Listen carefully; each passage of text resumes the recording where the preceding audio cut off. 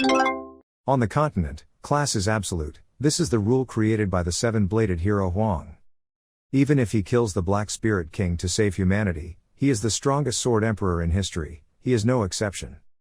The crime of betraying the country is a death penalty, the person being chained that year was the first sword emperor. In the end, he had to suffer the death penalty, red blood flowed down, ending this man's life. In a small corner of the second-hand shop, there were 3 or 4 men shouting, mixed with punches and kicks, "Go to hell, landlet traitor." In front of him was a boy whose legs were chained together. He had just been beaten by those people and could only hold his stomach and cough. He said, "You guys are just the city lord's lackeys, but you still dare to pretend to be the master." His face gradually became clear. This guy was the Sword King, the traitor, Lepa Landlet's nephew, Rethon Landlet. He raised a friendly finger straight at the guys in front of him and said, "A few years ago you guys weren't even qualified to wear my shoes." When Philo heard that, he immediately stepped forward, gave him a whistling blow, and then cursed, "You bastard, die." Before I could regain my composure, another guy stepped forward and used a whip to hit the rope again and then cursed as well, "Nephew of the traitor Liba like you, the fact that the king allowed you to live until now is already a miracle. Put away your arrogant and annoying eyes, you are now just a slave." As soon as he finished speaking, a hand full of scratches pressed tightly against that regular whip. Not only was Rethon not afraid, but he also smirked, thanks to the existence of despicable beasts like you, occasionally reminding Tao of his noble status.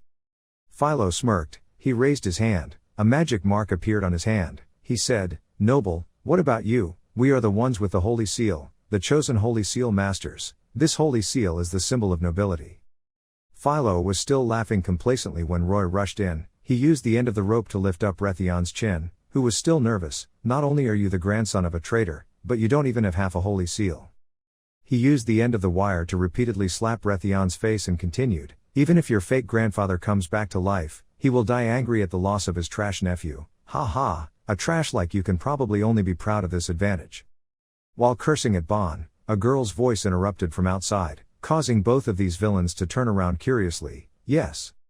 A little girl is also a slave, her name is Tumi." She was trembling but still mustered up the courage to run into this room to say, "Yes, the deputy leader, sir, let me come and inform everyone to go to training." When Rethon saw them leave, he let out a breath. Tumi was also a little scared and closed his body to let the other 2 guys leave. The sound of footsteps rang out along with curses. "Hey, it's not over yet, you beast." It wasn't until Philo and Roy were out of sight that Little Me dared to approach Rethon and ask, "Rethon, are you okay?" Rethon winced in pain but still acted strong and replied, These small wounds are nothing." Tumi looked even more worried and apologetic and said, "I'm sorry, I was not careful and broke the plate, making you have to plead guilty for me." Rethon sat up straight and smiled. He rubbed the girl's head and said, "What are you talking about? It's a man's duty to protect girls, and it's clear that they were intentionally trying to harm you. Those guys have no intention of anything with me, you must stay away from them." Little Me heard that and said yes. Then suddenly, Tumi suddenly looked at Rethon with wide eyes and said, "Rethon is really powerful, so weak but not afraid of them at all." Rethon sounded like he had been stabbed in the heart. He smiled shyly and said, Are you talking about me?" Tumi waved her arms and legs frantically to explain, "No, it's not that I don't think Rethon is like a slave." Hearing that, Rethon felt like she was slapped in the face with cold water. "Okay, the more you talk, the more damage you do." Right at this moment someone kicked in and said loudly, "What are you guys doing lazy inside? Go out and do something." The scene changes to Gray City, at the combat skills training ground. Thousands of people are holding swords and practicing with scarecrows. A man constantly walks back and forth observing and loudly reminding us to stay awake. "You are the strongest defenders in Gray City, wake up and train." Also in that place not far away is the small figure of Rethon sitting and cleaning each hand sword. Rethon quickly strokes each line on the shining sword. But his face looked angry as he thought, he had been forced to be a slave for 5 years already. Rethon remembered, "My family." Rethon's painful memories flashed back to the day his mother pushed him away and shouted, "Rethon, take your sister and run quickly." He could only scream for his parents in vain. Those same eyes and small soul witnessed his parents pass away before his eyes. It doesn't stop there, his little sister is also hopelessly separated from him in episode 2. The sound of grinding teeth was mixed. Rethon thought indignantly, damn it, it was all his fault, if he hadn't betrayed the Empire. The silhouettes of each evil person flashed through his mind. Rethon muttered bitterly, "I will definitely not let those people go." While he was still busy with his own resentment, a crested guy came and gave him a painful slap and said, "What are you doing? Quickly wipe them off and send them away."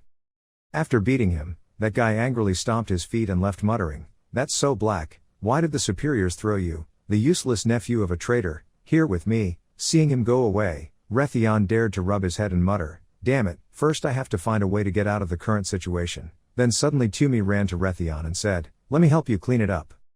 Seeing him nod, Little Me happily sat down next to her holding a towel. She said, "Rethon always acts like he's unhappy." Rethon frowned and said, "Little Me, no one is born a mixed race." He confidently put his hand on his chest and said, "Until he can perform the holy seal, no one will dare to do this to him again."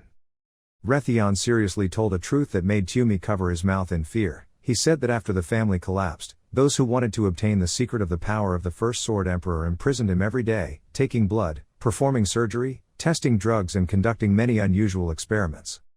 Not only that, they also implanted some dark cells into his body, with the aim of stimulating his potential. Rethon still clearly remembers that scene. An old man with a dirty head approached him with a needle and said, "As long as it's enough stimulation, that's all."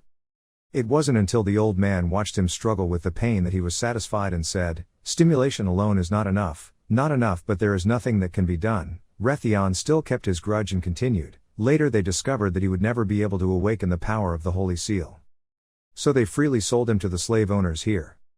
The more he spoke, the more angry Rethon's face became as he silently swore. He believed that as long as his body could endure enough stimulation, he would be able to activate the Holy Seal, so as long as he and his sister were patient and let them beat him. Tumi heard it with her mouth open and mumbled, "This method of his was a bit too much."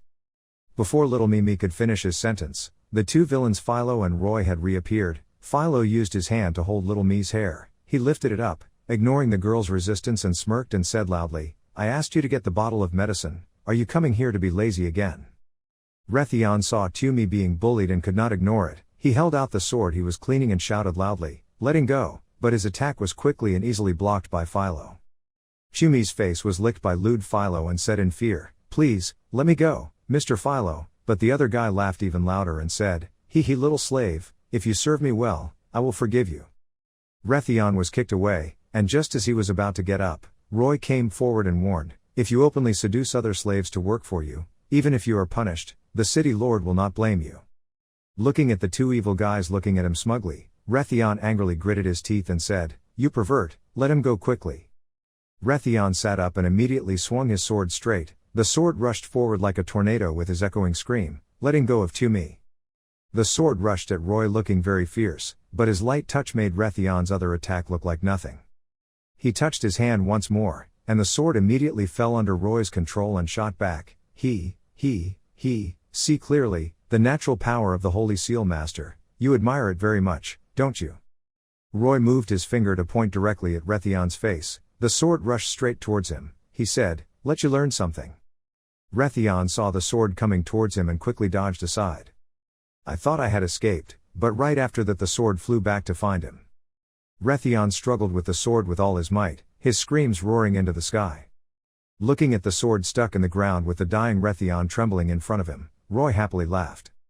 Roy proudly smiled and said, "Since I controlled the airflow's flight trajectory in the palm of my hand, do you think you can escape?" At that moment, a dark shadow appeared behind the two guys and said, "What are you guys doing?" This bearded man was the deputy leader of the Sadao Iron Regiment, the second-level Holy Seal Master. Calder Philip frowned at them and said, "What are you doing if you refuse to go to training?" Philo hurriedly pointed straight at Rethon and said, "Deputy Captain, this slave used a weapon to sneak attack us." Roy also started waving his hands and feet, adding fuel to the fire. "We only used a little bit of holy mark skill to teach the kid that he should have a better sense of being a slave." Philip in a cold tone walked towards Rethon and calmly said, "You kid obviously wanted to kill the kid with a sword, but you didn't expect that he could avoid it, right?" Roy seemed to have been hit with a black eye and confusedly replied, this." Philip contemptuously walked closer to Rethon. His eyes looked at him like a mouse and muttered, "Landlet, Rethon Landlet." Before waiting for Rethon to answer, he gave him a fatal punch. He thought he would be blown far away, but Rethon was still able to hold on, one hand holding his stomach, the other hand leaning on the ground, but his whole body was still shaking. Roy was determined not to forgive him. He immediately came with a prepared fist. He shouted loudly, "Just now he even dared to avoid my sword. Today you will surely die." Seeing that Rethon was pinned to the ground and unable to fight back, Philip disdainfully said, I had the intention of hitting your wound again. It hurt so much but you still didn't cry. That's a man. Unfortunately, just like the rumors, there was no holy seal at all. Tumi stood to the side and witnessed everything and was afraid his face would turn pale. Philip kept saying, your father Dean Lanlet was the first of the 5 sages to die of the Empire's great alchemist. Your mother Elena Lanlet was also a creative spiritual genius, and your grandfather was the Empire's first sword emperor, Liba Lanlet.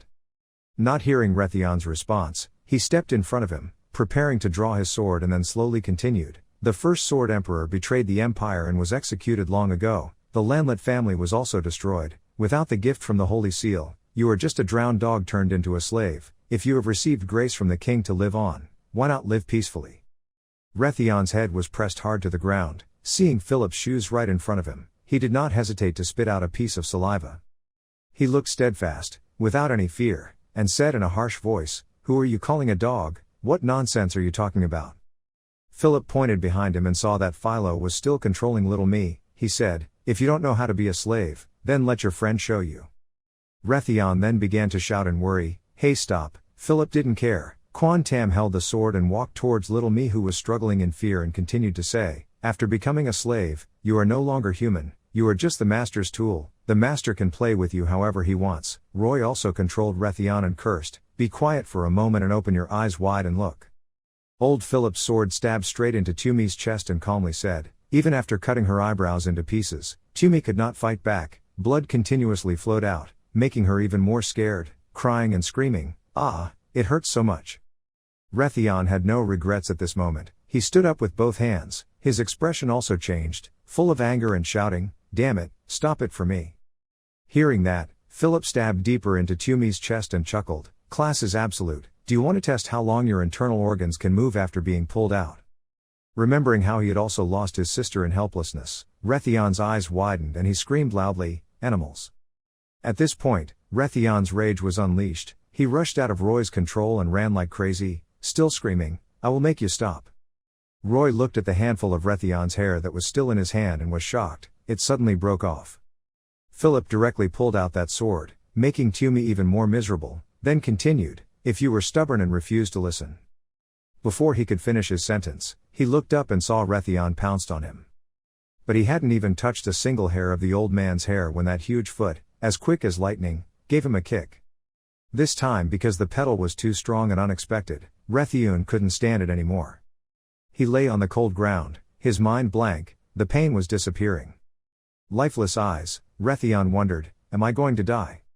Suddenly a voice rang out in Rethon's head, that's right my child, you are about to die. Rethon wondered in shock, was the Holy Seal awakening?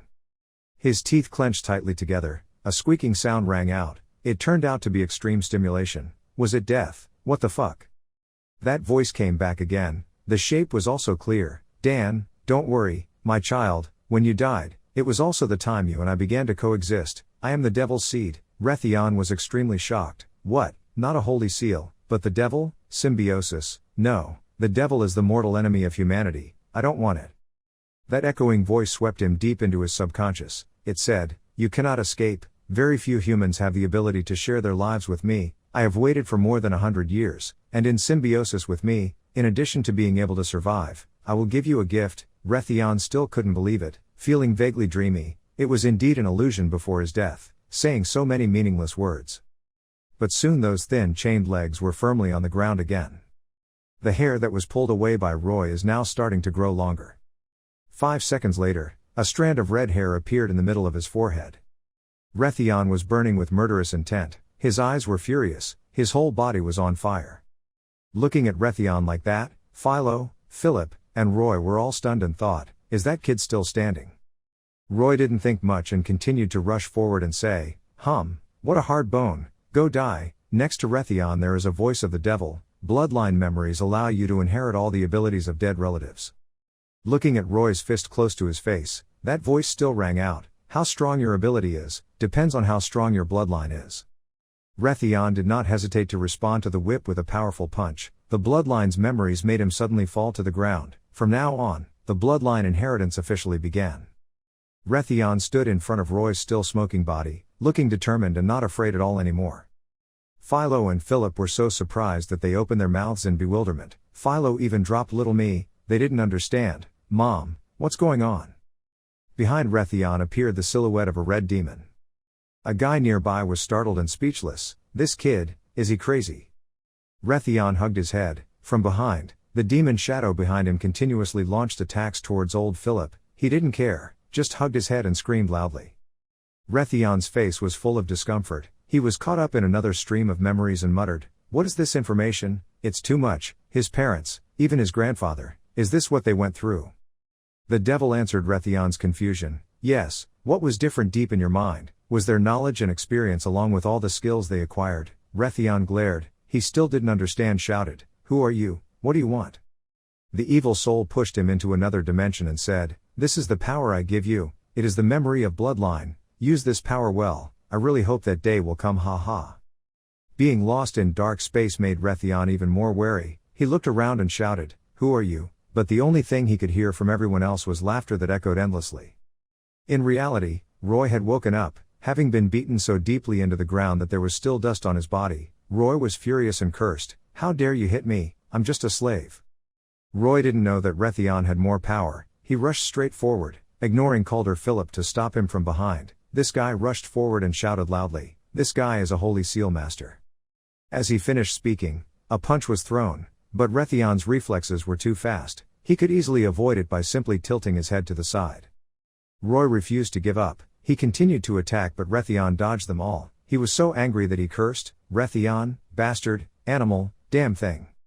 Finally, Roy used his fighting technique, with a big hand raised with a resounding voice, "Where the hell are you trying to hide?" Roy tried to slap down but couldn't do anything, because Rethon blocked it. The two streams of power collided, creating a strange light. Rethon controlled Roy, making his whole body tremble. He calmly analyzed that not only was he running wildly, his breathing was also chaotic. "That's it." Rethon's arm placed his elbow close to Roy's neck. He said in a serious voice, "Afraid that you don't even know the dead angle of the move. Roy is lost. Then I can't believe it. What?" Roy still wanted to teach Rethon one more time. Din raised his other hand to hit him, but Rethon quickly kicked him in the leg, then broke his arm again, causing Roy pain. Looking at Roy clutching his leg and rolling over screaming in pain, Rethon silently thought and shouted. Even though it could cause damage to Roy, he couldn't break his leg. He raised his scratched hand to look at it and pondered, is it because my current strength is so weak? Great, the skills and knowledge, I didn't even know anything about fighting a minute ago." Calder Philip was very angry when he saw his subordinates being defeated so easily. "Roy, what are you doing? Why can't even the slave finish it?" Rethon didn't pay any attention to those people but only focused on thinking. The voice just said that he allowed himself to inherit the knowledge and experience of his deceased relatives, as well as the skills they mastered, but the body and physical strength are still up to him. This part must be done on his own, just stronger. Philip frowned, his eyes turning white as he looked at Rethon. He looked at him and assessed. Its movement skills just now were completely different from before. The amazing strength on its body, it was like that of a Holy Seal Master. Could it be that, over here, little me was trembling at old Philip's feet calling Rethon's name? Before he could think of a way to deal with it, Philip saw his subordinates rush up. Philo held a river sword and shouted loudly, "Let me help you." His speed is extremely fast, and he also has a sword, but in the end he still can't compete with Rethon's Holy Seal Master's speed. The people who had been engrossed in training had now gathered in a crowd. The chatter was loud. "Why are they fighting so loudly? Philo and the slave are fighting." One of the people recognized Rethon. The others heard that and gasped in shock. Philip was now standing helplessly watching his two subordinates unable to fight against Rethon. The curious soldiers didn't understand what the new training content was. They didn't know. The whole group of slaves also crowded in more and more. They were also busy chatting. "Hey, what's going on? Those Sadao irons are bullying others again." "Shh, dare to say these words in front of Sadao irons. Do you want to find your own way to die?" "Oh, that's Rethon. Why is that Rethon? Why is that little Tae Jock so strong?" Back to the fight between Rethon and Philo. Because he couldn't wait until Philo touched him first, Rethon finally gave him a fatal punch. His mouth spat out a large mouthful of blood. Philo was surprised. He didn't think he would be defeated by a kid. But the loud laughter rang out again. Philo's face turned purple and he was shaking, but he still tried to hold Rethon back and said, "Don't you dare run." Just when Roy also woke up, seeing that Rethon had been controlled, he used all his strength in his arms to rush forward, shouting, "Good job, Philo." he immediately activated the battle technique Duel. Rethon looked back and saw Roy rushing towards him with a male duck voice, "Let me blow your dog's head off." After finishing speaking, the ball was thrown straight towards Rethon. Everyone gasped, everyone opened their mouths wide to their ears in shock. They still had to use holy skills. 2 holy seal masters are beating a slave, my Tam Quan is broken. Roy's holy technique stabbed straight at Rethon. Philo conveniently controlled him and took him out to block this blow. He screamed with joy on his face and died, but Calder Philip behind him didn't dare to say anything. Tumi was about to collapse but was still afraid and stammered calling his name, Rethon. At this moment, a laugh rang out, making Philo, who was smiling, not understand. Rethon was fine, the power of that clear technique was being sucked into him. Rethon calmly said, "This low-level Holy Seal combat skill, it is very easy to break and absorb." After hearing his words, everyone there began to panic. What? Only Tumi was less worried when she saw that he was safe. Zen smiled confidently and said, "Let me show you something interesting. They say that the rotten old man learned it in the East, this is called." Rethon's hand swung out of Philo's control, he roared loudly, hitting a mountain. Philo was sent flying by his gentle struggle, vomiting blood. The onlookers looked at Philo being beaten to the ground, they started cheering. When did Rethon become so strong, so powerful? Seeing Rethon's terrible power, Roy was so scared that he stammered, What exactly are you? Absorbing the power of my moves to counterattack others, it's not something ordinary people can do." Rethon didn't even bother to turn around, just that bright eyes Hung replied, "You idiot, you still don't understand, what am I now?" The devil's figure appeared majestic, overwhelming all the surrounding trash. Rethon said with a serious face, "I am now a Holy Seal Master." Philip was panicked, Roy was equally scared, everyone was struck by lightning. Little me in a corner slowly closed his eyes and mumbled in peace, "Rethon has become a Holy Seal Master." Roy was still talking in a disgusting tone, "Nonsense, no way, the Holy Seal Master had already decided from the moment he was born, so stop trying to pretend." Rethon smirked at these stupid words, "You only know this low-level skill, right? You arrogantly flaunt your status as a Holy Seal Master every day, but in reality you also know you're just a scum, right?" The more he spoke, the more he teased Roy's heart. Rethon's hand got ready and said, "Let me show you what advanced skills are like." As soon as Rethon waved his hand, a demon shadow appeared behind him with unusual power. Roy was scared and covered his face with his hands. What is this?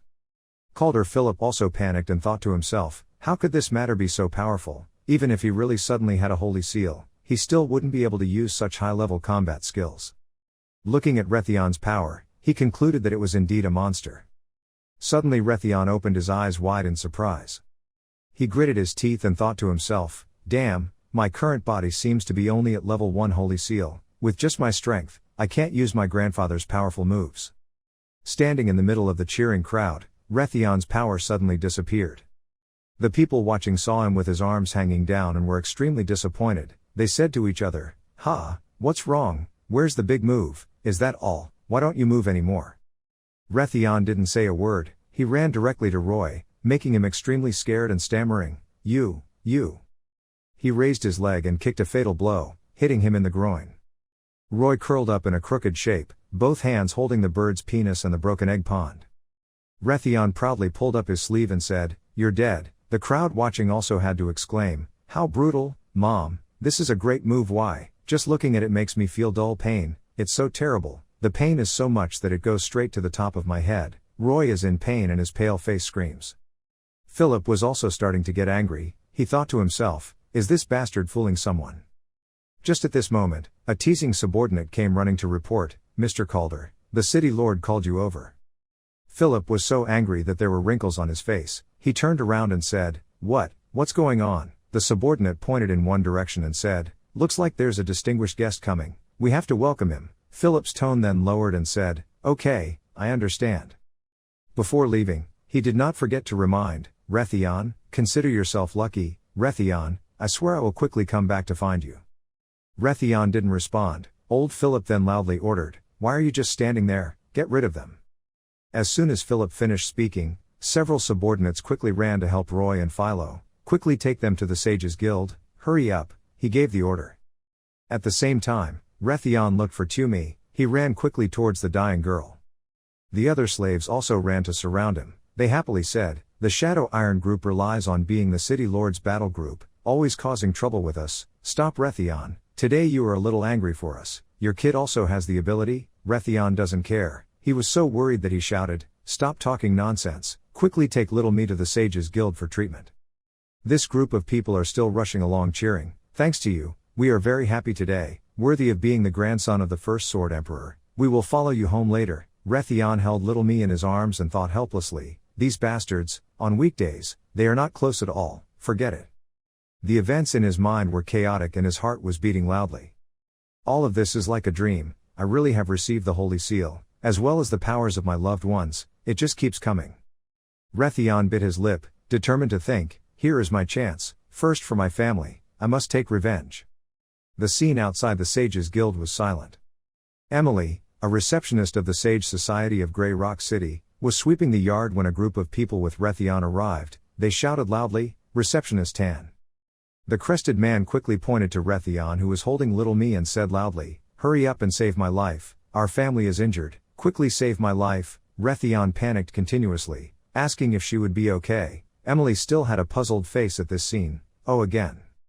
She quickly asked the young man, are you guys slaves of the City Lord? The chief hurriedly said, yes, I heard that the City Lord always sponsors the guild. As long as the City Lord is a member of the Saints, the guild will come to a great understanding, right? Hurry up and save your life, you're already dead. Rethon heard that and scolded loudly, there's no death at all, this idiot.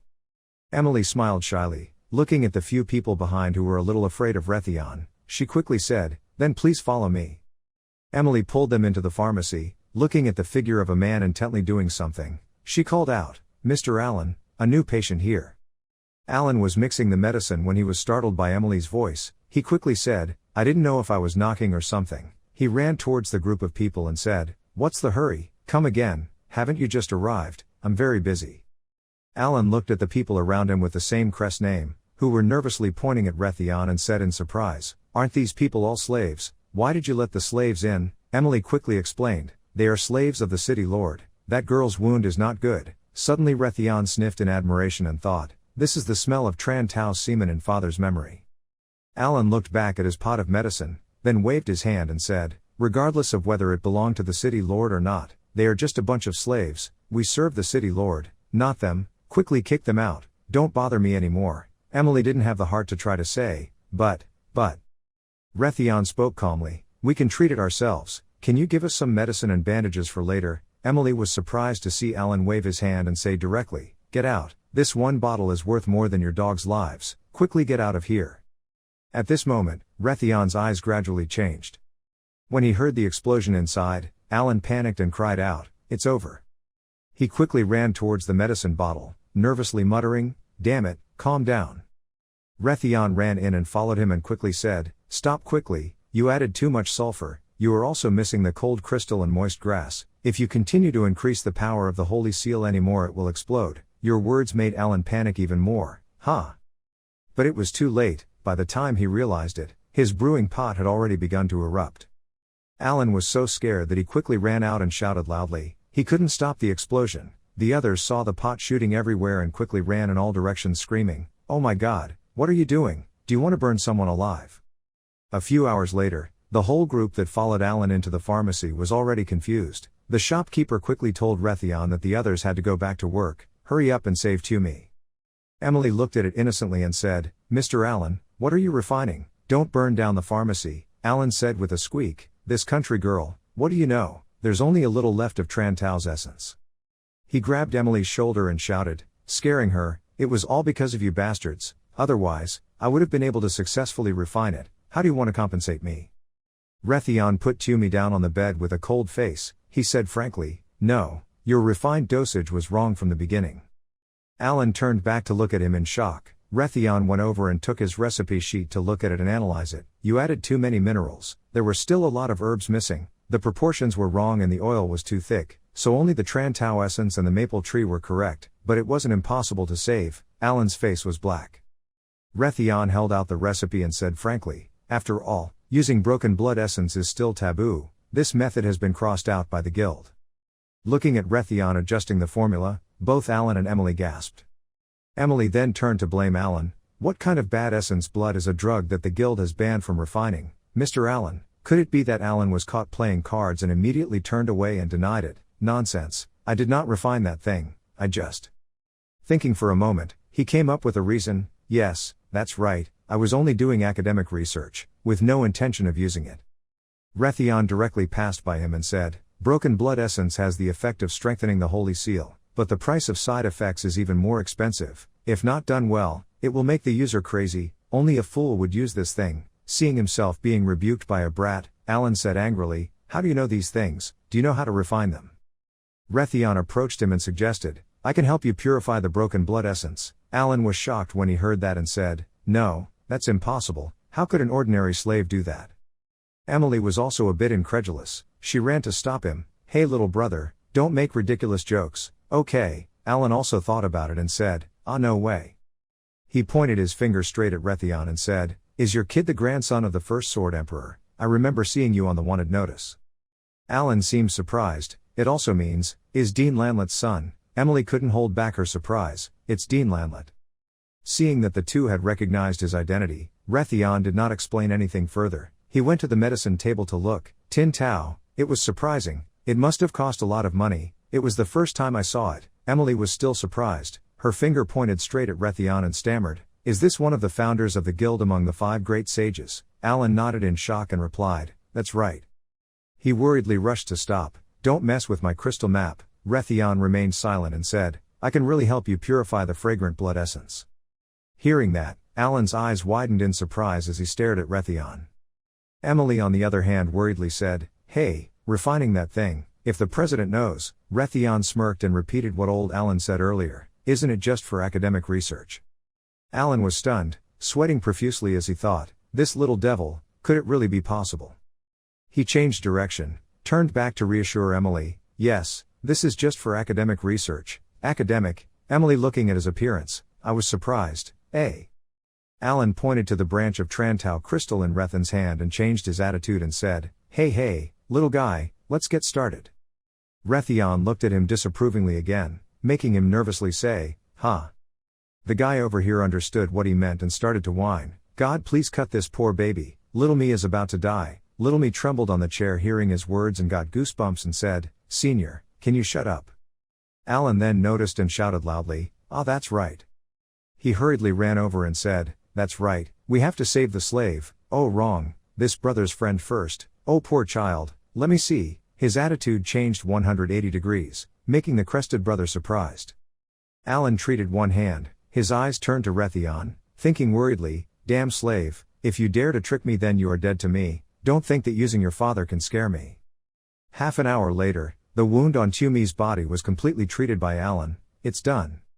He looked as if he was forced and told the waiter, this child's energy and blood are still very weak. When you return, give him this medicine to drink to replenish the child's energy and blood. The guy happily accepted. I understand, doctor. You are amazing. I didn't expect to be able to revive the dead. He was even more upset and said, shut up.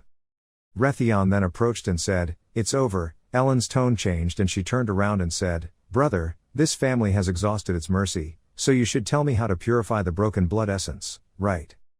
Rethon placed something firmly in front of his chest and said, here. After finishing, he quickly walked to the bed, smiled gently and asked, how are you, little me? Holding the bottle of medicine in his hand, Allen was so happy that he shouted loudly, it's finished refining. He glanced at Rethon in horror and thought to himself, I've been researching for half a year and have failed countless times. How can this kid refine it without any problems? Really? Rethon over here worriedly asked Tumi if she was hungry, if she wanted to eat anything. Tumi replied in a weak voice, I want to eat white jade fruit. Allen was surprised, took out the recipe sheet, looked at it and said loudly, really, it's exactly the same, the shape is completely similar to the description. Rethon suddenly walked over and snatched the bottle of medicine from his hand and asked, how is it? Is it okay? Allen quickly replied, it's great. At first glance, it's really a genuine blood essence at a real price. Rethon directly put the bottle of medicine in front of his nose and enticed him. He couldn't just look at its shape, he had to smell it too. The blood essence had a fishy smell along with a little sweetness of grapes. Allen didn't dare to deny, yes, it really did smell fishy, it was sweet. He put his hand in and begged, please give me the bottle of medicine. but suddenly I saw Rethon release his hand, causing the jar to fall. A loud clang rang out. The medicine bottle also shattered. Alan screamed in horror. It broke. Rethon smiled coldly at him and said, "Academic research, it's over." Looking at the bottle of medicine being dropped mercilessly by Rethon, Alan screamed in his heart, "My blood essence, Trantao's essence, is gone, it's all gone." He angrily rushed to grab Rethon's neck and scolded loudly, "You little devil, what do you want?" Rethon obviously proposed, "If you want to continue studying academics, the 10th volume of Text Alchemy, the 6th chapter, it has recorded every detail of Broken Tin Tuyet's research." Alan angrily grabbed Rethon and shook it back and forth, saying, "Who wants to research this thing? Lao Tzu wants to use it to increase his strength." At this point, he suddenly looked at Emily, who was gaping. He said something wrong. Emily disagreed and said, "Mr. Allen, broken blood is a drug strictly prohibited by the guild. If you try to do this again, I will report to the president." Alan immediately turned around and punched her in the face. "Who cares? I don't belong to this branch, I just want to return to the capital." Hearing all these sincere words, Emily was extremely surprised. What? Rethon also had a hard time understanding. What did he mean? Emily quickly explained that Mr. Allen was a member of the Metallurgical Association in the kingdom. But in an accident, the laboratory burned down and many valuable materials were destroyed, so Mr. Allen was sent to the Grey Rock City branch. "I'm afraid that Mr. Allen will never," seeing that Emily was about to say something bad, Allen roared and shut up. "As long as this family's talent and class are enhanced, they will be able to return to the kingdom's association." After finishing talking to Emily, he turned to blame Rethon. "Rotten slave, you broke my medicine bottle, which is a heinous crime." Jia used his identity as a second-order wizard of the Holy Seal Association, and ordered someone to return me to the Broken Tin Tuyet. Responding to his anger was Rethon's smug expression. He said, "This thing that hurts people and hurts me is completely worthless." Hearing this made old Allen even angrier. He gritted his teeth and said, "What?" He raised his hand to prepare to use the technique, the 5 senses war technique. He shouted loudly, experiencing the pain, then sat there crying and told me about its value. Not only was Rethon not afraid, he also added, there were other forbidden techniques to strengthen Tian Fu. Hearing that, the hand that was about to crush his face also stopped. Alan was stunned as he watched Rethon slip from his hand. Rethon's uncle's words were true. Why? Rethon looked at Alan's crooked shape and made a loud noise and said, "This move is said to make people's senses twist and look ugly, but if they can't successfully release it, it will indeed be reversed." He said, "In the Earth continent, countless people who crave power are exploring different moves. High-level skills appear constantly, but the move that everyone wants is only one." Alan hugged his ugly face in surprise. "Me?" Rethon said seriously, "That is the enhancement technique." Alan adjusted his face and thought in surprise, this Tutu guy seems to be talking nonsense or something, but his father is also. At this moment the crested brother interrupted and said, "Rethon, it's late, let's go back to work, let me take Little Me home first." Little Me was carried on the crested's back and quickly said, "Oh wait a minute, I want to wait for Rethon." But at this time Rethon just nodded at the crested and said, "Okay." Alan was ignored and said, "Ahem, boy, so what do you say to do?" Looking at the crested guy leisurely carrying Little Me away, Rethon looked at him with peace of mind and said frankly, "For a nefarious guy like you, if he had the strengthening technique, it would definitely harm people. It's best not to tell you." Alan would be so angry that he wouldn't be able to do anything. He had a black face and threatened Rethon's eyes. "You think I have no way to force you to say anything?" Rethon was not afraid and said, "So try it." Alan finally had to use his ultimate move Tiger Force to go down the mountain, clasped his hands together, bowed his head and begged, "Brother, please tell me." Rethon and Emily were speechless when they saw this scene. Emily quickly said, "Mr. Allen, you will lose face in the guild like this." Alan angrily looked back and scolded, "Shut up, country girl, it's none of your business, go away." Being scolded like that makes Emily uncomfortable. "What?" Alan had no choice but to rush forward and hug Rethon's leg and say, "Brother, I have never fought in such a miserable battle in my life, please tell my brother, this is a request I have only had once in my life." Emily stood there watching with goosebumps and thinking to herself, "Are you pretending to be a girl?" Rethon proudly stroked his hair and said, "You are so pitiful, because of your sincerity, let this young master give you a hand." Emily's eyes widened, she realized, this guy has blood, Dad. Night scene. In a small house next to the mountains, a voice rang out, "Oh my God, who would turn on the headlights?" Looking at a table full of food created by Rethon, everyone shouted in surprise. The bread and bean soup were glowing. Tumi looked at the delicious thing in front of him and couldn't help but be curious. What is this? Rethon immediately introduced. This is alchemy, which helps increase the nutritional value and flavor of food. This is alchemy created by his father. The other brothers were also happy and said, anyway, the secret of your family. Maybe he really has a bit of talent. After being beaten by the captain, Rethon seems to have turned into a different person. It's really amazing. Tumi took the cake and chewed it. She happily exclaimed, it's so delicious. The bread is really soft, but it seems to smell a bit like roast beef. Rethon looked at her eating and was also happy. According to the nutritional value, it has increased a lot. If it's delicious, eat more of it. At night, when everyone had fallen into a deep sleep, everyone was snoring, only Rethon suddenly emitted a strange blue light. It turned out that as soon as he fell asleep, his body naturally emitted spiritual energy to restore himself. His Zen eyes widened. He thought with a smile, this is indeed a technique developed by his genius mother. Through sleep, it can enhance the body's recovery speed. With just 3 hours of sleep, all the fatigue and pain in the body have completely disappeared. Thinking of this, Rethon sat up, looked at his hand and thought, if I hadn't received the Holy Seal, I would have never known that my body was so weak. Parents, I have inherited your strength. I will have to get stronger and escape this situation. He clenched his fists and asserted, I will avenge my parents. Rethon walked out the door confidently. After recovering his physical condition, he could now begin training. He related to himself and muttered, even though I hate you very much, for now I have to borrow your strength. Grandpa, the first sword emperor of Liba, I want to borrow your fighting skills to train my body. Rethon curled up, holding his head and standing. It was the god La who broke through his body, all of a sudden the bright god hybrid. His body began to react. Rethon thought with some pain. This move stimulates the body's strength and forces each body part into a state of high-intensity movement. This simple training method can make the body's condition develop more quickly. Rethon soon couldn't take it anymore. He fell to the ground, but still determined to think, but this method also has its price. It does not cause serious damage to the body, even shortening his lifespan. Rethon thought, is this the secret to getting stronger? Liba, no wonder why you can be as strong as a devil. This method is exactly the same as the devil's deformation method. Rethon strongly endured every attack thrown at him. Accepting the hardships, he determinedly thought, I will definitely be more cruel than him, and become stronger than him. Early the next morning at the Hien Trit Guild in Grey Rock City, someone's voice rang out. The name Little Rotten Devil wasn't lying to me, right? It's Alan. He was sitting in the warehouse digging through things and muttering, Witch Toan is all over the place. It's all stuff I've never heard of in the guild. Is that true? He remembered that when Rethon gave him the paper, he said, you can collect as many of these ingredients as you can. At that time, he happily asked, is this a secret enhancement method? But Rethon just shook his head and said, no, this is something I need to use. Alan then angrily questioned, what? It took all day and then finally let me go get things for you? Are you kidding me? But Rethon gave a reasonable reason and said, shut up, helping you is not free, you have to pay this price. When you have enough, come find me. The more Alan thought about it, the angrier he became. Damn, forcing me to kneel down and then writing these nonsense, forcing me to look for this devil's words, I'm really stupid.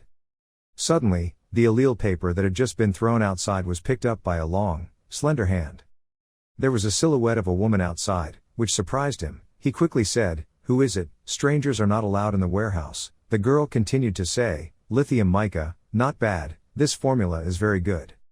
The girl's figure slowly appeared. This was the 4th level Holy Seal Master, named Fiona Garcia. She asked curiously, what is your medicine? Alan was stunned. Oh, that's it. Before he could explain, another person appeared, causing Alan to startle and stammer, the guild leader. This person said, what's wrong, Miss Garcia? Fiona showed the paper to the man next to her and said, Edward, look at this formula of his, isn't it very strange? George Edward, a 4th Order Holy Seal Master, the branch president of the Sage Guild. This person also curiously picked it up and looked at it and exclaimed, this looks very special. The words he said next made Alan even more panicked. Edward said, oh, isn't this what you want to find? Fiona happily said, it's a clue. Alan sprayed the glue stiffly and wondered, what happened? Why did they research it? The formula that kid wanted was really good, so what? Suddenly, Fiona rushed in front of Alan and said, hey uncle, did you write the remedy? When Alan was approached, Alan was so scared that he trembled. Garcia continued asking, uncle, perhaps you have the heritage of Star Alchemist. Right now the construction site is bustling with work with large rocks. Suddenly, everyone's face was open-mouthed in surprise. They were watching Rethon alone carry hundreds of tons of stone with iron smelting. Rethon always reminds himself that all training is to be stronger than Iron Demon. Fiona and Edward were curious about the formula sheet. Perhaps he had the legacy of a Soul Star trainer. Alan exclaimed in surprise, "Is this the legacy of the legendary alchemist?" Edward asked curiously, "Alan, do you really have it?" Edward said, "The legacy of the Soul Refiner is the mysterious legendary alchemy formula that was revealed in many different guilds. The formula is very magical and what is refined is beyond imagination. But because the refined dark matter was too strong and dangerous, this formula was long ago ordered by the sage to be eliminated and was called dark alchemy by the world, and to this day no one knows the true identity of the Soul Refiner." Thinking of these legends, Alan quickly shook his head to deny, "No, I don't have it." Fiona said regretfully, "Isn't that true? What a pity." Alan thought in shock, "That thing is a masterpiece, how can I have that thing? And this woman is the Empire's genius alchemist, who has the privilege of traveling to many different guilds to search for the legacy of the Soul Refiner, Fina Garcia, right? I didn't expect her to come to this grey rock castle." Fiona gave the paper back to Alan and added, "But your formula is quite good, it can definitely enhance the power of that holy seal. At this moment I really want to discuss it with you, but I won't bother you anymore." Alan held the piece of paper and stood at the door dumbfounded, thinking, how powerful is the formula? What did that bastard write? "Over here." Fiona and Edward left with a cold face. Fiona ordered, "Mr. Calder, take me to meet the city lord, then you can come back." Philip did not dare to disobey and immediately yes.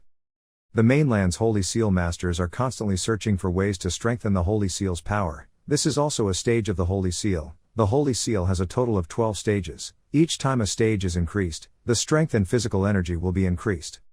Increasing the stage of the Holy Seal is extremely difficult, and requires continuous cultivation and the use of alchemy potions for additional support. You also need to have strong combat skills to support yourself to train yourself. On the other hand, Rethon at the construction site is still constantly trying to carry rocks and use the spirit to destroy bodies. The others who witnessed this scene were all surprised and mumbled to each other. Tumi called his name worriedly, the others also pretended, "Rethon is so cool, this Rethon kid, in this day and age, is a slave. Is it necessary to force yourself like that?" Seeing Rethon gently place the rock on the ground, the crested man exclaimed in shock, "One person has finished all our work today." Rethon finished the job but still not satisfied. He thought, "I have to get stronger quickly. The demon's words are still imprinted in my mind. You will inherit the knowledge, experience and all the skills of all your deceased relatives." Returning to the present, Rethon looked at his hand and muttered. His bloodline memory allowed him to inherit all the abilities of his deceased relatives. That voice said so what is he? His eyes opened wide as if he was thinking and muttering, "Inheriting the power of a deceased relative. Why can I feel the power of my mother, father and grandfather, but what about my younger sister Erin? Is she still alive?" Thinking about this made Rethon's mood much happier and said, "That's great Erin, she's definitely alive, she was born with a holy seal, it's not easy to tease her, my only relative, I have to find her again." The new goal made Rethon even more determined. He massaged his aching arm and thought, "No, it's worthy of Liba's fighting skills. In a short time, my body has become like a warrior, but this move also consumes a lot of my body's energy. For the time being, my body can't get medicine to recover, so let's temporarily change the plan." Returning to the bedroom, Rethon spontaneously created recovery energy while Tumi sat on him and massaged him to his satisfaction. Rethon just thought, natural recovery can restore his physical health while sleeping, and with additional external massage stimulation, he can recover quickly. This is a move I created myself, called continuous recovery. Rethon happily thought more, "Mom, I've leveled up your skills." Not long after that, Rethon sat up strong and smiled and said, "Thank you Tumi, your body feels much better, no more muscle tension, now is your best state." Tumi couldn't help but blush at this scene. The curious girl was shy and constantly poking at Rethon's hard belly, and he was also examining his own body and deep in thought, but just converting energy into physical recovery ability would not be able to increase the total body strength of a first-order Holy Seal like him. But the important problem was that his level was still too low. At that moment the crested guy ran in from outside and shouted, "Hey Rethon, Hien Guild, suppose someone called you, said they would wait for you outside the gate." Rethon was immediately excited. It was Alan Sam. It seemed he had gotten all the ingredients he needed. It was time. He quickly ran to the Sage Guild. But as soon as he got there, he frowned in bewilderment, wondering where he was, looking around but couldn't find it. Suddenly there was a noise from behind. Something was rushing, making Rethon alert. That is a sword rushing at a speed that is not normal. But quickly, Rethon quickly dodged to the side and avoided it. He glanced down at that sword, then looked back into the distance. A familiar figure appeared behind the fence. Calder Philip boldly stepped forward, his face dark, and said, "Rethon, injured my holy seal master, it's time to repay the debt." The guy standing next to him also laughed proudly. "Ha ha, calling you here is coming really." Ran was surprised. "Shadow Iron, what do you want? So it turns out you guys called me here." Roy laughed heartily. "Do we have to come looking for you? Philip over here is threatening." "Rethon, if you are already a First Order Holy Seal Master, then in front of a Second Order Holy Seal Master like me, you wouldn't hesitate. If you're willing to kneel down and beg me, maybe I will reconsider." Rethon smiled disdainfully and said, "What's the point of talking nonsense? Do you want to defeat me? You are proud, even if your legs are chained, you are not afraid to challenge them. Haven't I defeated all the Holy Seal Masters? Are you running out of people to fill positions to maintain the strength of the Union? I see your Shadow Iron group has reached its final limit." When Philip heard this, he got angry and roared, "If you don't drink the wine, you want to drink the wine as punishment." Rethon's tone was calm. "That's right, if you want to attack then go ahead." Calder didn't say much. He firmly grasped his sword with both hands, unleashing the battle skill Hotiat Lifon. Rethon looked at the whirlwind of swords rushing towards him, quickly escaping and muttering, "This combat skill." He raised one leg to attack Philip in his surprise, then commented frankly, "This sword skill is middle grade." His one blow pushed the overbearing Philip away. Rethon said slowly, "A Holy Seal Master Nhigyai has a mid-rank combat skill, not bad, but not fast enough to take advantage of this combat skill." When Calder was caught all the way, KZ continued, his subordinates following him also opened their mouths and said loudly, "How could this Yon guy be able to avoid Hotiat Lifon?" Rethon raised his chained leg to pride. Philip looked at him and exclaimed, "You are strong, Rethon, it's surprising." Once again, he unleashed the Tiger Lean Chop combat skill and rushed forward and said loudly, "But even so, you still cannot erase the gap between the Holy Seal." Calder Philip's fierce attack forced Rethon to quickly retreat. Seeing that it worked, Calder continued to swing his sword again. But all of them were quickly avoided by Rethon. He grabbed the sword on the ground, used its weight to break it, and said, "Is this combat skill a secondary grade?" As soon as he finished speaking, Rethon rushed forward while Calder was still gone, or, he gently gave him a bite across the stomach. The subordinates shouted in panic, "What?"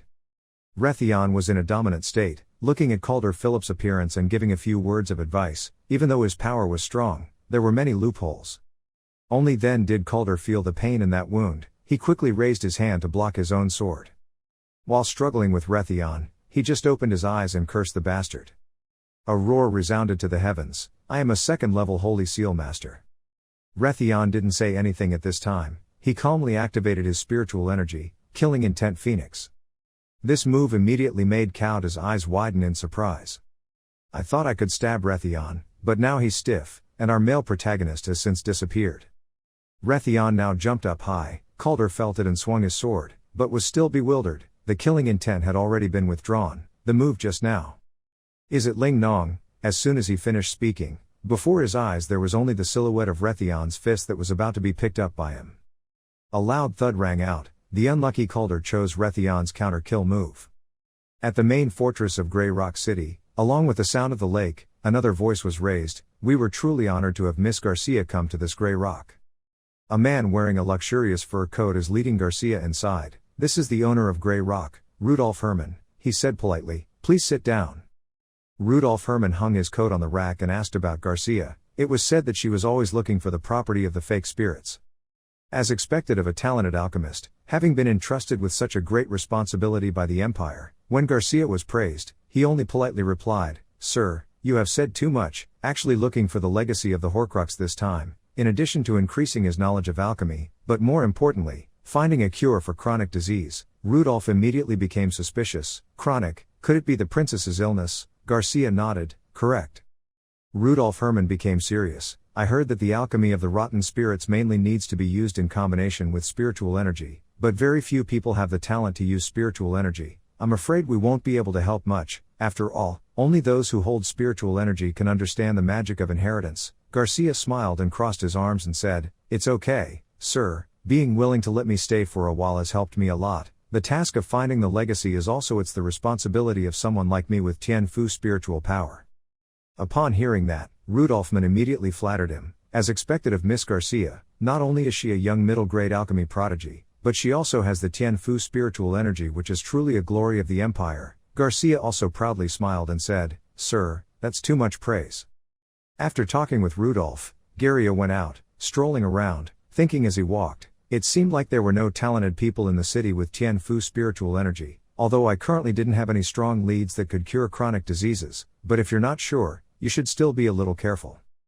Because I absolutely must not fail. Just as she finished thinking, suddenly something passed behind her, causing rocks and soil to scatter. Garcia turned around and couldn't help but panic when he saw a man being beaten so hard that the wall behind him cracked. At the same time, a soldier shouted in fear, "Deputy Commander." Calder tried to get up, constantly cursing, "Damn." Garcia looked at him in surprise and thought, wasn't Mr. Calder the one who guided me? Right after that, a sword pointed straight at Calder's face, causing him to scream in fear, sweat profusely. Rethon held a sharp sword in his hand, looked at him with cold eyes and said, "It's over, come on Calder." Scared by this murderous aura, Calder trembled, his face turned pale and quickly said, "Okay, this time it's you Thang, can I surrender?" But the next second, Calder screamed in agony, "Bastard, what do you want?" He was stabbed by Rethon's sword in one leg. To the surprise of Garcia and his subordinates, Rethon calmly said, "Didn't I say it already, it's over, but I can't let you die that easily." Rethon decisively pulled out the sword, causing Calder pain. He trembled and shouted, "Are you crazy? I am the deputy leader of Shadow Iron, also a battle group under the city lord's command. Do you dare to take my life?" But Rethon did not flinch, he still replied calmly, "Before you also wanted to take my life."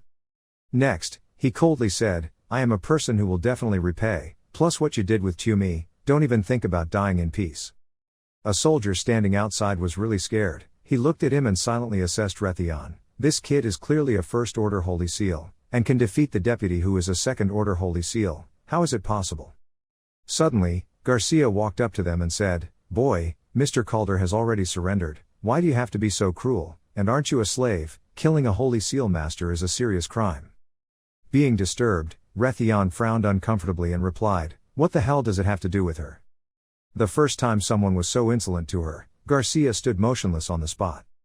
The next second, her whole body trembled with anger, thinking, even the city lord had to respect her, but this slave boy was so rude to her, the status of slaves in Grey Rock was so high.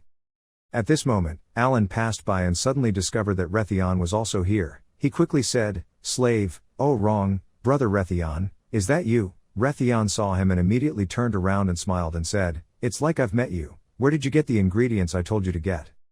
Alan excitedly pointed at the items in his hand and replied, "I just found the item you want in the next town. I was looking for you. What are you doing?" Garcia looked a little surprised at them, mumbling, "That's the uncle I met at the guild before." Not paying attention to her, Rethon put on an evil face and smiled, saying, "I'm planning to take someone's life."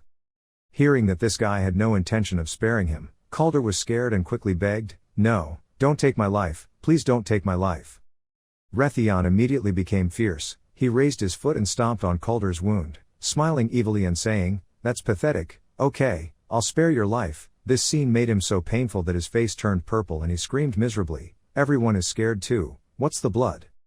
After finishing processing, Rethon walked in front of Alan, leaving the group behind him struggling to support Calder's wounded body. He just smiled and urged Alan to go to your alchemy room. Calder held hatred in his heart, looked at the back of him leaving and gritted his teeth. Loy thought, "Damn, dare to humiliate me, wait until the captain returns, you will definitely die." Being ignored, Garcia puffed her cheeks and rolled her eyes, thinking, "This disrespectful brat, if that kid doesn't know my identity, then let him go, it's so hateful." Far away, Rethon and Alan were talking to each other, looking for the right ingredients. "Do you doubt my expertise? Just the horny ointment, I had to go to the market to find it." Accidentally overhearing Rethon and Alan's conversation, Garcia immediately turned around to look at them in surprise and thought, "Horn grease, could it be something in that uncle's recipe? Maybe that recipe was written by that slave boy." Garcia couldn't help but guess. In the alchemy room, Rethon looked at the ingredients and evaluated them. Although the quality of the sacred herbs was a bit poor, everything seemed to be enough. Alan said loudly, frustratedly, finding enough was very lucky. Next, Rethon pointed at the pot next to him and said, I need to borrow your alchemy pot to refine what I want. Alan immediately replied, wait a minute, first shouldn't you tell me how to raise my talent level?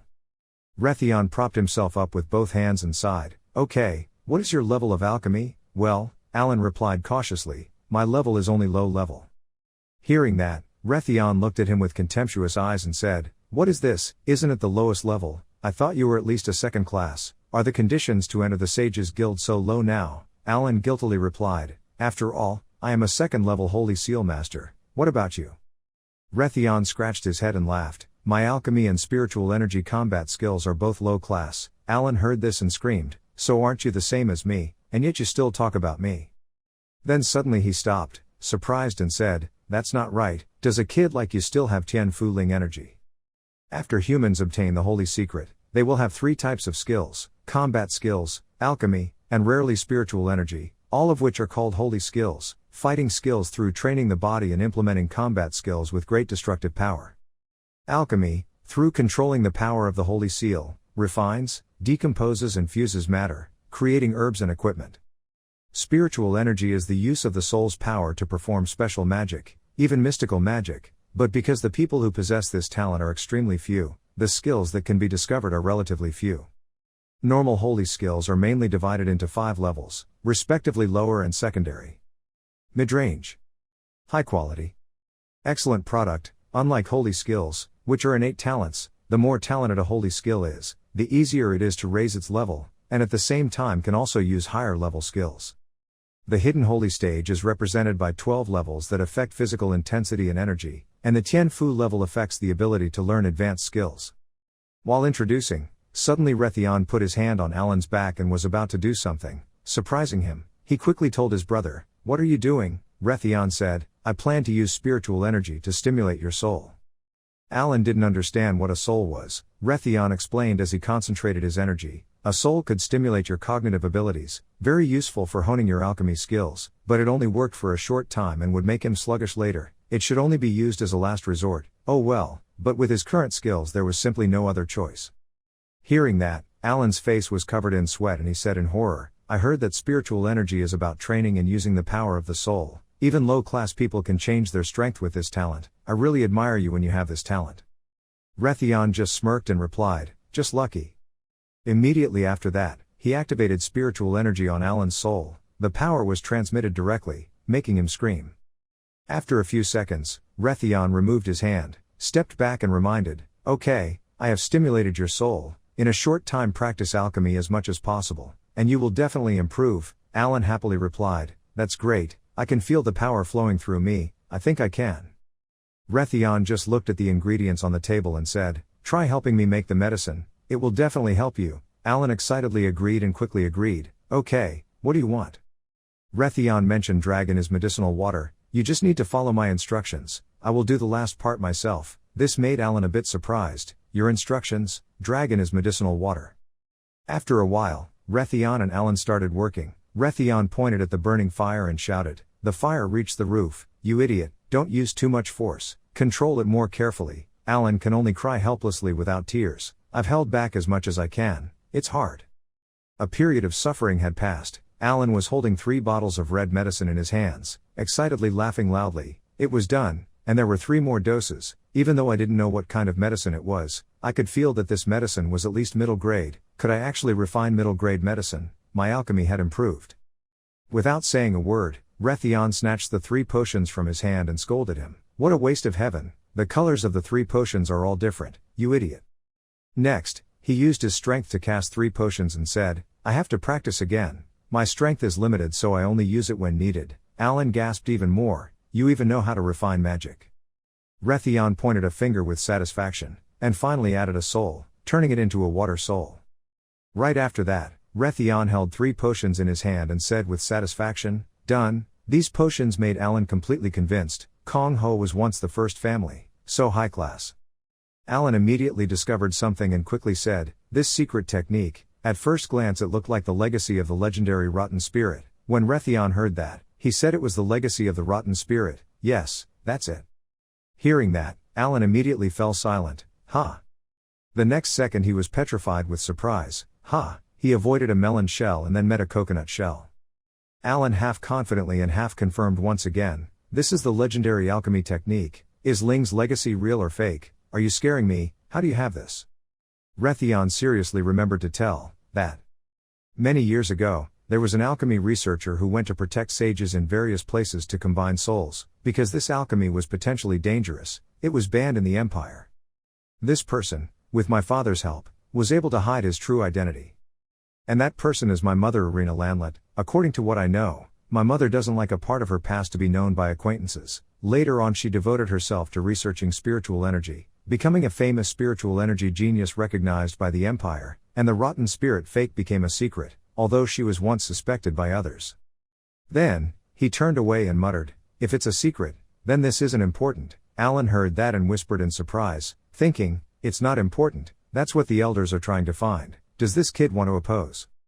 Rethon put a bottle of medicine in front of Alan and said, in short, this is not important. I can give you a bottle of dragon's water potion, but you can't say anything about me having the rotten spirit legacy, understand? Alan asked with a pale face, what effect does this potion have? This is the first time I've seen it.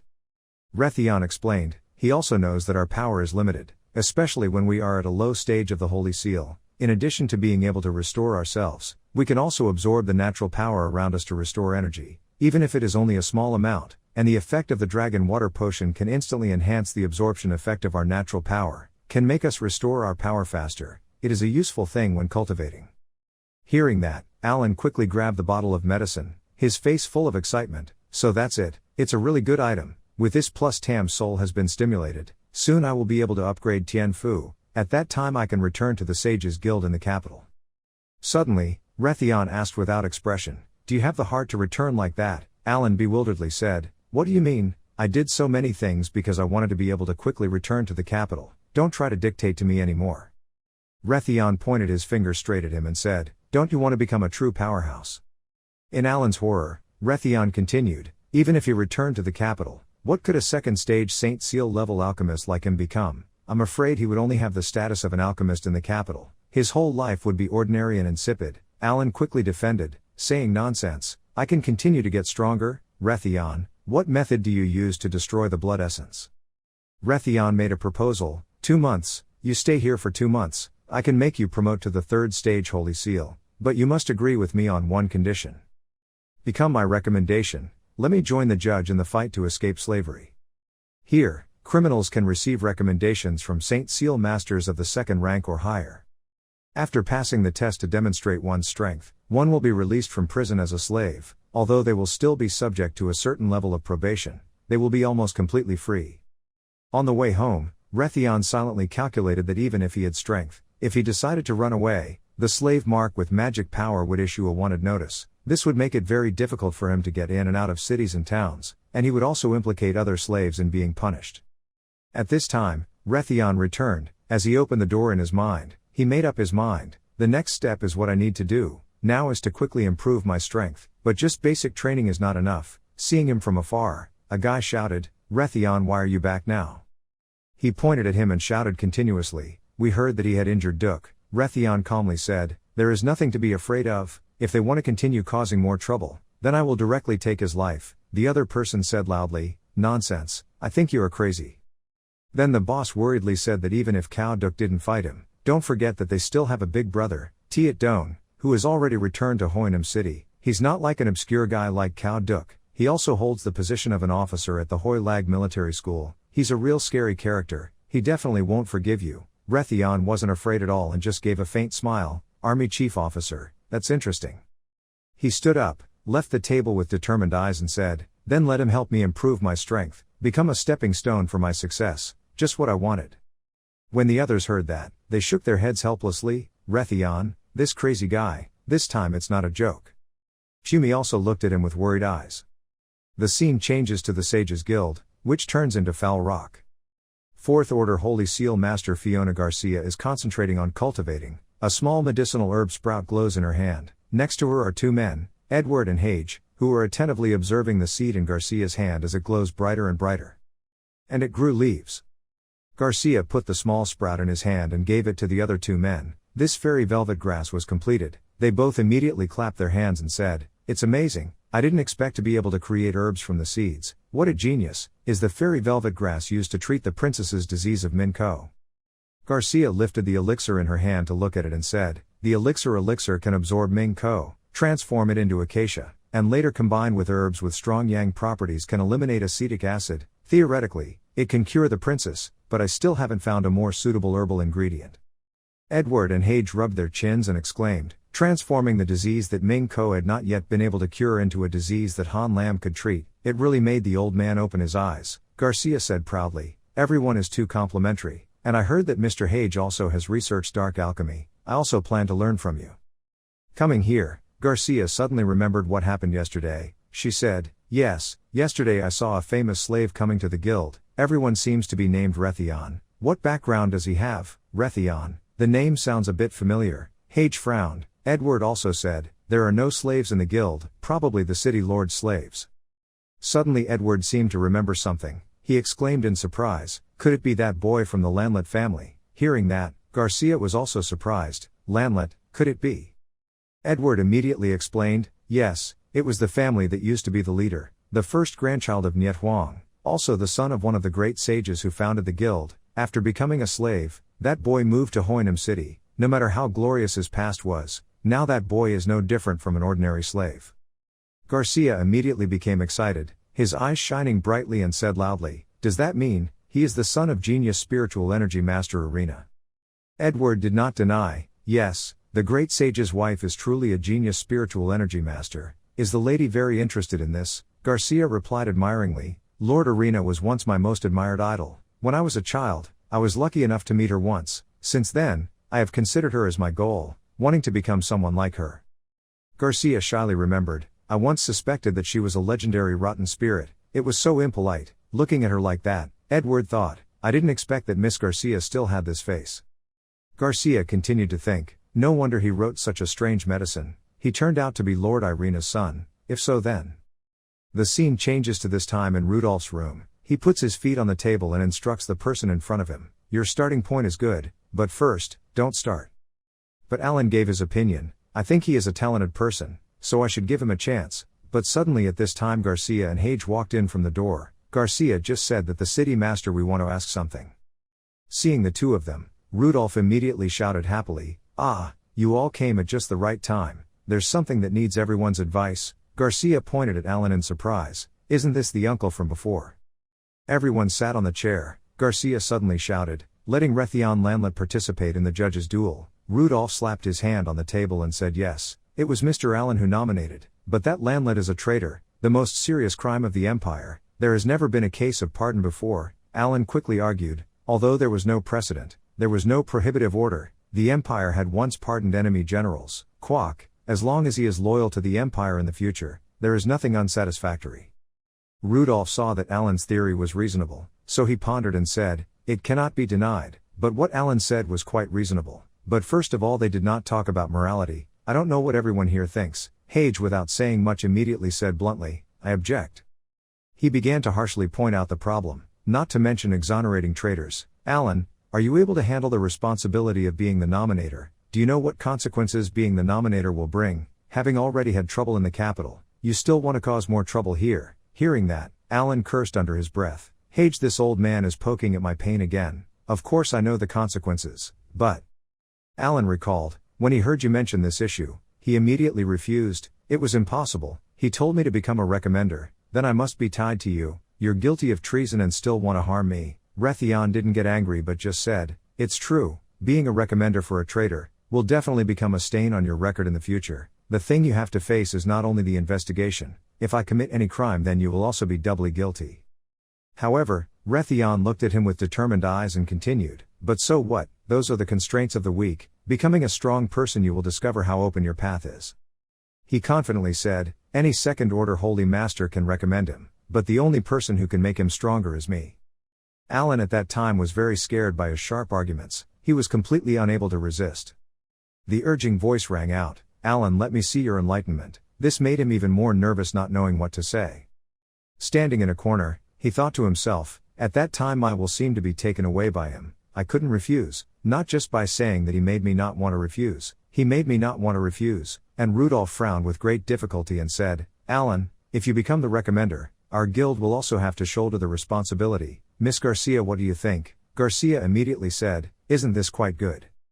Garcia enthusiastically gave an analysis. After all, the duel judge will not pass easily. If he really had no ability, he would not be satisfied with being a slave. If he can be drawn into the force of Hoinam City, then I believe the king will have a different view of the city master.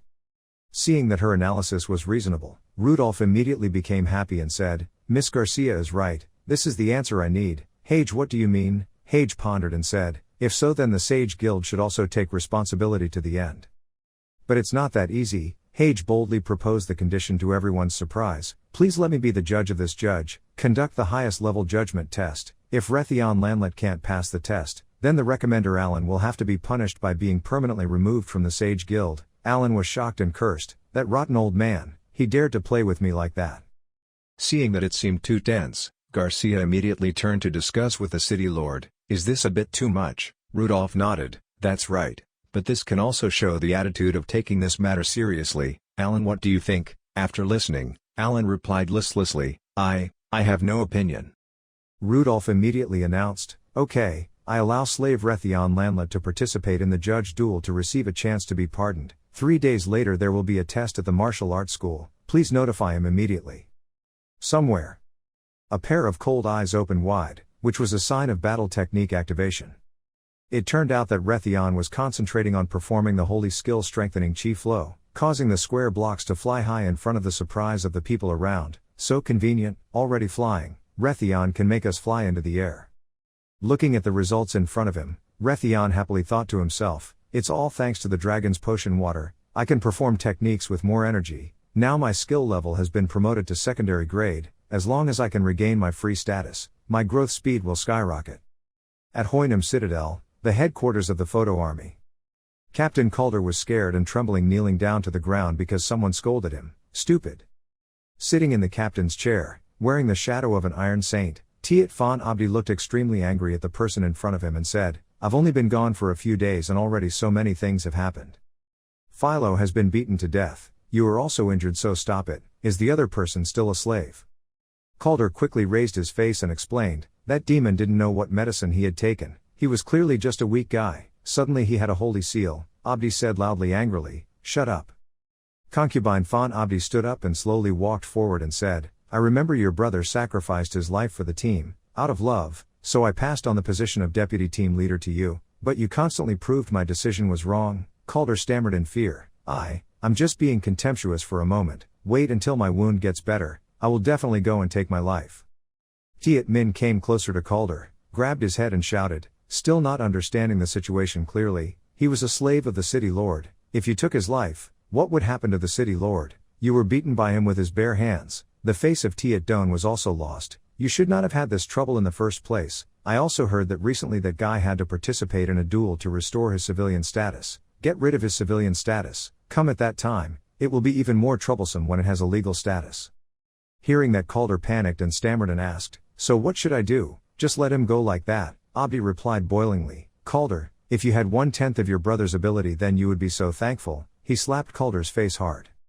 Tiet Fan turned away and took action, looking for outside aid to deal with it, before it passed the duel challenge. Eliminate it quickly and cleanly, let it go. What should Tiet Don do in the future? Calder immediately said with joy, Don Master Min.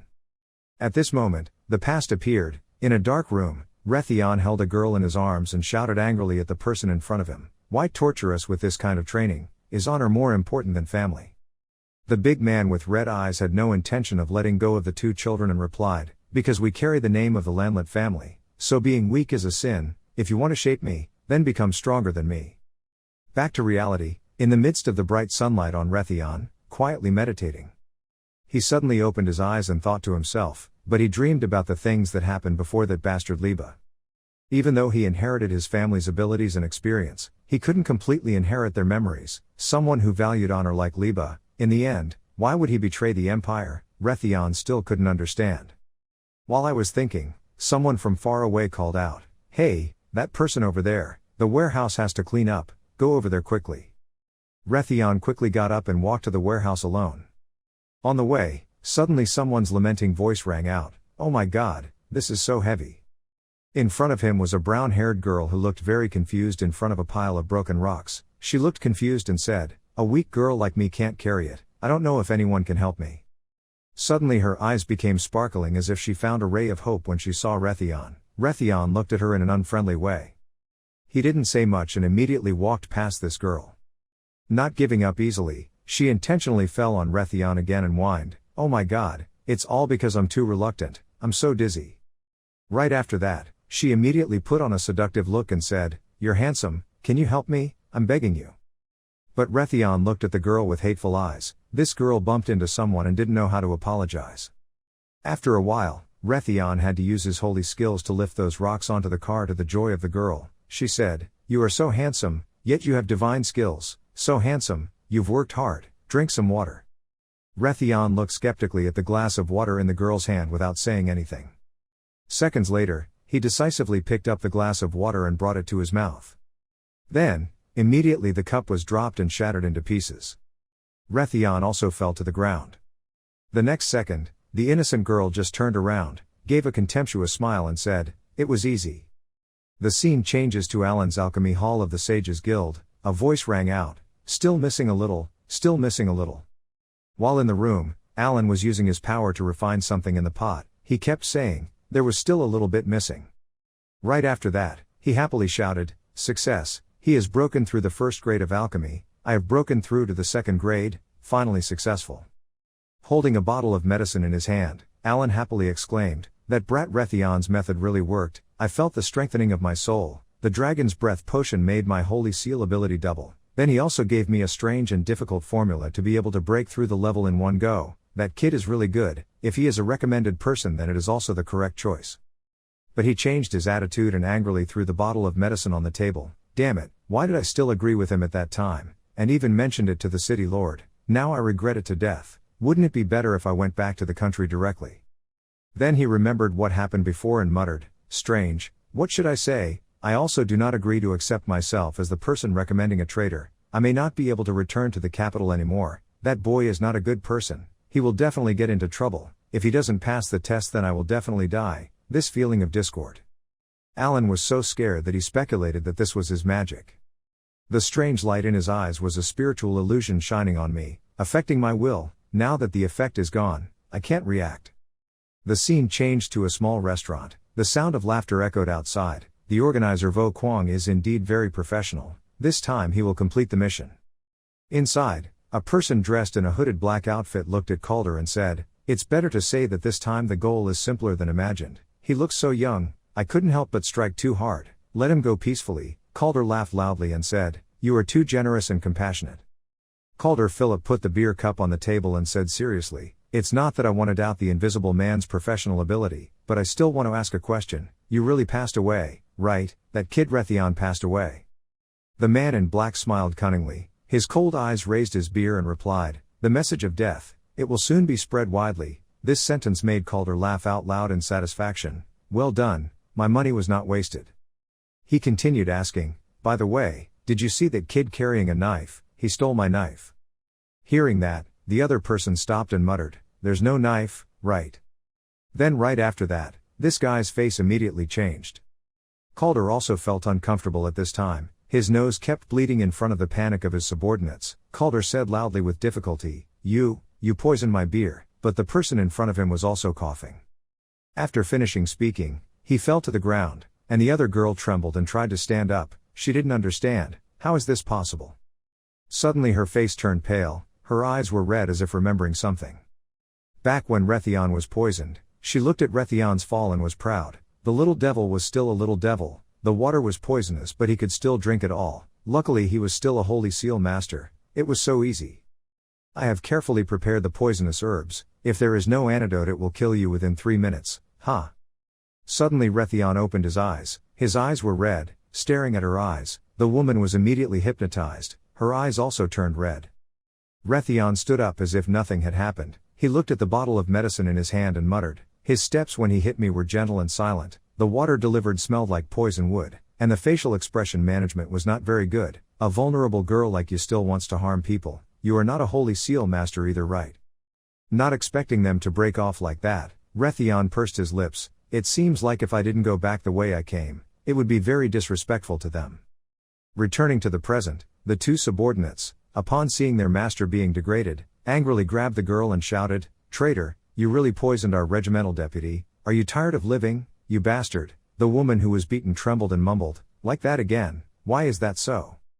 Because she was also poisoned, her face was sweaty and she tried to defend herself. "Please listen to my explanation, this was not my doing." Scene change. At this time Rethon was alone walking on the road tiredly thinking to himself, Ling Nong Dong magic really consumes energy, after using it for a while, he will feel completely exhausted, so he has to find Tumi to help him do physical therapy for his eyes. Suddenly from behind, Garcia appeared from nowhere calling his name, Rethon. She proactively approached to start a conversation. "We met again, could we say a few words?" Rethon turned back to look at Garcia with a cautious look and said, "Come to assassinate again." In a simple house, smoke emitted from the ventilation duct along with an echoing voice, "Hey, do you know what, Tutu Rethon is about to have a duel." The two men were cooking and discussing, so it seemed like he didn't need to be a slave anymore. Did that kid want to leave here? Coincidentally, at this time, Tumi happened to pass by, and couldn't help but accidentally hear it all. They exclaimed to each other, "Indeed, becoming a Holy Seal Master is no longer the same as before." Tumi was extremely shocked when she heard that. Saint Seal Masters possess three types of talents: combat technical ability, alchemy, and spiritual energy. As long as any one talent reaches mid-level, it will be considered proficient in that talent. Normally, Holy Seal Masters only master one type of talent and have a corresponding way of addressing it. If you focus on combat skills, you will be a Holy Seal Master. If you focus on supporting skills, you will be a Holy Seal Master of Alchemy, and if you favor magic, you will be a Holy Seal with super spiritual energy. Few people can master the two types of talents, as well as master two types of talents to reach mid-level. The majority of people will have a corresponding calling based on the talents they hold. For example, if you are skilled in combat and alchemy, you will be a tactical Holy Seal Master. Mastering alchemy and spiritual energy is a Holy Seal Master of spiritual magic. Expertise in combat and spiritual energy will be the Holy Seal Master of combat. Therefore, a Holy Seal Master who masters all three types of talent will be called a complete saint. At this time, Garcia came to meet and greet Rethon Landlet. "We met again, can we talk for a bit?" And he was only filled with vigilance and thought, "Is it an assassin again?" Garcia looked at him and reminded him of the duel. "I think you have received notice that the city lord has accepted your duel invitation, but this test will not be that simple." After a moment of silence, Rethon spoke in doubt, "Wait, who are you? I really can't remember." Garcia was stunned. "Don't you really recognize me? My name is Fiona Garcia, I'm an alchemist of the Imperial Sage Guild." Thinking for a moment, he exclaimed, "It turns out she was that person." Seeing that the other person seemed to recognize her, Garcia was so proud that her nose had grown longer. As expected, "He knew me, right? That's right, it was me." The second after remembering the past, Rethon pointed at her and repeated, "She was the girl who worried about so many things." Hearing that, Garcia was so angry that she trembled. "That's all I know why." She crossed her arms in front of her chest and threatened, "Wouldn't it be a bit rude to say I was a person who cares about many things?" Rethon looked at her and judged. This girl's Holy Seal energy was very strong. She was a level 4 Holy Seal Master. At least it was certain that she was not an assassin. But if she was an alchemy Holy Seal Master, she wouldn't be as good at combat as the Holy Seal Master's combat skills. Thinking about it, Rethon curiously asked if there was anything you wanted to do with me. Garcia quickly said, I want to tell you, your main examiner this time is Mr. Hage of the Sage Guild. He is a 3rd level Holy Seal Master, he will not let you pass easily." Hearing that, Rethon calmly replied, "If I'm just a Holy Seal alchemist, I wouldn't worry. A 3rd level Holy Seal Master is not even my opponent." Garcia immediately replied, "You're only a 1st level Holy Seal Master and yet you're so arrogant. Alchemy also has the fighting method of alchemy, don't be subjective. Besides, Garcia kindly reminded me that Mr. Hage is a Holy Seal Master who masters the art of dark alchemy." At this point, Rethon fell into thought. That's true, alchemy is not as much about combat as it is about combat skills, but if it was dark metal arts, it would be a different story. Thinking about it, Rethon looked at her with suspicious eyes and said, "So, you came to see me just to talk about these things?" Garcia immediately became shy and replied, "This test is extremely harsh. I think if you need help with anything you can freely say it." Rethon doesn't understand. Why do you want to help me, what are you doing?" Garcia immediately smiled and replied, "Just take it as me appreciating your talent, hoping you can restore your status." Rethon heard that. Looking at Miss Tham, she silently evaluated, is that the type to worry about a lot of money? Then Rethon suddenly approached, placing his hands on Garcia's shoulders in front of her bewilderment and said, if that's the case then. Stop for a moment, Rethon gave a despicable smile and said, lend me some money. At this time, the sky was starting to get dark. Rethon walked and thought to himself, that girl, acting considerate for nothing, definitely has some purpose. In front, Tumi was still waiting. As soon as she saw him, she called out, Rethon, are you back? It's past dinner time, but I got you some, she said. Rethon smiled warmly at Tumi and replied, thank you, I always help you get the rice. Little Me sat quietly next to him, and after a while, he softly asked, Rethon, I heard that you were about to escape the slave status. Rethon answered while eating greedily, you already know, I am also preparing to tell you this. Tumi happily watched him eat and drink, constantly praising him. Rethon is really good. He always said in the past that he wanted to escape the slave status, always kept trying. As expected he has done it, if that's the case. The girl's voice suddenly became sad, tears also flowed down and said, you will be able to restore your freedom, leaving behind the burden that I only know how to cause trouble for you here. Leaving here without any burden will be happy for you. Rethon was hard to swallow after hearing it. Every sentence and every word was as sharp as a knife. Understanding Tumi's worry, Rethon immediately patted her head to reassure her, idiot, how could I leave you here alone? You are my good sister, I have prepared to redeem myself for you, don't worry. Suddenly, Tumi's face turned red and her eyes opened wide, staring at him. Right after that, the girl turned to the other side, making Rethon confused, oh what's wrong, so touched that she cried. But Tumi sat far away and chased him away, saying, no Rethon, you have a strange scent on you, it's too rotten, don't come near here. This made Rethon fall back and quickly say, it must be the last scent that Doctan gave off. At night, because he was thinking about the duel, Rethon couldn't sleep. He used his energy while thinking. The difficulty of the duel would be much harder than expected, but maintaining his current state, I'm afraid it won't be enough. Rethon clenched his fists in determination. I need a breakthrough. Thinking about doing that, in the following days he worked hard to build his strength by lifting heavy objects. In his free time, he will ask Tumi to massage him. At dinner time, the little girl Me also favored on more, making everyone there jealous. Time was fast approaching the judgment day of the duel. City Lord Rodolph sat in the stands and announced, Rethon Landlet, your duel judgment has been accepted today, there will be a test. If you pass the test, I will absolve you of all charges and restore your civilian status. Hearing that, Rethon knelt down and respectfully replied, thanking the city lord. Looking at the other slaves outside who were constantly cheering, Rudolph ordered with displeasure, are those slaves assisting that boy Landlet? That's really interesting, boss, when we're done, please deduct their reward. And Garcia looked down into the stands and thought, Rethon Landlet, I'm looking forward to your performance. Suddenly, Alan ran from behind trembling and called, causing the meditating goat to turn around and look at Alan, I'm waiting for you. Looking at his small pancreas, Ran wondered what was wrong with him. For the past 2 days, he had been drinking tea continuously, so he was mentally exhausted. Next, Alan tremblingly took out a bed. When I opened the basket, a sword and a knife appeared. You told me to keep it, now give it back to you, I'm waiting for you to bring it here.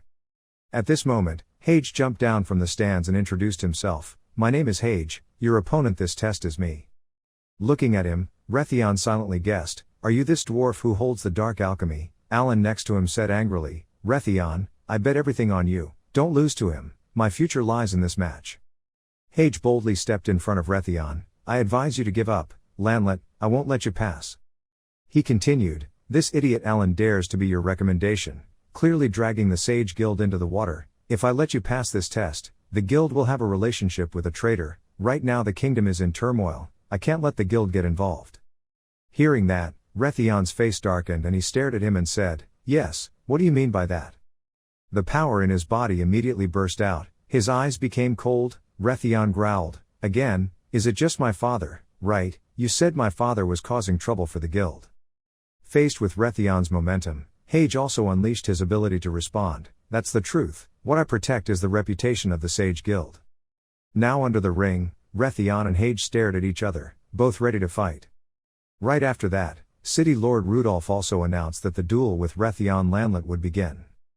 Rethon looked up at the sky and thought, fame, even though father was the founder of the Sage Guild, he still wouldn't hide himself for you. It seems that by escaping from slavery, the next journey of Landlet's bloodline will not be smooth. If so then let them feel the wrath of Lanlet's bloodline.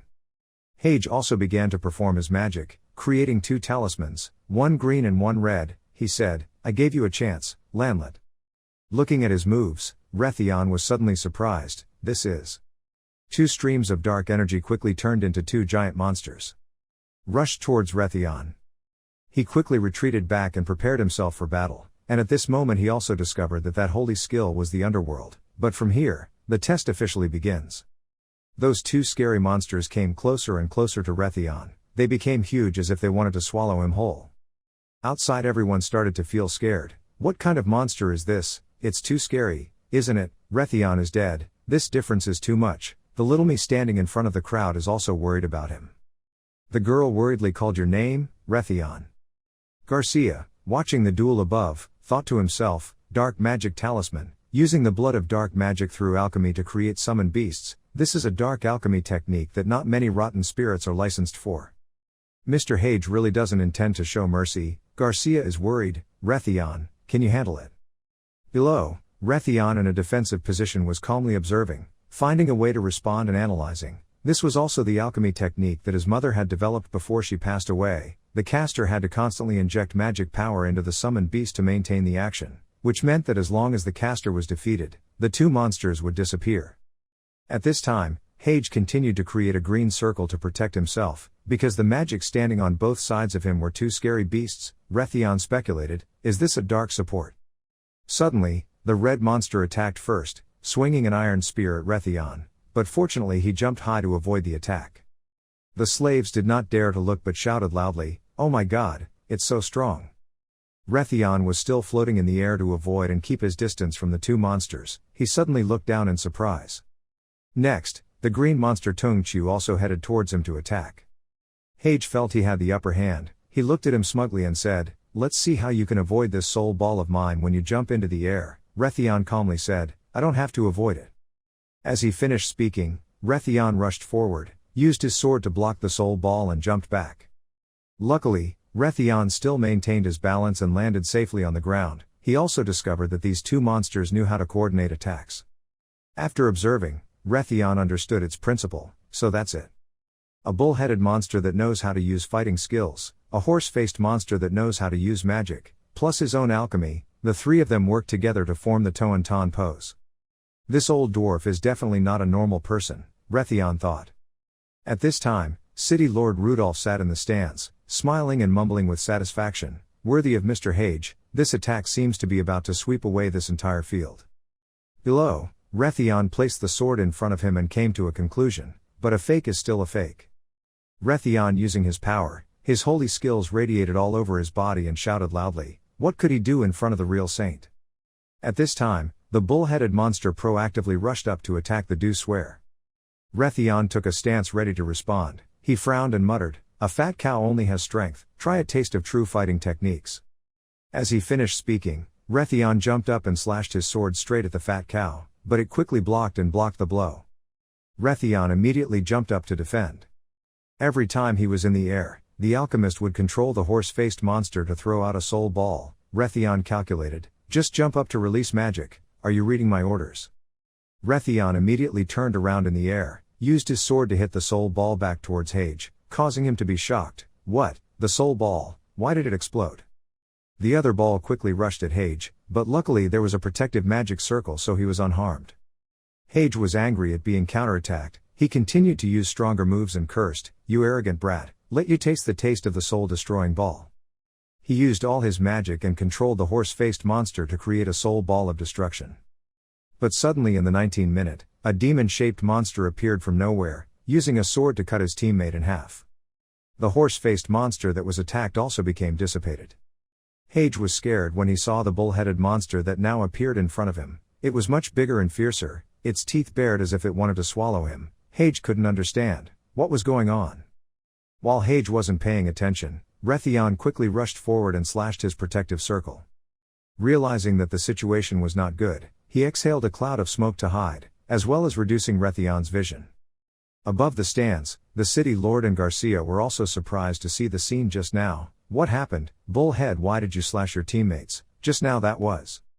Garika realized it was illusion technique. He took advantage of Hage blocking the soul ball from being hidden from view. She couldn't believe it, this kid Rethon knew how to use spiritual power. The smoke from earlier also gradually dissipated. Mr. Hage stood facing Rethon and said loudly, "Is it magic that controls the will? I didn't expect you brat to be so persistent. But if you are a creature that can no longer control your will, you will have no choice." As he finished speaking, he put all his strength into the bull-headed monster, causing it to become huge and prepare to attack Rethon. Rethon still stood still and said with a faint smile, he did not expect that he would transfer all his power to this monster. It seemed that he wanted to bet everything on this match. Holding the sword in his hand, Rethon infused it with a yellow spiritual energy and said, "Then I will also bet on this move of mine, so that you will be convinced." The sword was covered with spiritual energy and became larger. Rethon raised the sword high and used the war technique Divine La Tien's sword ready to fight. Looking at his move, Hage Tian Sinch shouted in surprise, "What?" Alan and the slaves on the side shouted in unison, "Oh my god, the sword is so dazzling." The city lord above couldn't help but exclaim, the power was so terrifying. Garcia pondered, "Rethon, are you really only a level 1 Holy Seal Master?" Rethon held the sword and stood before the monster and declared, "This sword of mine will cut the chains that bind." After finishing speaking, he immediately used Lai Tian Slash to decisively slash the monster's body. The monster didn't have time to react and split its body in half. It screamed in pain. Immediately after that, it gradually disappeared into the air. Rethon's sword, after finishing that slash, was no longer intact. Looking at such a beautiful scene, the slaves and Alan on the side shouted in unison, "Can't this Chu act a little more lightly? The yard is ruined and we have to fix it." As for Hage at this time, he became weak and knelt down on the ground panting. Rethon held the intact sword up to his face and asked, "Do you have anything else to say?" Mr. Hage closed his eyes tightly and replied helplessly, "I lost, completely lost." Then he shouted loudly and announced, "Rethon Lanlet, you have passed the duel. From now on you will be absolved of your crimes, restored to your free status, and become a normal resident of Hoinam City." The stand seemed to explode from the cheers of the group of slaves. "Good fight, Rethon, you're a good kid, you're fully grown, you can fly high and far." And Tumi was so happy that she burst into tears. "Rethon is so awesome." The city lord above couldn't help but praise, but he didn't expect that kid to pass the test, so it should be said that that kid added glory to Hoinam City. Rarian looked at the wonderful atmosphere at this moment. He smiled with satisfaction. "So from now on I will no longer be a slave." But suddenly at the entrance came a loud voice of a man. I protested. It turned out that it was Tiat Fan Abdi. He came out with a huge appearance, screaming, "As an officer of the military academy, I do not accept the result of this verdict." Tiat Fan Khan stood in front of his knights and spoke loudly, making all the spectators surprised. "As an officer of Tan Hoinam's military academy, I do not accept the result of this verdict." Miss Fiona asked who this person was. The city lord heard that and answered, "It was the captain of the photo team, Tiat Fan Abdi." Then the city lord looked down and asked, "Tiat Fan Khan, what do you mean by that?" Tiat Fan angrily pointed his finger at Rethon Lanlet and said loudly, "City Lord Dine Yan, I suspect this guy is cheating. He is absolutely not a Holy Seal Master." Everyone was surprised to hear that and said loudly in unison, "What?" Rethon Lanlet also glanced at him angrily at this time.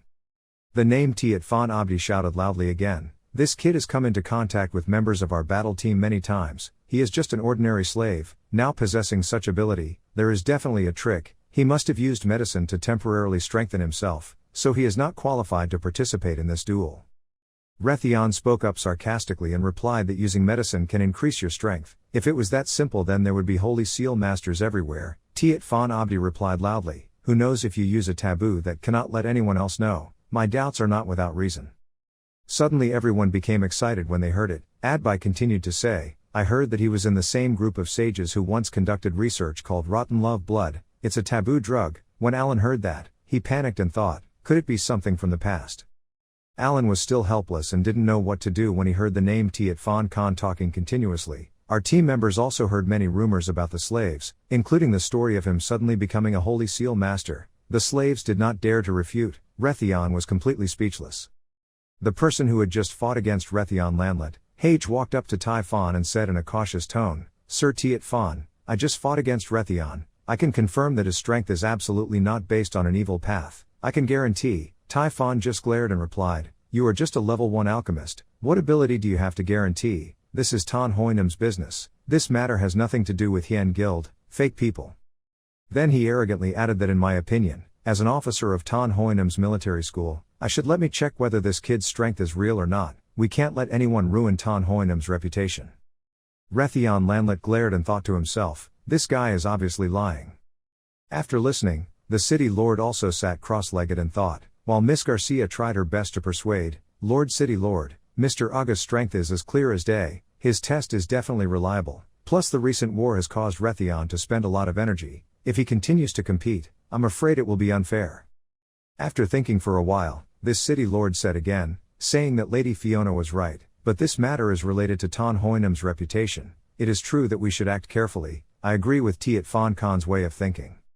The name Tiat Fan Adbai smiled complacently. The city owner was Min, and Rethon Lanlet exclaimed in shock, what?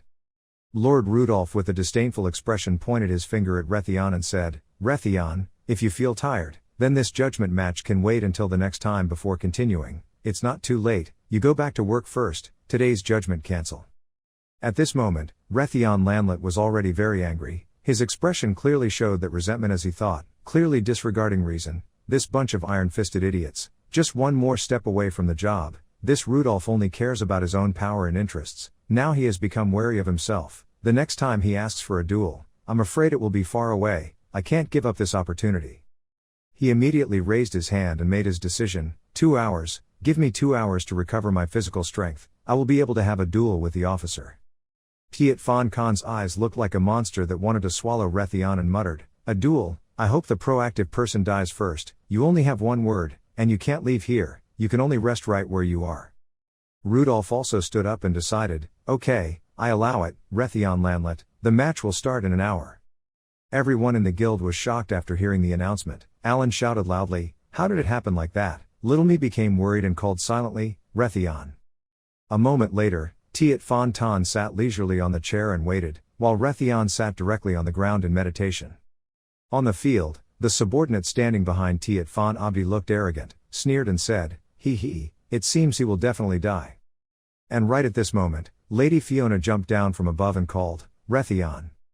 Rethon's voice did not speak but transmitted directly to her ears, Miss Fiona. Fiona quickly realized, was this a remote sound transmission? The two faced each other. Rethon used voice transmission to say, Miss, I only have a level 1 holy seal, just like you said, the fight just now has consumed most of my abilities, wanting to fight next seems impossible, let alone the opponent is a level 3 holy seal master combat technique. Lady Fiona transmitted back, so what do you plan to do? Rethon quickly replied, lend me the power of the holy seal, if you still want to help me. Lady Fiona couldn't help but be surprised, borrowing my power, could it be to move Ling energy? Rethon calmly replied, that's right. The lady quickly sat down and said, but we need to use that high-level spiritual energy skill together. Rethon asked back, you know, Lady Fiona replied a little hesitantly, I can try, but is this considered cheating? Rethon asked again, what do you think? The two people's bodies began to glow with purple flames as if transmitting. Fiona had no choice but to answer, that's it, this battle has been unfair to you from the beginning, this time I helped, you have to try to repay me in the future, Rethon said frankly, grateful. The two subordinates behind Tiat Fan Abdi began to pay attention to them, what is that woman doing, who is she? The slave saw that and said excitedly, that woman is so beautiful, why is that person sitting here, does he like Rethon? Someone else even pointed and teased Tumi, your foster brother is about to be taken away. Tumi was just bewildered when he heard that, huh? Miss Fiona and Rethon are still sitting on the field transmitting strength, I call, Miss Fiona. Rethon frowned and said with a bit of a sigh, your skill in manipulating spiritual energy is really poor, 40 minutes have passed, the amount of power you transferred to me is still too little, Lady Fiona shyly defended, I'm trying to transfer spiritual energy, it's not an easy task. Rethon cut off the connection between the two of them and said, okay, so, at first I was going to ask for a little more time for her to adapt, but that group of bad guys pointed at me, Tu Thu was a little worried and asked, is this okay? Right after that, there was a change inside her body, she raised her hand to look and was surprised, her body seemed to show signs of a breakthrough in natural fighting skills. Rethon didn't pay attention, he stood up and waved, Tumi, can you come here and massage me a little? I thought, we need to coordinate with Tumi's massage ability to restore the body. On this side Fiona still feels her body with confusion, what is this feeling? Tumi quickly ran over following the command. Then Tumi, along with her healing power, started to massage Rethon. His face seemed to be trying to forcefully ask, "Why are you so violent?" The young lady here saw that the girl massaging Rethon seemed strange, so she wondered, "What are you two doing, with pointed ears like this? Are you a spirit?" Seeing that, the city lord just smirked. At this moment, he was still in the mood to massage. "What a young man," the subordinate next to him bowed his head to answer, "Yes, yes." The name Tiat Fan Adbai looked at Tumi massaging Rethon and couldn't help but wonder, what is that guy doing? After a while, Rethon stood up, puffing out his chest in joy, and then, everything was ready. Lady Fiona, still a little worried, said, "No problem really, how about waiting until next time?" "Check," Rethon replied, "it's okay, I can still have another match." He went to pick up the broken sword that had only one piece left and said to himself, "If luck is good, I don't know if I can still." Rethon confidently pointed his sword at Tiat Fan Abdi and raised his voice, "Now you can start testing my strength." Tiat Fan Tan even pretended to say, "You have 5 more minutes," and I just replied, "No need anymore." His expression became more serious than ever as he said, "I can't wait to beat him again." Tiat Fan Abdi didn't say anything for a while. He tossed a coin to choose a weapon. He caught the coin back and said in a contemptuous voice, "What a greedy colt." Then Tiat Fan Abdi took the left scimitar and glared threateningly, "Don't blame me for not showing mercy to you." Everyone in the guild shouted in panic, "Hey, that guy is holding a great sword, Rethon is holding a broken sword, what kind of fight? Rethon is definitely dead." Ellen is not optimistic either. Rethon began to perform the exercises. He thought to himself, the 3rd level Holy Seal is the limit of a Holy Seal master's strength. Being able to reach this level can also be classified as a powerhouse, not to be taken lightly, plus the fact that his Holy Seal's power is no longer much, it can't be helped. Rethon swings his sword to create thick layers of fog to obstruct Iron Fawn's vision.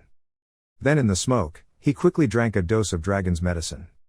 Tiat Fan was swinging his knife and thinking, "Are you planning on using a broken knife to fight me?" Then he jumped forward with a powerful look and shouted, "Waiting for you to recover your physical strength is a waste of time." He jumped sharply and slashed towards Rethon, but he easily dodged it. Tiat Fan again slashed a horizontal line in the air. Rethon dodged again. He slashed a horizontal line on the ground. Rethon once again chose to dodge. He angrily swung it again and cursed loudly, "Is that all you have?" Immediately he made an extremely powerful move, closing in front of Rethon. Concubine Fan Abdi shouted loudly, "The battle skill Lam Naguyat slash." A large slash attacked towards Rethon, causing him to jump high into the air to dodge the attack. As soon as he knew he couldn't dodge in time, Rethon immediately used his airflow combat technique. Summoned a huge rock to block Iron Fawn's attack. The rock directly collided with Tiat Fan's attack. It immediately burst and fell onto the field, creating a cloud of smoke and dust in front of Tiat Fan Khan. At that moment, Rethon appeared from the smoke and dust. Next, he rushed past Tiat Fan, making him extremely surprised. Rethon's body moved quickly, and his hands also quickly used the broken sword blade to draw lines on the ground. Tiat Fan Khan chased after him and kept cursing, "Rotten little devil. His face looks like he wants to swallow Rethon. If you're good, then fight head on." He kept attacking frantically, but Rethon skillfully dodged them all. The mark he had just drawn on the ground appeared as an X. Lord Rudolph frowned and assessed, this little devil Landlet couldn't beat Tiat Fan Khan. He kept running away. His subordinate stood behind him. It seemed like he had used up all his strength. Miss Fiona was a little angry, clenched her fists and muttered, "As expected, it still doesn't work. Rethon." Tumi couldn't help but call your name worriedly. Miss and Tumi accidentally touched each other for 1 second and an electric current occurred. Both were startled and winced. The electric charge was too strong. Miss Fiona rubbed her hands and frowned, looking forward and saying, "From the beginning, the air seemed to have become drier, still generating electricity." Suddenly, thick dark clouds appeared in the sky. Fiona exclaimed, "This is it." Tumi couldn't help but be surprised. "Is it about to rain?" Just now the sky was still clear. Looking at the sky for a moment, Fiona with a serious expression affirmed, "No, this is not due to nature." On the field, Rethon continuously ran around the field to complete the strategy, while Tiat Fan held a knife to attack from behind. At this moment, Rethon suddenly stopped. Tiat Fan also stopped. He was sarcastic. His movements were also agile. He was obviously slower than me but could avoid all my attacks, but all this time he only knew how to dodge. In the end he still had no ability to confront me. Rethon was now on his knees, touching the ground with his hands. Boss rays began to appear around his body. Rethon smiled and said, "That's right, with my own strength it is difficult to confront you directly.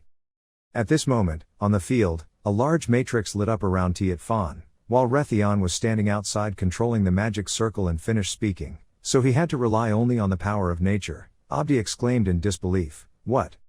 Rudolph from above gasped at this twist. "What, is that a magic formation?" Everyone below also looked at each other with eyes wide open. There was lightning, Alan was on fire, this was Rethon's fault. Some people were so shocked they couldn't keep their mouths shut, wasn't it? Lady Fiona realized it, so that's it. Just now, she wasn't running away, but was setting up a formation, using her remaining strength to condense the power of nature. Use the lightning formation to summon attacks in the sky. Right now the sky is like the end of the world, only thunder and lightning. Tiet Fan Abdi trembled and said, "No, that's impossible, you are clearly just a petty first-level Holy Seal master." Rethon held the broken sword calmly, pointed it at him and said, "I will use this move to win or lose a battle with you." Without hesitation, Rethon used all his strength to fly the sword towards Tiet Fan Abdi and called out, "Heavenly Thunder." The arrogant Tiet Fan Khan was now rooted to the spot, unable to dodge. He had no time to think, only had time to say one word, "No." A huge bolt of lightning fell from high in the sky right where Tiet Fan was. Makes him instantly lose color. Both the stage and the stands were now engulfed in the light of lightning. The aftershock was extremely large, and when the lightning disappeared, what remained on the field was a large hole burying Iron Fawn underneath. Rethon stepped out from the smoke and dust, wiped his sweat and bowed. At this time, my strength was quite exhausted. Dragon's Potion helped enhance my ability to sense natural strength, helping me condense heavenly lightning, but because of that, my strength was almost exhausted. Tiet Fan Khan Gi was now lying peacefully in the hole. Rethon wondered, was it successful? The subordinate standing behind the city lord slowly said, "It seemed like it was over." Rudolph's face darkened, his mouth was sprayed with glue and couldn't be closed, and shouted, "Impossible." Lady Fiona expressed admiration, "So powerful, it's impossible to know his strength right now." Tumi only dared to open her eyes and mutter, "Rethon won." Suddenly Rethon gritted his teeth and mumbled angrily, "Well, it seems the condensed power is not enough." On the other side, Tiet Fan Khan climbed up from the pit angrily and said, "It's amazing, know you have this power." Miss Fiona and Tumi were so shocked that they couldn't speak. Rudolph regained his satisfied smile, "I knew it right away." The people in the guild suddenly exclaimed again, "Damn." Tiet Fan Khan's subordinates laughed loudly, "The captain is so good, everyone really has their own look." Tiet Fan Abdi clenched his fists to show the technique and muttered, "If I didn't have to use this move, I'm afraid I wouldn't have been able to endure it." Above him appeared a vision of a large and ferocious beast, like the name of the combat skill, a wolf demon transforming into a god-killing La. Rethon looked surprised, his face no longer calm, and thought, the battle skill of holy transformation, he still has this move. Tiet Fan Khan came back with an arrogant look and said, "This is the wolf spirit that can swallow the power." Just now, if it weren't for the wolf spirit who swallowed about a part of the power of the lightning when it struck, I would have been defeated in your hands. If you could force me to this point, you really have the power. Tiet Fan's face became crazy. He and the Lang Ling beast shouted loudly, "But you no longer have a second chance." The next second, he and the Lang Ling rushed forward to attack Rethon violently. Alan observed with panic, it was so fast. Miss Fiona and Tumi were also constantly worried, it's in danger. Ling Lang grabbed a portion of her spiritual energy and sent Rethon flying. He fell to the ground painfully. Ling Lang behind him was devouring Rethon's spiritual energy, while Tiet Fan arrogantly said, "No matter how much strength you have on your body, it will be eaten up by Lang Ling and converted into my strength." Rethon lay with his hands on the ground and thought angrily, "Damn it, the last bit of strength was taken away and he couldn't use the lightning formation anymore." The battle skill conversion saint was using a type of power sealed into his body, becoming his fighting skill. It was a fighting skill created by that bastard Liba. He didn't expect to see it here. Tiet Fan Abdi looked towards him and said with a firm voice, "Next you must die, Rethon Lanlet." Rethon struggled to stand up and calculated. In fact, he could avoid this move, but could his current body still continue? God was broken. Rethon's face was now drenched in sweat, but he still tried to calm down to think. God broke his body to help his body that had reached its limit break through the skill again. Liba, you what a devil. Tiet Fan Khan jumped up along with Lang Ling and shouted, "Go die, it's the old man's trick." Rethon just stood there with a gentle expression and said, "But I said I would work harder than you."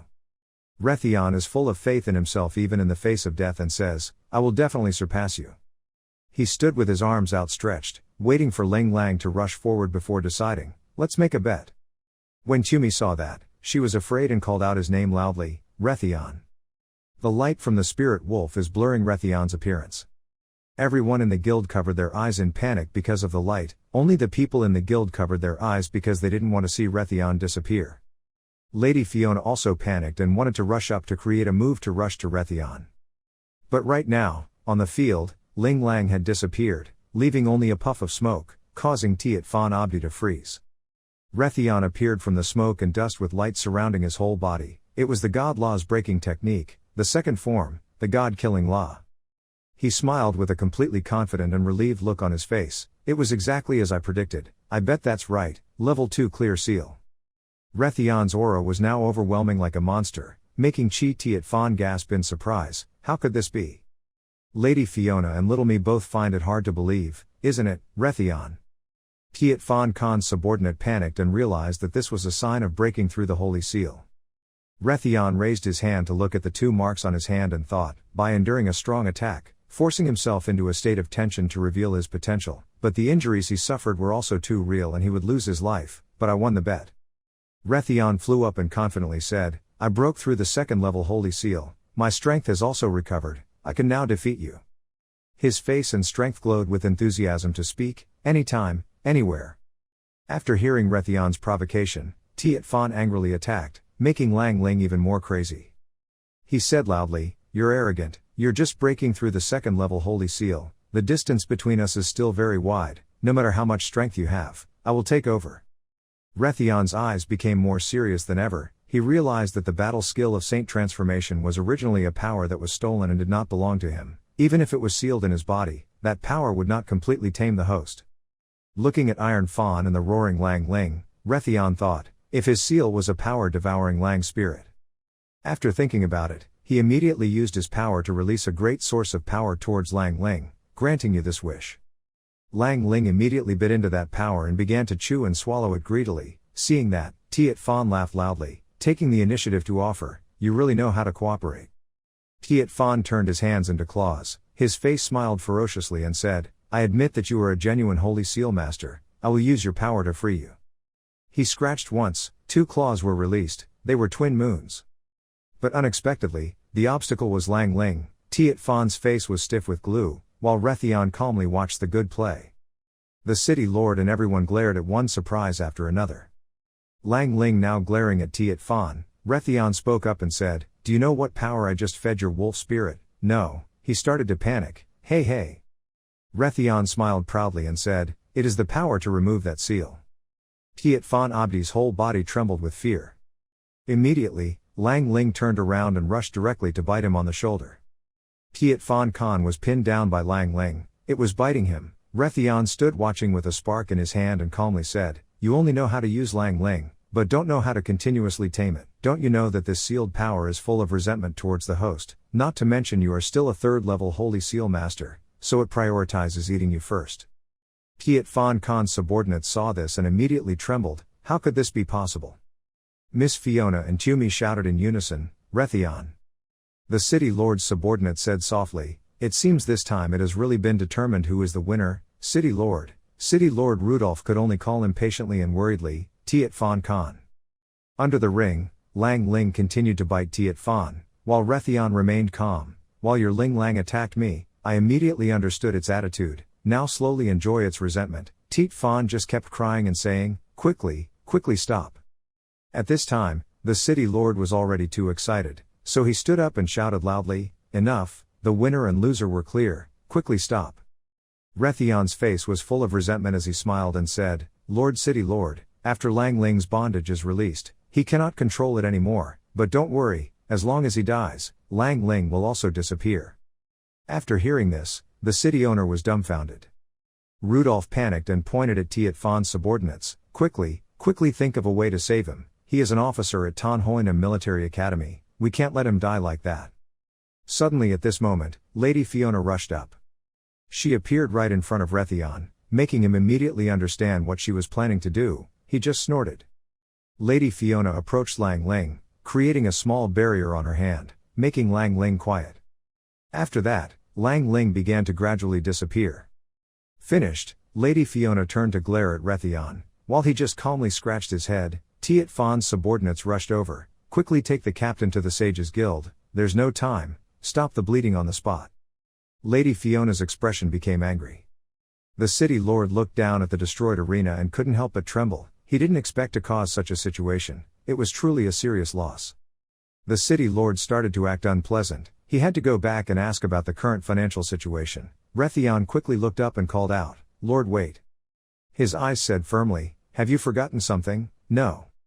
The city lord's face darkened and he glared at Rethon when he heard, "You still haven't announced amnesty for me."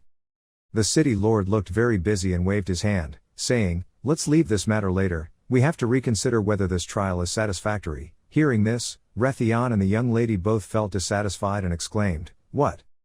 Rethon was extremely angry, glaring at him and shouting, "Are you kidding me? I've already passed the assessment twice, now you're telling me it's not satisfactory." The city lord still waved his hand and said, "This matter is related to Hoinam City's reputation, any decision needs to be cautious, everyone understands." Rethon immediately showed his attitude, "So what are you doing today, sunbathing?" The city lord pointed contemptuously at Rethon and spoke with his rank, "Rethon Landlet, you are a slave, a criminal, you have no right to question my decision." Rethon's face darkened, "Oh really?" Tumi was worried about his attitude. Alan also started to panic, this. Rethon's power flared up as if he wanted to fight to the death with Rudolph here. Lady Fiona promptly blocked Rethon's face, surprising him. She spoke up, "Lord City Lord, what you're doing is not right. Rethon has passed 2 assessments on why he should be exempted from slave status and let him return to being a commoner." The city lord still wanted to say something, Miss Fiona, but she interrupted him first. "Lord City Lord had already made a deal, but now he regrets it. I'm afraid he will disappoint everyone if he moves the imperial capital." The young lady's face darkened and appeared threatening. She might be given a very unpleasant nickname. City Lord Rudolph, who was afraid of scandal, exclaimed in fear, "Ha!"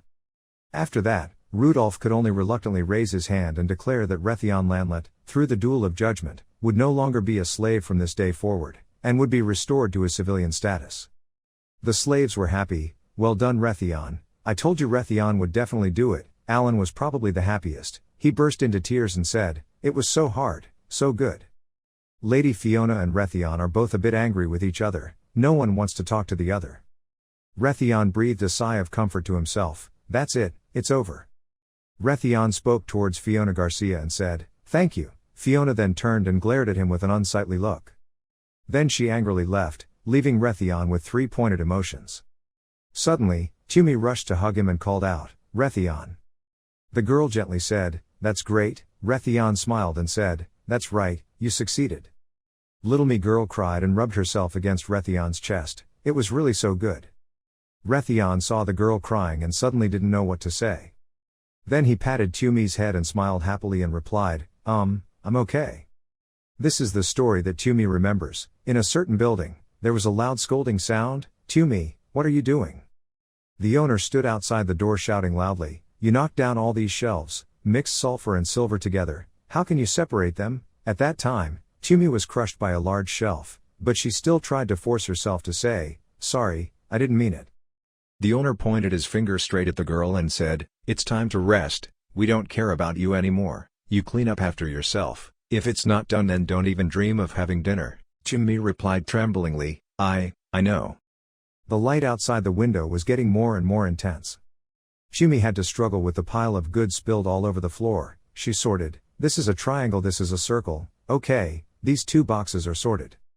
Tumi finished dividing 2 boxes, put them on a high shelf and then lamented, "There were too many, if they didn't clean up before dawn, it would be a disaster." Outside the door, Rethon walked in and looked at her with a puzzled expression.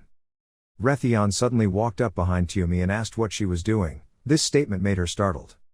Tumi turned around suddenly, "You are the new slave, why?" Rethon answered while chewing the onion, "I am Rethon, why are you still here at this hour? Are you being punished?" Tumi is a bit naive, Rethon. Tumi was a bit confused and said, "This has nothing to do with you, what are you doing? Stealing food?" Rethon calmly replied, The girl immediately warned, "Well your head, stealing food will be punished." Rethon still kept that attitude and replied, "Still better than hungry." Tumi turned around and said, "Newcomers who don't understand the rules will have to suffer, go quickly, don't bother me." Rethon looked after her as if he had discovered something. Suddenly the rack of ingredients collapsed right where Tumi was standing. Rethon quickly ran over and grabbed her collar and pulled her out. Rethon turned closely for a moment and explained, because this wooden prosthetic leg had rotted away because it was wet, it would fall over just by touching it. Are you okay? Then he turned around and looked for his onion. Tumi froze at this scene. Tumi cried, oh my god, I have chosen so hard, but it's all in vain. Seeing this, Rethon quickly stuffed the apple into Tumi's mouth. Shh, don't speak so loudly, it will make them come there, don't cry anymore, I will help you, don't cry anymore, I will help you. Then Rethon picked up the things that fell on the ground and looked at them. These are silver and sulfur, mixing them together will be a big problem. The silver will be placed in the furnace to melt, and the sulfur will explode when heated. If not separated properly, it will be very dangerous. Tumi asked while chewing on the apple, what should we do now? After a while, Rethon's face lit up with an idea. He said, I have a way, we can find a large wooden board, place it on the ground at an angle, then divide the mixture of sulfur and silver into small parts and place it on top. The irregularly shaped sulfur ball placed on top will not slide down, and the round silver ball will automatically roll down, so it is easy to divide them. He smiled confidently and told Tumi, if we act quickly, it will be completed quickly. Tumi was a little confused and stammered, asking why did you agree to help me? Rethon said with a smiling face, didn't you say that stealing will be punished, then just consider that I am being punished. Tumi looked at Rethon gratefully. Back to the present, Tumi was sitting on a chair, clutching her backpack. A loud call rang out, Rethon. Tumi stood up and walked towards Rethon. While he was greeting everyone, the slaves surrounded him. Someone with blonde hair asked, have you acquired the status of a commoner? Why? The rest of the people were sobbing. Hahu Rethon, don't go anymore, please come home often to visit. Rethon was speechless. Whose house is it? Tumi was standing behind and spoke, Rethon, you told me to clean up my things, it's already done? Rethon turned around and said, okay, please be patient, I'll go find the city lord to redeem myself for you. Tumi replied, Tumi was happy, in a choked feeling. No, see, I really didn't expect this day would come. Since I was a child I was a slave. Actually, I'm still a bit worried about what life will be like in the future. Rethon patted her head and comforted her, you idiot, am I still here? Since I said I would help you redeem yourself, I won't leave you alone, I've never tricked children before. After hearing this, Tumi was so happy that her ears waved, really? Rethon was about to say something to Tumi when a friend stepped forward to interrupt. He was the crest guy. What, Tumi isn't a slave anymore, does she also want a duel with the judge? Rethon made a speechless face and said, you idiot, only the slaves of criminals need to be acquitted through a judge's duel. Normal slaves can redeem themselves as long as they have money. The greeter foolishly replied in surprise, is that true? Then you will redeem yourself for us. Rethon calmly replied, you guys should stay home and take care. Outside the scene, that house was very warm, but inside the members were making noisy sounds. What, you heartless, you unfilial, this house doesn't have you anymore. Only Rethon's voice is calm. I don't have that much money to ransom all of you, little me, you wait for me, I'll go to work right away. After that, Rethon was already at Lady Fiona's place. He hurriedly ran behind her and called out, Lady Fiona, Lady Fiona. Rethon ran behind her and put her hand on Garcia's shoulder and said, wait, don't go, I have something to tell you. Lady Fiona's face was not very good when she saw Rethon. She coldly said, is there anything you want to say? You know you're sorry. Rethon made an incomprehensible face and replied, what's wrong? Isn't that money? Didn't you promise to lend me money before? Can you give it to me now? I want to redeem myself for Tumi. Lady Fiona turned around in shock and exclaimed, She angrily threw her fists around and scolded, you kid, you're so angry. Rethon asked, what are you doing? What are you so angry about? In the end, Fiona still gave a large bag of gold to Rethon. He politely said, thank you, I will add interest and pay you back as soon as possible. Fiona just replied, no interest, I just want to ask you a few questions. He quickly said, what? Miss Garcia frowned and pointed her finger in question. Yesterday when you defeated Tiet Fan, there was clearly a way to make Lang Ling stop. Why didn't you do that? Rethon threw the bag of money in his hand and started acting. I'm on guard, I don't want to let my guard down. He counterattacked. Fiona firmly said, scammer, you know full well that he has lost the ability to fight. She angrily pointed her finger at Rethon and criticized him. Then you still want to attack the city lord, right? What are you thinking? If I wasn't there, it would be hard to imagine what would happen next. Do you know how big your crime is? Rethon calmly said, that's what they deserve. Miss Fiona seemed to have eaten an itchy fruit, her mouth kept talking. When there was a conflict with Mr. Calder, she knew that he was not a peaceful person. I understand, but at least in front of me, speak and behave properly. Fiona pointed a finger at Rethon and dodged it, while the lady's mouth was still continuous. I understand you have a grudge with them, but at least in front of the city lord like that, you should pay attention to your words and actions, especially this type of status of you. Rethon helplessly just kept saying, yes, old mother. The lady's hand teased continuously as if wanting to teach Rethon a lesson. Don't call me old mother. After all, Fiona loudly declared, so I have decided, I will accept you as my disciple. So you are only my nominal disciple. I can watch over you, or I can also teach you holy skills. This is a good idea that I have been thinking all night to come up with, a double task. Rethon grimaced, raised his hand as a sign of refusal and coldly said, don't want it. This made Fiona immediately freeze. Rethon said directly, what the hell are you talking about? I don't need anything to do with your honor, nor do I need you to teach me more holy skills, and your ability to channel spiritual energy is worse than mine, yet you still dare to accept me as your disciple and leave. If there's nothing, I'll go. Thank you for lending me the money. The more Miss Fiona listens, the more she's upset. She doesn't know what to refute because it's all true. Outside the mansion was so peaceful, but inside came Fiona's green voice. The interest rate was 15 points. Rethon's voice screamed full of resentment and wanted to blow the roof off. Shit, usury, isn't it said that it's interest free? In the treatment room, people who were defeated by Rethon rested and had bandages all over their bodies, lying here. Roy stood looking at them. Some had their mouths bandaged, others had their noses bandaged, some had water pouring from their mouths. Looking at the pictures of his teammates, Roy gritted his teeth and said, Rethon, you and I are not enemies. Meanwhile, Rethon, Tumi and Alan were raising beer glasses in celebration, congratulating them on their return to civilian life.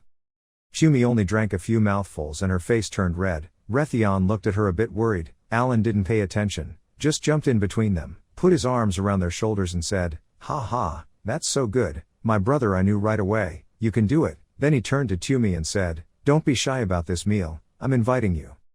Alan took this moment to whisper into Rethon's ear, Rethon, don't forget your promise to me, I will follow you later, wherever you go I will follow. Rethon made a disapproving face, what are you doing, do you want to assassinate me? Alan shook his head repeatedly to explain, no, I didn't mean that, even though I was the one who introduced it, I was responsible. Rethon interrupted him and told him, okay, that guy Lucas didn't want to let me leave Hoynham City. Alan was surprised, huh? Then he remembered the words that City Lord Rudolph had said, Rethon, even though I restored your status as a commoner, you still had to be under my supervision, unless you were forced out, without my permission, you absolutely could not take a step out of Foam Rock City. Rethon angrily put the beer cup down on the table and cursed, that guy only knows how to show tricks to hinder me, I really should let him know. Alan heard that and quickly closed his mouth. Shh, this should not be said. Tumi was surprised and said, so Mr. Allen invited us to eat delicious food to monitor us. Alan quickly turned around to deny it. No, I really don't, you have to trust me. Rethon just smiled and said, if only he was monitoring, it would be much easier.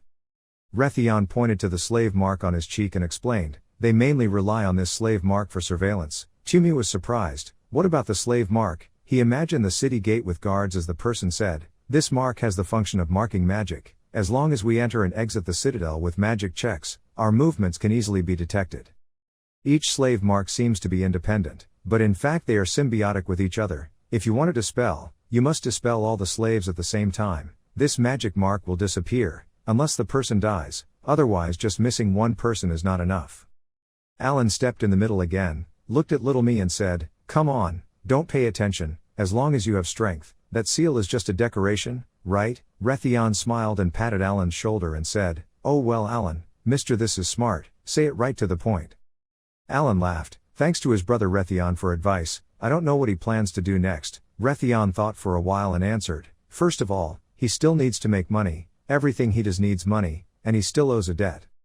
Alan cheerfully suggested, oh if you guys need to find a job, I can introduce it to you. Rethon looked uninterested, working as a worker, being a worker means you can't work as a worker. Rethon smiled confidently and said, having mastered alchemy, will he use alchemy to create wealth? The birth of alchemy was for money. From the city gate, there was a group of horse-riding cavalry galloping inside. There was a group of people repairing the road. One person ordered, hurry up, just fix the road, why grind your teeth? The army had almost arrived. The people repairing Duong were still working intently. The other group of people cursed, they still have to repair Vo Trong. Their movements improved a bit. Slaves nowadays are also difficult to control. The cavalry rushed in aggressively, led by a man with long hair and beard full of knowledge. They were unruly on the road, slandering them continuously. Don't block the road, get out of the way, you country people, get out. The slave workers waited for them to pass before they started chatting, making me startled. What kind of person is that? Yes, the blonde man asked. Is it someone from the outside? The black hair replied, so arrogant, he must have come from the national capital. Meanwhile, Rethon and Tumi were in Alan's alchemy room. Rethon patiently said, Little me, are you ready? Choose the best one here, girl, then look intently at the stones on the table. After a while, Tumi brought a mineral stone in front of Rethon and said firmly, This one? Rethon smiled wryly and replied, This one is not good. Alan also slapped his hand on his forehead because he was so disappointed. Tumi looked down sadly, I really don't have any talent. Alan also shook his head, Tumi is no good, it seems that not all spirits have crystallized eyes. Rethon imagined all the races that existed in the world and said, No, each race has its own unique talents. He confidently explained, if Tumi was a spirit, she would definitely have crystallized eyes that could distinguish the quality of minerals and stones. Rethon stepped forward and rubbed Tumi's head to comfort her. If Tumi can have this talent, then we can easily choose good minerals and stones, and then we can forge better weapons. Alan came up with a silly idea. The premise is that she can have it. If not, let's use some alchemy potions to stimulate her. Tumi was still sad. Rethon sat and thought for a while and then replied, Alchemy medicine mainly stimulates the search for holy seal masters. Normal people are suitable to use medicinal herbs to prepare. Normally, to be honest, I'm not good at this aspect. Alan replied in surprise, Are there still things you don't know? Then he came forward again, placing his hand on her shoulder to comfort her. Don't be sad, little me, if diamonds are not polished, they cannot shine. Talent still depends on your own training. I believe that people can definitely master this talent. Little me is also happy again, only Alan is helpless. This little Rethon really knows how to talk. There must be no one in his eyes who doesn't have bad talent. Rethon pointed at the mineral stone and said, Alan, we have chosen 11 dragon silver stones. We don't need the remaining stones anymore. Please bother me to bring them back to the warehouse. I will pay for these 11 stones. Alan felt unfair and stomped on the toes' feet. Brother, I provided my alchemy room for you to use, and yet you told me like that. Don't you think it's against morality? Rethon calmly continued, Are you feeling dissatisfied? Okay, I'll change to another place. I originally wanted to teach you a secret alchemy technique, but if you said so. Hearing this, Alan immediately turned his face faster than flipping rice paper. He packed up his things and ran away saying, I will take you back now, wait for me to come back immediately. Upstairs Rethon is still talking to Tumi. And below, Lady Fiona is sitting on the bed doing exercises. Suddenly her power shined brightly, making her surprised. It was a secondary war skill. Garcia raised her hand to look at it and muttered, I actually succeeded. I broke through the level of combat skills. Clearly I don't want to have the talent to break through in this aspect. She remembered the moment she passed spiritual energy to Rethon on the field. From that moment on, her body had always wanted to have a breakthrough in strength. Was this influenced by Rethon? That child was proficient in combat skills, still possessed spiritual energy, and his strength was profound and unpredictable. No wonder he didn't want to become my disciple. Garcia quickly denied that idea. That's not true. Normal people can only have talents that are proficient in 2 aspects. If he already possesses 2 types of talents, then his alchemy will definitely be a bit worse. In her mind, she still imagined the scenario of Rethon bowing his head and saying loudly, Sister Fiona, please accept me as a disciple. Fiona was determined. Okay, he is the 2nd stage holy seal. I want to show him my strength. Let him become my disciple. After all, I cannot leave him unattended. Suddenly there was a loud shout. What are you doing? Making Lady Fiona's face stiffen. Then up above, Rethon and Alan were alchemizing. The 2 of them channeled their power into the metal blocks. Alan kept trembling and Rethon kept saying, You can't support me now. You have to demonstrate stable ability. They are using alchemy, the 3 profound talismans. Alan was so exhausted that he fell back and gasped, I can't stand it anymore. Rethon is a bit angry. Stupid, it's over. This pile of dragon silver stone is about to go to waste. Fortunately by this time, Fiona had gone up to their alchemy room to see what was there. Rethon turning to see her, he immediately called out as if he had found gold, Miss Fiona, help me, help Alan's Tin Wei and Chi. Fiona replied in surprise, Tin Wei and Chi, I still don't know this. Rethon quickly said, You just need to join hands and let me guide your power. Fiona started to put in power. Her face was confused and shy as she said, "If something goes wrong, I won't be responsible." The two of them have a strong source of strength, helping the long silver stone blocks to remain stable. After a while, the dragon silver stone blocks turned blue. Rethon put them on the table and breathed a sigh of relief. Luckily, Rip almost destroyed this entire batch. Fiona wondered, is this the way to refine secondary grade dragon silver stone into high grade quality? Rethon answered yes. The selling price can at least increase 4 to 5 times. Because this is a material commonly used to forge holy energy weapons, it is easy to sell. An item that originally cost 600 oolong can now sell for up to 3,000 oolong. Alan still motionless on the ground. Little Me ran over to ask, "Mr. Allen, are you okay?" Fiona raised her hand with spiritual energy to look at it, thinking with some surprise. The Star Schwen thread is also called the Hand of Star. It can penetrate deeply to extract certain elements of an item. A very sophisticated extraction. This skill can only be acquired through transmission. I didn't expect that. I learned it from Rethon. Behind those people are still making noise. Rethon scolded Alan. "Why can't you grasp the Star Schwen thread? Can't even help me transfer energy?" Alan, lying on the ground helplessly, replied, "Sorry, lately for some reason, alchemy has been a bit stuck." Rethon just said something is stuck. Fiona stood there looking at Rethon with suspicion. "Rethon, just how did you do all this?" Rethon began to act like he was punching and rubbing and said, "Oh, it seems like the side effects of Tam's soul have kicked in. Before making you sharp, in the future your ability to sense will slow down for a while. I knew there would be side effects, but I didn't expect it to have such a big effect, but it's okay. I'll think of a way to help you." Alan was stunned. What? Fiona walked up to the three of them. She wanted to ask Rethon something. Then suddenly Emily hurriedly walked in and spoke up. "What a bother, someone is coming to find her." Emily had not finished her sentence when the royal capital crowd rushed in, and even arbitrarily pushed the door, causing Emily to almost fall. The leader of the BULLIED arrogantly said, "Finally found you." Everyone in the room looked at those people with uncomfortable and confused expressions, but Alan was trembling with fear. The three leading people bowed in front of Lady Fiona and said, "Lady, please follow us back to the capital to cure the kingdom's princess." Fiona raised her hand in dismissal. "It's Mr. BULLIED, long time no see, are you still well?" Rethon asked directly, "Who are you?"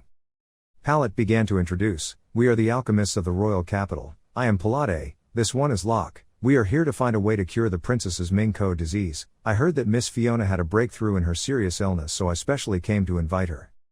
Rethon pondered. It turned out to be the alchemy room of Manhwa country. Alan crawled and crawled to find a place to hide. Only Fiona spoke seriously. "I have indeed found a way to cure Minko's disease, but it takes time to experiment. I don't know how the princess is now."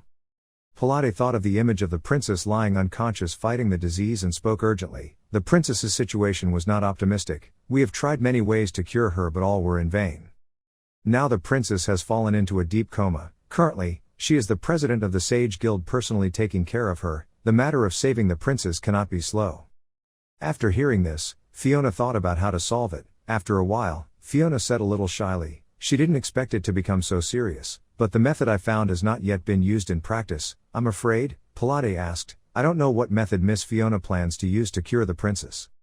Fiona explained, "Mingko is a type of cold poison. Its origin is actually crystals condensed in the organs. I intend to use Tian Dung herb to transmit spiritual energy to absorb the crystals that condense into cold scale poison, then use Yin herb medicinal water to dissolve the crystal condensation, thereby completely curing Mingko." Palade's eyes lit up with excitement after hearing this. "Can you solve the root cause of crystal condensation?" Rethon was still deep in thought. "Condensing the essence of the angry medicine? Why, no, I'm afraid Fiona's method won't work." Palade leaned down and asked, "Miss Fiona didn't know when she would be able to depart with us to the national map." Fiona was immersed in a state of joy at being called a genius and said, "If the illness is already in such high danger, then give me some time to prepare. Let's depart immediately." Rethon was speechless. How to put it bluntly, this atmosphere. "Then I decided to use sound transmission. Miss Fiona, your method is a bit wrong." Fiona heard it and immediately froze. She turned to glare at Rethon and replied, "What do you mean?" Rethon calmly said, "Don't be impatient, it's best to listen to me." Fiona forced herself to smile as an excuse. "Palade, Mr. Cinch, I forgot I still need to prepare a few things. Tomorrow is it okay to depart?" Palade replied, "It's okay, but the princess's illness is critical. We need to return to the national capital first. We will send guards to stay behind to take you to the national capital tomorrow." She politely said, "It's been hard." After a while, The people of the national capital left. Fiona walked out the door to say goodbye. Alan breathed a sigh of relief, and finally left. Fiona changed her attitude and immediately turned around to speak loudly. Rethon, let's talk quickly, Rethon said in one go. Don't be too excited. The treatment plan you mentioned is really not bad. It can completely cure Ming-Ko, but you have overlooked one problem. As far as I know, the princess has been suffering from Ming-Ko disease for about 5 or 6 years. The condensation caused her body to be in an extremely cold state for a long time. Now she is very weak. He imagined the princess lying in a thick layer of ice, with a fire in the middle, and then explained further. The herbal medicine water is indeed the only way to cure the poison, but the medicinal properties of Yin Tao are much stronger than you can imagine. Its side effects will produce heat toxins in the body. Rethon uses the image of an iceberg and a princess inside to explain very easily. If the body is healthy, heat toxins can be easily inhibited and metabolized. But the princess is too weak. The heat toxin will corrode her body like poison. I'm afraid Princess Puss won't die from Ming-Ko, but from the heat poison. Fiona's genius image had completely collapsed at this moment. What? Why is it like that? Rethon nodded and said Tiasps. If such a thing really happened, Lady Fiona would become the murderer who poisoned the princess to death. After hearing this, Fiona seemed dumbfounded under the label of murderer. She became lifeless. So what to do? Rethon thought and said, with the current emergency situation, those royal alchemists do not take good care of the princess's health, so there is no choice but to use another method. Rethon looked confident and pointed at Fiona and said, that is to immediately use the Ingon Wian thread that I just taught you. The Ingon Wian thread can not only refine medicinal herbs but can also be used to nourish the human body. You should use it to nourish the princess's body, making her able to withstand the side effects of the wrathful grass. Fiona was surprised. What? She was confused. Can the starlight only be used to nourish the body? Rethon then acted like a saint and replied, of course it can. My father often uses this to nourish the body. Then Rethon turned around and chuckled, with a thoughtful look on his face, continuing, that's the method. I believe that this can completely cure the princess. Just need to know how to master the crystal magic. Well, you are a natural genius. You can do it. I have nothing more to say. You go. I will deal with this pile of dragon silver stone first. Rethon quickly said, now I have to take these dragon silver stones to sell. Alan, tell me to borrow your monster chest. Alan quickly reached into his shirt to search. Tumi said, I'll go with you. Rethon patted her head and said, you guys stay here and rest. I'll go alone. Fiona came forward and poked Rethon's shoulder with a shy look and told Rethon that you should come with me to the national capital. Then you can support me, and you can also make friends with the royal family to save the princess. Rethon turned his head and frowned. Going to the national capital. Then he frowned. You're not scared, are you? Fiona apologetically explained, no, it's not. This is for the safety of the princess. People's lives are important. Rethon recounted the hateful words of City Lord Rudolph at that time. Unless you are escorted out, without my permission, you are not allowed to take a single step out of Hoinem City. Then he started to act like he could not help but say, forgive me for being irresistible. Now I am in a period of strict observation. The City Lord forbids me to take a step out of Hoinem City. Even if I want to go, I can't go. Anyway, only then did I recover my identity. After 2 days, Fiona heard that and was immediately annoyed. What?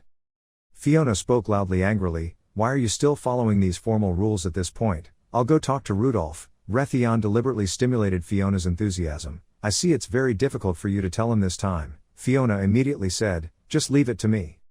When Fiona left Rethon, she thought about her real goal. Indeed, if she could have a good relationship with the royal family, it would be good to borrow their strength to listen to the news of my sister Erin. Maybe I could try a little, too.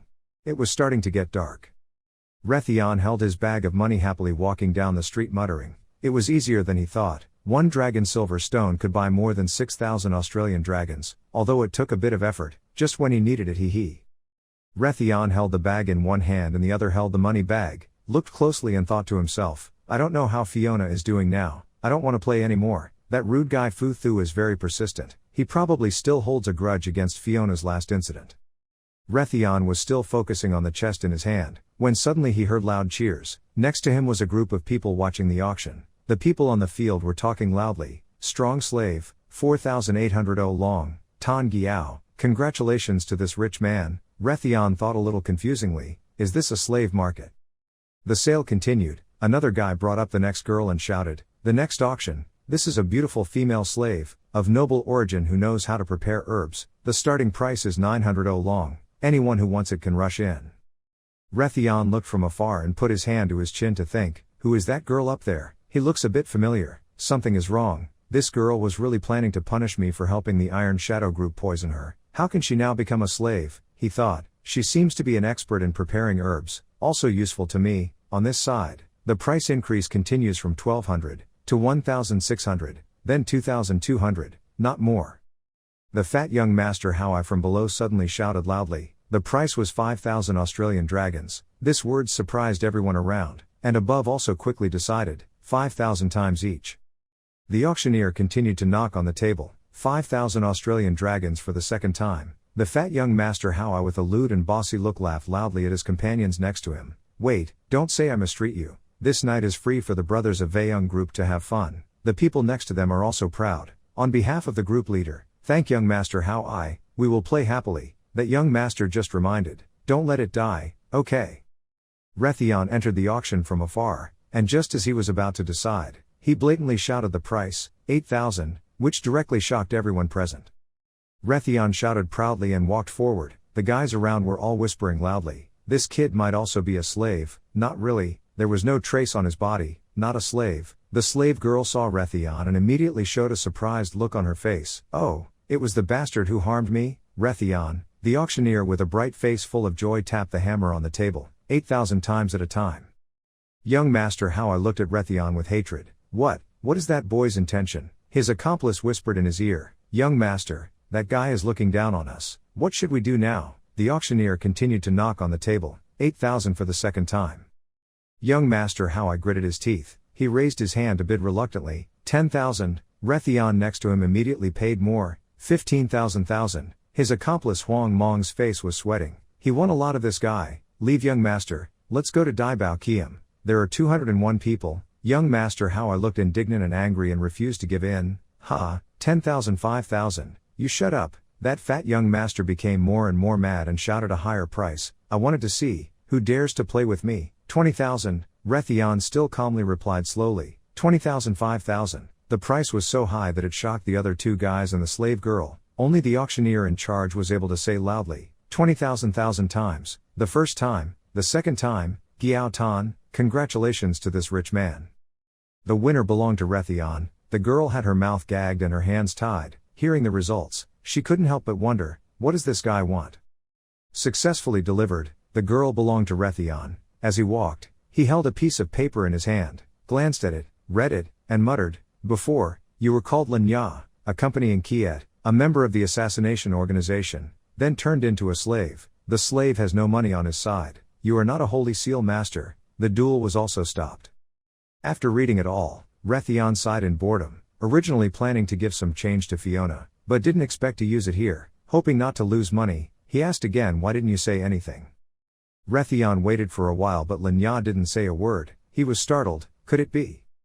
Rethon turned around, both hands open Lenya's mouth wide to see and panicked, your tongue was cut off so you can't speak, right? Polite Nyan pushed Rethon's hand away and coughed and scolded, what are you doing, don't know how to be polite, Rethon waved his hand in relief in his heart, calm down, if your tongue was cut out, it would be terrible. At this moment, Lenya's face darkened and she cursed angrily, it's all because of you who turned me into this, and now you still want to profit from me, don't even dream that I'm your slave, I'd rather die, you bastard. Rethon is already angry, I'll be honest, I don't want to have trouble with you, why are you talking to me? Rethon raised his hand to scratch his head and continued, I don't need to humiliate you, I just passed by to see those nobles like that, he also advised, don't do things that you don't want others to do to you. Lenya immediately stepped back, looked like a kitten and said, then what are you planning to do? Lenya immediately blushed and thought of other things, no, maybe you. Stop, she said, you guys stop acting, hero saves beauty, in front of me bought at a high price to save me, then made me willing to volunteer for you, this trick is too obvious, you've read too much of the story. After listening, Rethon immediately showed a puzzled expression, not knowing what the girl in front of her was composing herself, a hero saving a beauty. Rethon pointed Lenya straight in the face and said, wait, I just want you to work and pay off your debt, obediently let me send Bao. Lenya's hands were still locked tightly, after hearing this, she angrily shouted, your name is Hon Dan. Rethon immediately showed a mocking expression and said, dissatisfied with what, you actually really like the role of a hero saving a beauty, right? Lenya struggled with her crumpled face and screamed loudly. Rethon, seriously, I actually saw your talent. Nowadays, there aren't many people who know how to make medicine. From the moment I tasted your poison, I knew your ability was very useful. Help me, I'll let you develop your talent. After hearing this, Lenya was a little surprised. What did you say? Then suddenly, from afar, a group of people appeared from afar, gradually approaching the two of them. Along with a loud sound, the little devils stood still for me. It turns out that it was young Master Howai and his gang. They were still jealous because they had the upper hand. They said, "You are very good, you dare to fight for my things, and even make my brothers lose face. If you don't want to be beaten, then hand them over to young Master Hugh Keen." Rethon glanced at Lenya and scoffed, "As long as I'm here, you absolutely won't lose a single hair. As long as I remind them, you will touch me." Lenya angrily cursed, "You group of dog men, that's enough, this bastard." Rethon didn't say much, directly executing those cheesy sentences. "As long as I'm here, you absolutely won't lose a single hair." Lenya got goosebumps after hearing this for the second time. "You all go away." The fat young Master Howai pointed his finger and sneered, "You're so bold, you dare to be a hero in front of me. Today I must have her, hand it over here." Rethon pushed Lenya back away. The chubby young master's accomplices all flew forward. One flying above shouted, "Our brothers go up." The guy below immediately agreed and rushed forward at the same time. The two guys used two different moves, one fire, one wind. The two moves combined created an extremely large tornado approaching Rethon, making him a bit startled. The combination move. Lenya, standing behind, also opened her mouth in surprise. The combined tornado enveloped Rethon's entire body. Rethon now became more excited than ever. He raised his hand to feel all of his opponent's moves and exclaimed, "Not bad. To be able to combine such perfect moves, you must have practiced a lot." Lenya and the young master in love, along with their accomplices, were all shocked at the same time. They couldn't believe their eyes and shouted loudly, "What?" They got entangled in a spiral of heavenly fire and were okay. Rethon absorbed it all, then flew up into the air and smirked. It was just a low-level combination move. Even if it was used by a second-order Holy Seal master, it wouldn't be difficult to crack. Those two guys opened their mouths, but still spoke loudly. "You are just a second-level Holy Seal master. What are you planning?" Surrounding Rethon, he raised his fists and prepared to use the move. He smiled and said, "Let me show you how big the difference is between us." A series of spikes rushed straight down to the ground where the other two were standing, a battle technique called Lava Dragon Thak Tien. The guy standing next to young Master Howai's face darkened. This guy, has meaning." Lenya stood and witnessed everything and trembled in fear, thinking, "This guy has great strength, the group of Iron Shadows is in chaos, and he asked me to kill him." Rethon jumped down from the pile of spikes and smiled and said, "Do you guys still want to continue playing?" Young Master Howai became angry. He raised his hand to the guy next to him and said, "You two wastes, quickly bring Long Hyatt out here." The subordinate next to him immediately stopped the other young master's hand and said, "Kill the chicken and use vegetables to slaughter the buffalo." "Young master, leave this place to the subordinates." The subordinate approached Rethon, raised his hand to prepare to use the move and asked, "Your strength is not bad." "I don't know who it is," Rethon slowly replied, "just an ordinary citizen." The subordinate's face suddenly became full of contempt. He pulled out a large weapon and said, "Dare to confront the young master in our Vaeyoung group. We really don't know whether to live or die. The game is just starting now." Rethon was a bit surprised when he saw the weapon in his hand. That weapon was a saint-level weapon, truly the weapon of a Holy Seal master. At this time the war had just begun. The subordinate arrogantly pointed at Rethon standing in front and said, "Dare to provoke our young master, you really don't know whether to live or die." Rethon's face is now more serious than ever, he thought, holding holy-level weapons in his hands. It seems they are not ordinary Haumon disciples. The fat young Master Howai urged and lectured that countryman. With a smirk, the subordinate rushed quickly to Rethon and responded to his master, "Obey the young master's orders." Rethon knelt down and used his strength to press down on the ground, causing hundreds of sharp spikes to appear at the same time. The subordinate used a holy-level weapon to easily cut in half the many sharp spikes that were flying towards him, and he flew into the air. He intended to deliver a fatal blow to Rethon and shouted, "I'm dead." Rethon was also not suitable. He used the move Lava Dragon Fat Tien, directly causing the pile of soil to rise up high. This move also made Huang Mong's subordinate turn upside down. Rethon observed the situation and analyzed from above. Saint-level weapons were obtained through alchemy. They were combined with many special elements and powers, so the properties of each were different. Even mortals could deploy power through saint-level weapons. The strange color of this flame was the flame of the spirit. It could destroy souls, making it into a saint-level weapon. It was not easy. The subordinate below looked up with disdain and said, "What a poor devil." He swiped his weapon hard against the ground. Then he slashed several times, shattering the pile of dirt that Rethon was standing on. Then Rethon spoke loudly from afar, so arrogantly, "Dealing with your brat doesn't require too much effort." Rethon nimbly flew over quickly, used his hand to squeeze his subordinate's face and said, "Just use your hand." The extremely strong wind from the pile of dirt that the subordinate had broken made Lenya unable to stand. She gritted her teeth and thought, "This guy is really a monster. I heard that he is a descendant of the Landlet family. It's not true." Young Master Hao stood from afar screaming loudly, slapping him, not to kill him, to bring them to the national capital hunting area. The name Ha Tat was currently being beaten by Rethon's hand and his head was buried on the ground of the national capital. Rethon suddenly glared when he heard that the national capital was using his hand to squeeze the slapper's face, but his illusion suddenly appeared, raising his weapon and preparing to slash Rethon. But Rethon, who was nimble, continuously dodged this bastard's illusion moves. Those illusions re-entered his body. They were the Ghost Shadow's combat skill. The Ghost's afterimage could attack multiple times and disperse the damage received to copies. Rethon immediately calmed down and thought about what that young Master Hao had just said. But, did they just say they were taking him to the national capital? Yes. The Ha Sung Kia turned around to look at young Master Hao and laughed loudly. The young master really knows how to play. Bringing them as hunting animals is the best. Suddenly the iron handcuffs on Lenya's hand fell off. It turns out it was because Rethon destroyed it. He said, "You're not safe here. Do you know where the Sage Guild is? Now you quickly run away, then tell my friends." Rethon smiled confidently and said, "The news is that I'm going to the national capital. Hurry up and leave." Then Rethon turned to look at the illusion of the approaching Wei. Rethon immediately picked up Lenya and promptly dodged that Wei's surprise attack, letting him chase after him and loudly saying, "Where are you going?" After running for a while, Rethon released Lenya from above and said, "Go quickly, startle and panic. Oh, run from here, why?" But Rethon helped her create stone steps going down. She jumped step by step and landed safely.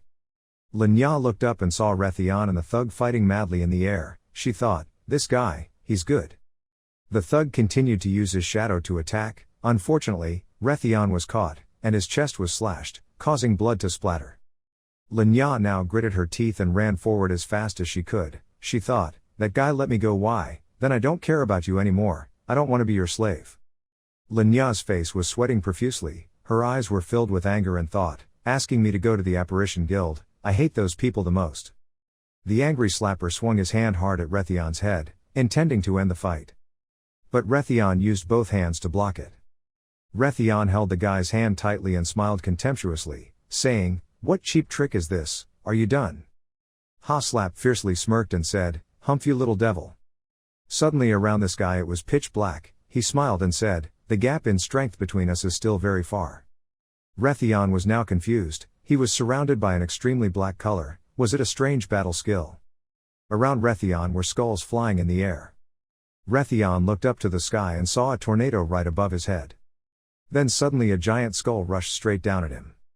Lenya had now safely run to a corner. The loud noise in their place made her startled. The smoke gradually dissipated, revealing the man who lifted Rethon up. Faced with this scene, Lenya just ran away as fast as she could. She gritted her teeth and thought, "Is he dead?" Young Master Hao was rejoicing in victory. Then in the distance there was a shadow of a person running towards him with a loud voice. "What are you doing? You guys dare to fight here? Ah, it turns out it's a group of soldiers." Young Master Hao immediately signaled indignantly, "Trouble is here. Leave, leave, slap us and let's go." Fiona Garcia's mood at this time was also annoyed and mumbling. She didn't expect City Lord Rudolph to be so difficult to deal with. Fiona Garcia remembers the conversation with Rudolph Herman. He said, "Miss Fiona, you have to be trustworthy. I told you, Rethon needs to stay as a supervisor. I can't go back on my word. You see if that's right." Fiona Garcia angrily cursed under her breath. At this point she still doesn't know how serious it is. These kids are really mean. At the same time, she entered the room and shouted loudly, "I'm home, Rethon." When I opened the door and walked in, I didn't see Rethon anywhere. I only saw Mr. Allen lying on the sofa and Tumi reading a book. "Where are you?" Tumi quickly replied, "He hasn't returned yet. He's been out for more than 2 hours. Fiona Garcia is confused. Why? Where did he go? Mr. Allen sighed and said, go buy minerals and stones. Oh well, sometimes I take money to go somewhere to have fun. Tumi heard it and immediately argued angrily, Rethon is not that type of person. Mr. Allen smiled and said, little me, men who have money are different, they are definitely flirting with girls. Fiona Garcia stood with her hands on her hips helplessly. Will this guy let me go? Then I don't care about you anymore. Tumi also added, Rethon usually hasn't met anyone before, it must be something important. Fiona left and said, when he comes back, please tell him that I'm waiting for him at the guild archives. Tumi quickly replied, okay. The sky has turned dark. Tiet Doan's team of Holy Seal Masters held a lit fire in their hands to patrol. Immediately they saw a group of slaves loading goods, they shouted loudly and stopped. The mule soldier shouted loudly, don't you know when the sun goes down, the slaves can't go out alone. All the slaves panicked and quickly explained, our master couldn't come so he told us to move the things. The Holy Seal Master with a fierce face shouted, move the things, I see you are planning to sneak away, take them. He is a first-level sealing master, commander of the Iron Group, and captain of the Hoinam City Patrol Team, named Luo Quan. The confused slaves still tried to explain, no sir, we are actually transporting goods. The mule soldier continues to make things difficult, don't say too much, you have to pay a fine, otherwise you will be sold to slave traders. In a corner, Linya was hiding there, witnessing everything. She worriedly thought, these robbers have been patrolling at night, I know he is from the Iron Shadow Group, now if they are caught, it will be troublesome, it seems they won't come looking for me, wait until they get to Ton Tran Ton then sneak away. Linya held her head and trembled in fear, recalling the past of being locked in an iron frame room. She muttered, those bastards of Kwang Jia, when they knew they were arrested, they immediately kicked them out of the organization. As expected, no one was trustworthy. Linya cowered in fear, her face turned purple, thinking, in the end, I'm still in the worst situation, Dad. The night has turned dark. Rethon was being held in an iron cage and was brought back to the capital by a group of people named Young Master Howai on horseback. After being knocked unconscious, Rethon had woken up. He glanced outside and judged that this place was the outskirts of the city. He would have reached the national capital before dawn. Rethon immediately showed an excited look and thought, I managed to escape the foul city, as long as I prove that I was captured, Lucas will have no reason to blame me. Rethon raised his hand to gently touch his body and felt a sharp pain in his left chest. A was in pain. To do this, he had to pretend to be beaten. His body ached a bit, it was probably because Nhai Poa Ling damaged his soul. If it's serious, I could be paralyzed or fall into a vegetative state. Fortunately, I can recover naturally. No, if recovering the normal way is not enough, I need to enhance effectively and quickly raise my spiritual energy. Time went back to 6 years ago. Linya was sitting on the bed determined not to drink the bowl of medicine her father gave her. Not to drink, this was very bitter. Her father helplessly tried to explain that it was medicine, you had to take it. Linya turned back to look at the bowl of medicine placed on the table. Feng pouted, why do I have to drink this? Last time I got sick, I didn't have to take this black, red, or black medicine, why did I drink this kind this time? Her father shouted angrily, last time it was alchemy medicine, this time it's the medicine I just prepared, it can cure your white eye disease. Linya still refused to give in, you want the medicine from last time. Linya clutched the bed sheet and burst into tears, Dad wanted me to try the medicine, right, every time he took me out to try the medicine, it was all green medicine to treat white eye disease, there was no way I could research a new medicine, this medicine was so bitter I wanted to die.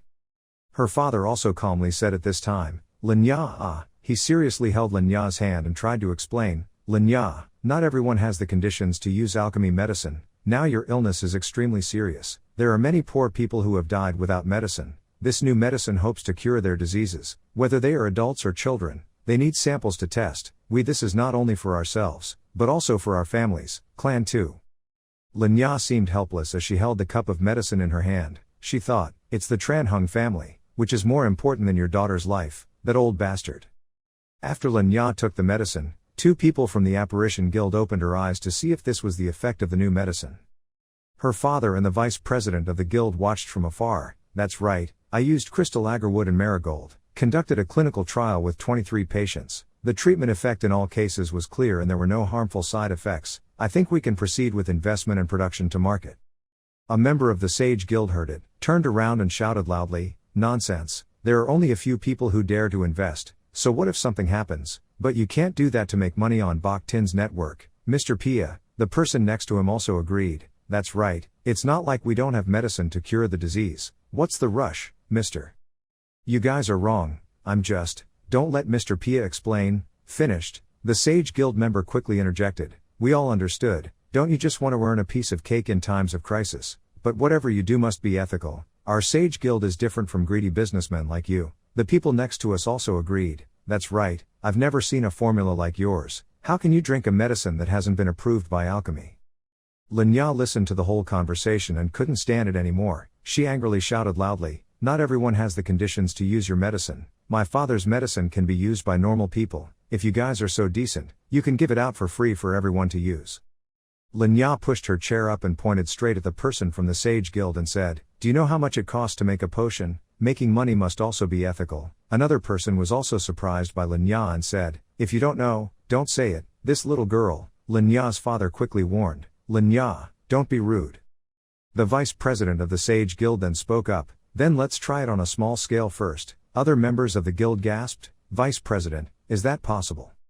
Linya looked bewildered and did not understand anything at the words of the vice president, but it must be approved by the church, we cannot bear the responsibility. Linya helplessly watched each box of items her father worked hard to create being loaded onto the carriage. She exclaimed, finally, we were asked to donate all the medicinal materials for free. Those people were so shameless, they almost made us go bankrupt. Linya Tam, I said apologetically, I'm sorry, it's all my fault that they deliberately caused trouble. Why don't they forget about it? They can't rob us if we change now. Linya's father spoke up, Linya, do you know the meaning of the Tran Hung family? Linya innocently replied, is to make money. Mr. Pia looked at her with kind eyes and told her that when he was young, his father was very seriously ill. In the most desperate moment, a good person came to save him. That person was my mother. Linya opened her eyes wide and bewildered as she listened to her father explain. That year her mother helped many people. Even just mentioning her name, everyone felt reassured. Father was no exception. He looked at the light ahead, put his hand on his chest and smiled and said, I hope our family can be like that too. As long as people mention the name Peje, they can feel there is support and make them feel secure. Linya now understood everything. Gradually, she felt extremely proud of her father. Placing her hands on her heart, Linya sadly said, but the price to pay is too great. Ms. Du's father encouraged, there are no difficulties in everything, there will be difficulties in everything. If we always try to avoid these difficulties, then we can get further and further away from our goals, so it doesn't matter. He placed his hand gently on her shoulder and softly said, besides you, there is nothing I cannot give up. Linya, thank you for everything you have done. I am very proud to have a daughter like you, so let's revive the family together. The sky has turned bright, reality is gradually returning. Linya woke up next to a pile of things in the alley. She mumbled, is it morning yet? Linya put on a coat over her head and continued to run away. She told herself to be careful about falling asleep. When the guards changed shifts, she would find a way to sneak into the caravan and that would be it. I'm so hungry, I haven't eaten anything in 2 days. Linya went to the fruit stall to look like a normal person. She thought to herself, if it doesn't work now, she has to run away, she can't be caught anymore. In the distance, one of the people talking mentioned the name of someone Linya knew. It's Mr. Allen speaking, his name is Rethon, he hasn't come home since yesterday. Linya heard that and was startled. She opened her eyes wide, Rethon Sao. Linya turned to look at the other two people, they are holding papers in their hands looking for people. Linya speculated, are they looking for Rethon? Could it be? His mouth kept saying, it was them. It turns out the two people looking for Rethon are Allen and the little Mexican girl. Mr. Allen held Rethon's photo and showed it to the soldiers and said, he is not a normal resident. I hope you guys can quickly start searching for help. The soldier replied firmly, if you said he was missing since yesterday then today is no longer within the search scope. Hearing the answer made Mr. Allen angry. What? Linya was tormented in her heart. She quickly turned around and struggled with her thoughts. I have to tell them right away. No, everything is over. I can't manage so many things. My situation is bad enough now. I don't want to get into any more trouble. I don't know if he's dead yet. Rethon, I'm sorry. Linya recalled the words her father and Rethon had said that they were counting on her. From her father's reminder, if we always try to avoid these difficulties, we can get further and further away from our goals. Let's Tran Hung family together. Next is the trust that Rethon told her, and also when he helped her. Many thoughts appeared one after another in her mind. Linya decided to turn back and go to Mr. Allen and little girl Me. Mr. Allen was still trying to explain, that kid was only 16 years old, The soldier was speechless, not a young man. Lenya suddenly spoke up, surprising everyone. She said, Rethon, I know where he is. Scene change. At this time there is also a group of horses on the road. The leader was Fiona, who was thinking coldly, staying up all night and not seeing Rethon, so I had to go to the national capital alone to treat the princess. This brat was nowhere to be found when needed. Fiona seriously looked at her palm and thought, fortunately after a night of research, Tumi and Chi has improved quite a bit for her, otherwise it would have been a headache, but this trick is a bit of a trick. Fiona remembers when she was in the library looking through a bunch of different books. Fiona is helpless. No, there is absolutely no record of people using Tin Xuan Qi. If there was a great sage Vi who used this move, it would definitely be recorded. It's a headache for Fiona to flip through each book, but this method isn't completely ridiculous. I always feel like I've seen it somewhere before, unless it's in the documents in the Imperial City. Suddenly, Fiona opened her eyes wide. Fiona opened a small case in her hand, and an ancient book appeared in front of her. Next, she diligently sat and flipped through page after page.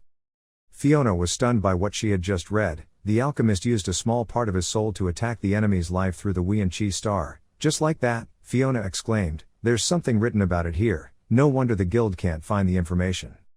Fiona stood up, flames appeared on each finger. She thought, this is the legacy of the rotten spirit, that is the only information I have found in my information collection. Why not Rethon? If he is a great dead sage, then it is normal to approach things that the rotten spirit has, so I can confirm that this move is real, but I only just grasped it. Can it really cure the princess? If Rethon is there here, even if I can't follow you back to the capital, I can at least give you more instructions, but there's no other solution. Fiona was determined to say loudly, I still have time, I have to try my best, because I am a genius alchemist of the empire. Pausing to think, Fiona continued to sit on the saddle, palms up and thought, then I practiced all night, but I'm not sure how effective it was. At this moment a voice interrupted her thoughts. It turned out to be the voice of young Master Hao. Fiona smiled politely and said, escorting me to the national capital. It's been really hard for you guys. When young Master Hao was complimented, he replied, it's okay, it's our honor to protect a beauty like Miss Fiona. I wonder if Miss Fiona likes to hunt. Young Master Hao still actively offers, we have a place to hunt in the national capital. If Miss Fiona is interested I will take you there. Fiona hastily and politely refused, I don't exercise often so I don't get much exercise, next time will definitely come.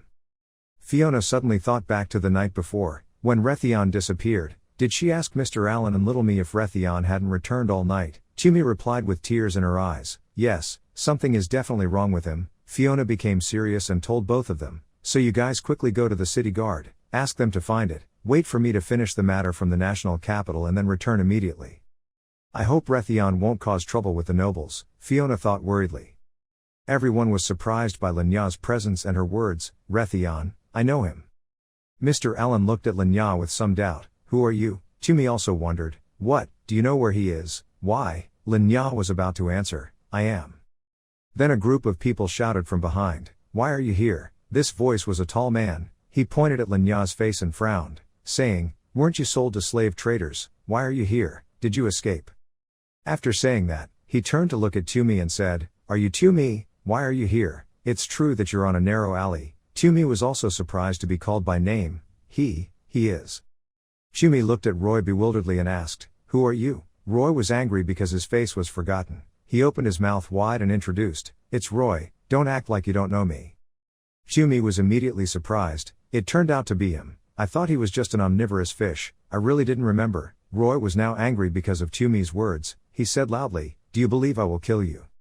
Saying that, Roy grabbed Lenya's hands tightly and said, aren't you a slave? Where are you going? You've run away from the slave trader. Follow me and come back now. Lenya grimaced and screamed, I am not hiding from you, I am no longer a slave. The whip chuckled and growled, how dare you lie to me? We have met so many runaways, and still dare to lie in the eyes of the vice captain. How dare you run away? I have to hang you in front of the city gate. Lenya widened her eyes and shouted loudly, get off me, I'm Rethon's slave. The name Roy was immediately startled, from Rethon Sao. Lenya regaining her composure, she raised two fingers in front of Roy's face to introduce, that's right, he spent 20,000 5,000 to buy me back. Alan and Tumi stood behind and heard the shocking price, their jaws dropped, 20,000 5,000 stars. When Roy heard the name Rethon, he changed his face and muttered, it was him again. that beast, always daring to confront our Iron Shadow group. If you were a runaway slave, I would still consider it, but you are a slave. Roy was so angry that he turned into a huge animal and shouted, then blood debt must be paid with blood. Lin couldn't believe this ending. What? Mr. Allen, who had been witnessing all this time, saw that the story was going nowhere, so he quickly pointed his finger at Roy and shouted loudly, stop, she said she was Rethon's slave, what are you still doing? Roy immediately glanced at him, why, you, a servant of the Sages Guild, still dare to raise your voice? After all, I am the captain of the guard. I said that she was an escaped prisoner. An escaped prisoner? Mr. Allen gritted his teeth and cursed, this brat, dares to talk like that, even dares to call himself a slave. I want to die. Mr. Allen angrily continued to answer, it seems that you don't know the relationship between the City Lord and the Sages Guild, so you dare talk to me like that. Ha ha, you are really short-sighted, even daring to think that the Sages Guild is based on Hoinem City. Roy shouted mockingly, you guys are just drug dealers. What qualifications do you have to know our City Lord? To be more precise, you are our box slaves, right? Mr. Allen seriously explained to Roy, a plague almost turned this place into a dead city, and the owner of the old city at that time almost died. It was our guild who came to the rescue so that Hoinem City could come back to life. Today, the city owner told me to come and ask your soldiers for help, to repay some of that favor. Compared to a small city guard like you, our relationship with the City Lord is extremely important. After speaking for a while, Allen pointed his finger at Roy and continued, we have no right to interfere in the internal affairs of Hoinem City, but it is not difficult to influence the City Lord's decision-making, such as making some personnel changes. Do you consider your power to be more reasonable, or our relationship to be more ethical? After listening for a while, Allen's threat made Roy speechless. He gritted his teeth and thought in his head, the slave deserves to die. Roy and the soldiers couldn't do anything and left in response to Allen's arrogant attitude. Let's go. Mr. Allen turned around and looked at Lin, thinking briefly, did Rethon spend $20,000 to buy her? Looking at her appearance, it's not bad. He spoke up, what happened? Tumi also urgently asked, what happened? What happened? Where is Rethon now? Nya also hesitated, not knowing how to answer. After listening to the story for a while, Mr. Allen and Tumi were both so scared that their faces turned pale. What? Were they taken to the national capital by the Guardian Eagle group, and Rethon was beaten to death? Mr. Allen was still a bit suspicious and said, but he said he had to go to the national capital, so it proved that he was intentionally arrested. Lin quickly said, how would I know? I am not that close to him. At this moment, Tumi had tears running down her eyes and nose. She was worried, how could anything happen to Rethon now? Mr. Allen slapped his hand on his forehead and thought in frustration, that kid Rethon turned into a commoner again. He did something like that on the second day. How should I live in the following days? No, I can't let the City Lord know. What should I do right now? Tumi worriedly clutched Mr. Allen's shirt and quickly said, Mr. Allen, let's quickly go rescue Rethon.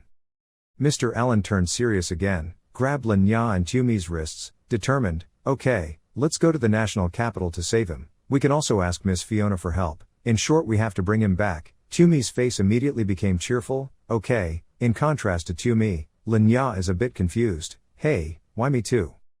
In the Imperial City, Rethon begins to awaken from his sleep. He opened his eyes and immediately saw many people lying in front of him.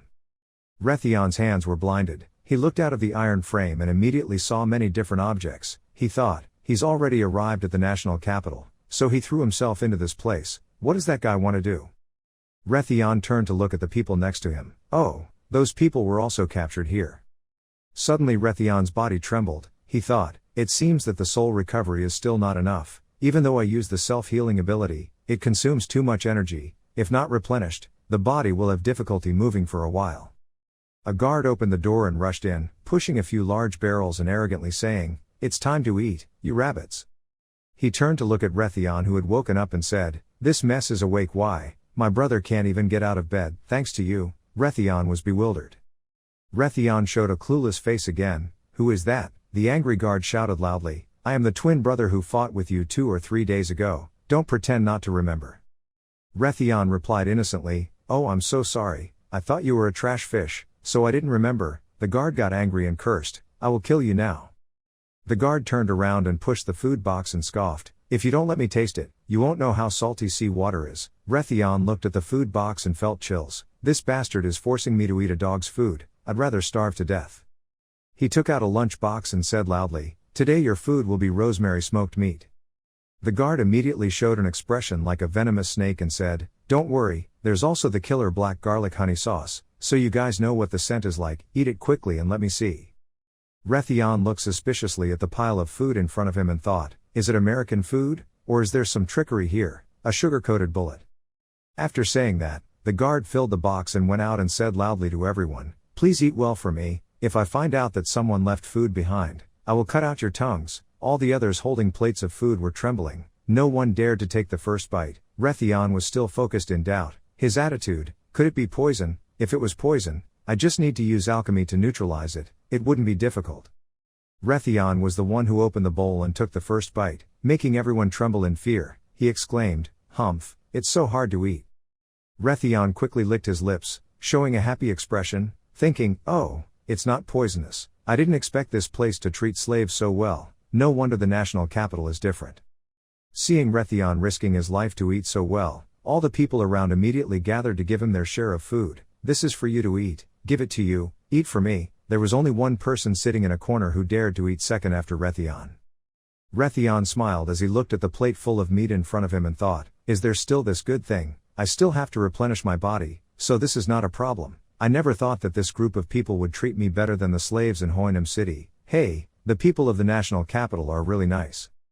Thinking about it, Rethon quickly took a big bite of meat, then I won't be polite anymore. The rest of the group all looked towards Rethon, only one person was focusing on his food. The sky has turned bright, the national capital of the new Fire Nation appears splendidly. In the castle, King Avi was sitting on the golden throne looking at the people below. He opened his mouth. "Are you the genius metal magician of the empire? What a blessing." The person below quickly replied, "Your Majesty is too complimentary, today I am here to treat the princess." The princess stood next to the king and whispered loudly. The king was a bit surprised when he heard it. How could he treat the princess? Oh, so it turns out, the princess is seriously ill and the Fiona family came to help. I don't know what the princess's current situation is. Fiona Garcia Qui below quickly replied, "What now? This minister has just arrived at the palace to meet his majesty, and has not yet met the princess." The king waved his hand to signal. "Oh, then the king will not delay any more and asked Miss Fiona to go treat the princess." Fiona Garcia immediately obeyed the order.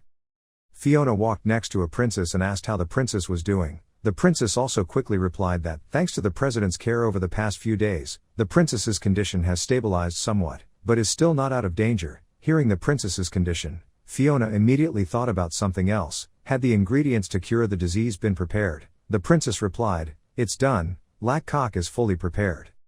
Fiona put her hand on her chin and thought, "Okay, I can definitely do it, I just need to be sure of something. I have never failed, but it seems the king doesn't seem to care about the princess's situation. This is too strange." The third prince of the Fire Nation, Bailey Avignon, walked up to him and smiled and asked, "La Duc, is she sure she is a talented alchemist like you said?" Kong then Fop Lap Duc answered firmly, "Yes, your highness, she is Fiona." After hearing this, Belly smiled brightly and ran to hold Fiona's hand and enthusiastically said, "I really didn't expect that the talented metal arts master would be such a beautiful young girl. Please, you must save my sister." Fiona Garcia forced a smile at the prince's sudden action and quickly replied, "Oh, yes, I will try my best." Fiona and everyone went to the room where the princess was lying. Pusser Evergreen was falling asleep. The guild master was there and immediately reported the situation. "I tried my best to keep her body from deteriorating, but continuing wouldn't help. The president is old, his tired body leans on the armrest of the chair and exclaims, 'Phew, the old man is already old, so useless.'" Kong then Fatch La Duc quickly held the president's arm and said, "President, you've been working hard lately, please go home and rest soon." Fiona is holding a medicinal leaf, analyzing. The quality of this medicinal herb is really good, but it seems like it has been refined. Another god standing next to him immediately explained, "That's right, even if it's the best material, we'll have to refine it first to ensure quality. The other materials you need we've already prepared." Fiona used magic to see through the princess's body and judged that the princess was suffering from a toxic substance. First, she introduced this fairy herb, used spiritual energy to enhance its activity, and then let the princess absorb it for a few hours. During that time, she had to observe the reaction. Wait for the princess's state to change into a cold air, then use the yin herb to eliminate it. During this process, I must use Jingshuan thread to regulate her body, until the basic cold feeling is eliminated. This process takes at least 5 hours. If other symptoms appear in the future, I will take the medicine based on the symptoms. After thinking for a while, Fiona decided, okay, now let's proceed. At this time in the dark room, Rethon was sitting in the corner of the room. Rethon's hands were unlocked, his face became tired, he thought, no, even though the energy has been replenished and the body has recovered, if there is no way to upgrade spiritual energy, then even relying on natural recovery to increase soul recovery will be difficult to do, and must find a way to upgrade. Rethon looked in the opposite direction and immediately saw a group of people lying tired and struggling. Rethon thought, there is no life in this place, what can I use to level up? Suddenly Rethon was startled to discover something. Death, what? Saying that, Rethon turned to look next to a pile of things like hammers and chains. He guessed, that's right, this place is filled with the smell of death, there must be quite a few people buried here. Rethon seriously looked at the glowing gem in his hand and thought, although this is a way that makes people hate me, but now I have no choice, lend me your strength, you undead people. The light spread more and more throughout the room, causing the group of people to wake up and look at each other in bewilderment. What's going on? Who turned the light on? There was someone who had been observing all of Rethon's actions. He thought to himself, is he a holy seal master? In the princess's room, Fiona is using her power on the princess to cure her illness. Fiona's face seriously thought, sure enough, just as Rethon expected, the medicinal properties of Yin Tao still seem to be quite strong, now I can only barely maintain it. But it really works. Fiona was now tired and out of breath. The Princess Fopla Duk Tien suddenly approached the princess and said, it's unbelievable, the princess's illness has been completely cured, although the body is still a bit weak, there are no serious sequelae at all. The other official saw Fiona sitting down on the ground and worriedly asked, are you okay? It was very hard for you. Fiona replied tiredly, breathing heavily, that's great, I'm fine, it's good that the princess has no problem. Fiona immediately showed a happy face, it's been 2 days without stopping, now she feels like she's dead tired, but I really have to thank Tutu Rethon, without his advice and help, things wouldn't have gone so smoothly. Suddenly, Kongman Fopla Duk grabbed the princess's hand and discovered something unusual. He quickly spoke up, Miss Fiona, the princess's state seemed a bit strange. Fiona was startled and approached, is something wrong? Kongman Fatchlap Duk seriously considered, the princess's illness has indeed been cured, normally, if she rests, her body will gradually recover, but her pulse is getting weaker and weaker, feeling like it is about to disappear. Fiona behind her heard that and her face turned blue in panic. What? Fiona rushed to hold the princess's hand to check, how could this be possible? Fiona seemed to have turned into a different person, her face became frightened and muttered, how could this be possible? She had clearly been able to suppress the medicinal properties of the Yin Tao element, the basic disease had been eliminated, but why was her body abnormally weak? Kongman Fatchlapduk saw that Fiona was about to use Tin Wei and Qi again and shouted loudly, Miss Fiona, do you want to continue using Tin Wei and lead? You've been using that move continuously for several hours now, you can't continue anymore, let's try supplementing the princess nutrition, shall we? At this moment, Fiona seemed to have lost her composure and said, just now we gave the princess some condensed pills, that nutrition is enough, but the princess's pulse is really strange. Fiona gritted her teeth and thought, what exactly happened? The princess is now slowly dying, the star crystal can't solve her problem. Could it be because my star sword is not proficient yet? What should I do? If this continues, before tomorrow, the princess will clearly die, it's obvious that she's already reached this step. Fiona could no longer calm down, sweating profusely, tears began to flow, she thought, it can't be like this, what happened in the end, where is the cause of the disease, why can't I find it? Kongman Fopla Duk tried calling, Miss Fiona, please calm down a bit. Fiona now seemed exhausted, she began to lose consciousness. When she opened her eyes, Fiona felt tired and said, did I faint? Kongman Fatchla Duk was using magic to cure her, he said, Miss Fiona, are you awake, because you were so tired that you fainted for a while. Fiona immediately stood up and said loudly, where is the princess, how is the princess now, tell me quickly, bald uncle. Kongman Fopla Duk tried to stay calm, Miss Fiona, calm down, you need to rest now.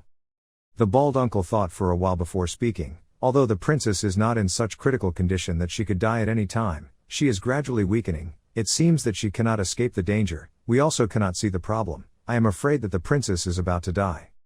Fiona fell into a state of extreme guilt and helplessness and said, how could this be possible? It's obvious that the disease has been cured, the coldness and poison of Tao's demon part have also been eliminated, what is it, what have we missed?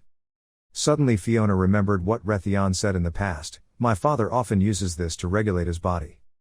Fiona said seriously, great sage, Rethon, If Rethon was here, he would definitely know how to do it. His crystal magic will definitely detect the problem. Kong La Duk was surprised by the name Fiona just mentioned. Rethon, who is that person? Fiona trembled and shouted, it was Rethon, he was Dai Hien's orphan. If he was here, there would definitely be a way. The bald doctor immediately replied, Dai Hien, are you from the Lanlet family? Fiona angrily urged, hurry up, he is missing now. If we ask the guards and the battle group, we can definitely find him. At this time in the dark room, Rethon was sitting recovering Ryuryoku. Rethon smiled at the white spots around him thinking, it was successful, although this method is not very good, sorry everyone. Rethon looking closely at the palm and analyzing, the spirits not only still have consciousness, but actually still have a small amount of power, but in this situation, the remaining energy has no meaning at all, they cannot affect or harm the living, even the energy at this time cannot do anything, but even so, it is still theirs, so if it is taken away, they will be resentful and will cling to the person who took what was theirs. Their power is like a commodity, when it is used up, it will no longer exist. Now my soul has largely recovered, if only I could supplement my nutrition. Suddenly a watchman walked in and shouted loudly, stand up, you all stand up, the time has come, everyone, come out. Rethon felt a bit strange, oh, let us out, what are they planning to do? The other slaves just woke up holding Huang Mong's head, what, no, it's only early in the morning. The other guard led the group of people tied up in a row up the stairs to the outside. The sky was bright, so this was a hunting trip led by young Master Hao Ai. The subordinate next to him saw that there were enough people and immediately reported that they had all brought him. Young Master Hao Ai laughed loudly, stroked the head of the black dog that was hungry for meat and said, you guys slept well last night, right? Now it's time for us to have fun. Well, there's another rule, I'll give you 5 minutes to escape, this place is a mountain, Rethon thought with a hateful face. Hey, he thought that after recovering his soul, he could find these two guys to settle the matter, but he didn't expect to be dragged to this place by them, not knowing what he wanted to do. Young Master Hao Ai continued to make a law, those who can survive within 2 hours can stay here, get food and accommodation, if they die then feed it to the dogs, if there are no other questions then start dipping. The subordinate suddenly thought of a new idea, so he whispered in the ear of young Master Hao Ai, young master, that girl is a group of newcomers, I think you can tell them what game we are playing. Young Master Hao Ai immediately agreed, oh good, you're right. Young Master Hao Ai immediately showed a fierce expression, still stroking the black dog's head and said ferociously, our game is a hunting game, you guys are the hunting animals, we are the hunters. Rethon opened the cuffs, heard the rules of the game and thought, it turns out that's it, these people are really evil, letting me run away like this, how dare I think I can't escape, no, I can find an opportunity to kill them. Suddenly Rethon saw something, looking behind young Master Hao Ai, there was a guy with a shirt covering his head, he thought, that guy hiding his identity has impressive strength, it seems like they came prepared. Rethon shook his hand a few times and looked at it, I'm afraid my current condition is no match for them, if that's the case, then just run away. An order was shouted, are you ready? Wait until I count 1, 2, 3, then the game will start. Just after counting to 1 or 2, Rethon ran away, surprising the others. Run, just run fast. Young Master Hao Ai saw Rethon running first and was extremely angry and roared, okay, how dare you just run away like that? Young Master Hao Ai prepared to hold the gun and said loudly, then you all must die.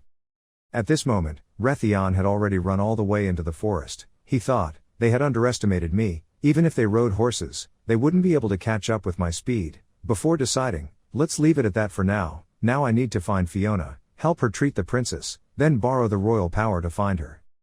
Before he could finish his sentence, someone from afar approached Rethon, this person spoke up, wait a minute, brother in front. Brother, are you a holy seal master? Rethon glanced at this guy, but managed to catch up with him. Hearing that guy ask if he was a holy seal master, Rethon immediately replied, yes, is there something wrong? The other person approached Rethon and asked, then do you know how to break the air wall? If you don't know, running will be useless. Rethon asked a little confused, what is the wall of air? Is it a barrier combat technique that blocks the entire area? The other person immediately replied, I don't know what it is, but that thing can prevent us from leaving this mountain. I know where the air wall is nearby, if you can destroy it, I can take you away. Rethon looked at the other person and remembered, he said, I remember, you are the one in the prison. Won't you give me a piece of meat to eat? Is it because I didn't give you meat, so you don't want to let me escape? right? Rethon suddenly laughed loudly. Not quite the opposite, but let's go. Quickly take me to the nearest bounded field location. We need to hurry.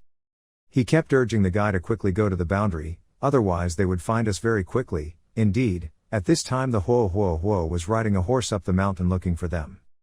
In another development, Fiona is now preparing to mount her horse to find Rethon. Pilate asked a little worriedly, Lady Fiona, I have already told Her Majesty to ask for 2 more guards to follow us, but you said where that person is, where should we find him? Fiona also didn't quite know where to start looking and said, I don't know too well, first we need to go to Namtan, we have to find him by all means.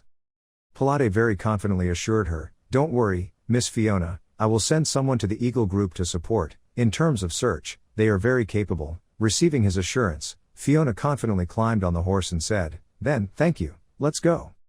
There was the sound of someone arguing outside, this is very important, please report it to us, but the person opposite said, this is the King's Palace, what's going on, let's go to the security agency. Alan quickly said, I want to find someone inside. Fiona felt that this voice was a bit familiar and thought, this voice is. After seeing the people outside, she couldn't help but be surprised, was it you guys, Mr. Allen? Tumi saw Fiona and called out loudly, Miss Fiona. Alan stuck her head out and exclaimed in surprise, seeing the group of people here, Fiona felt extremely curious and asked, why are you guys here?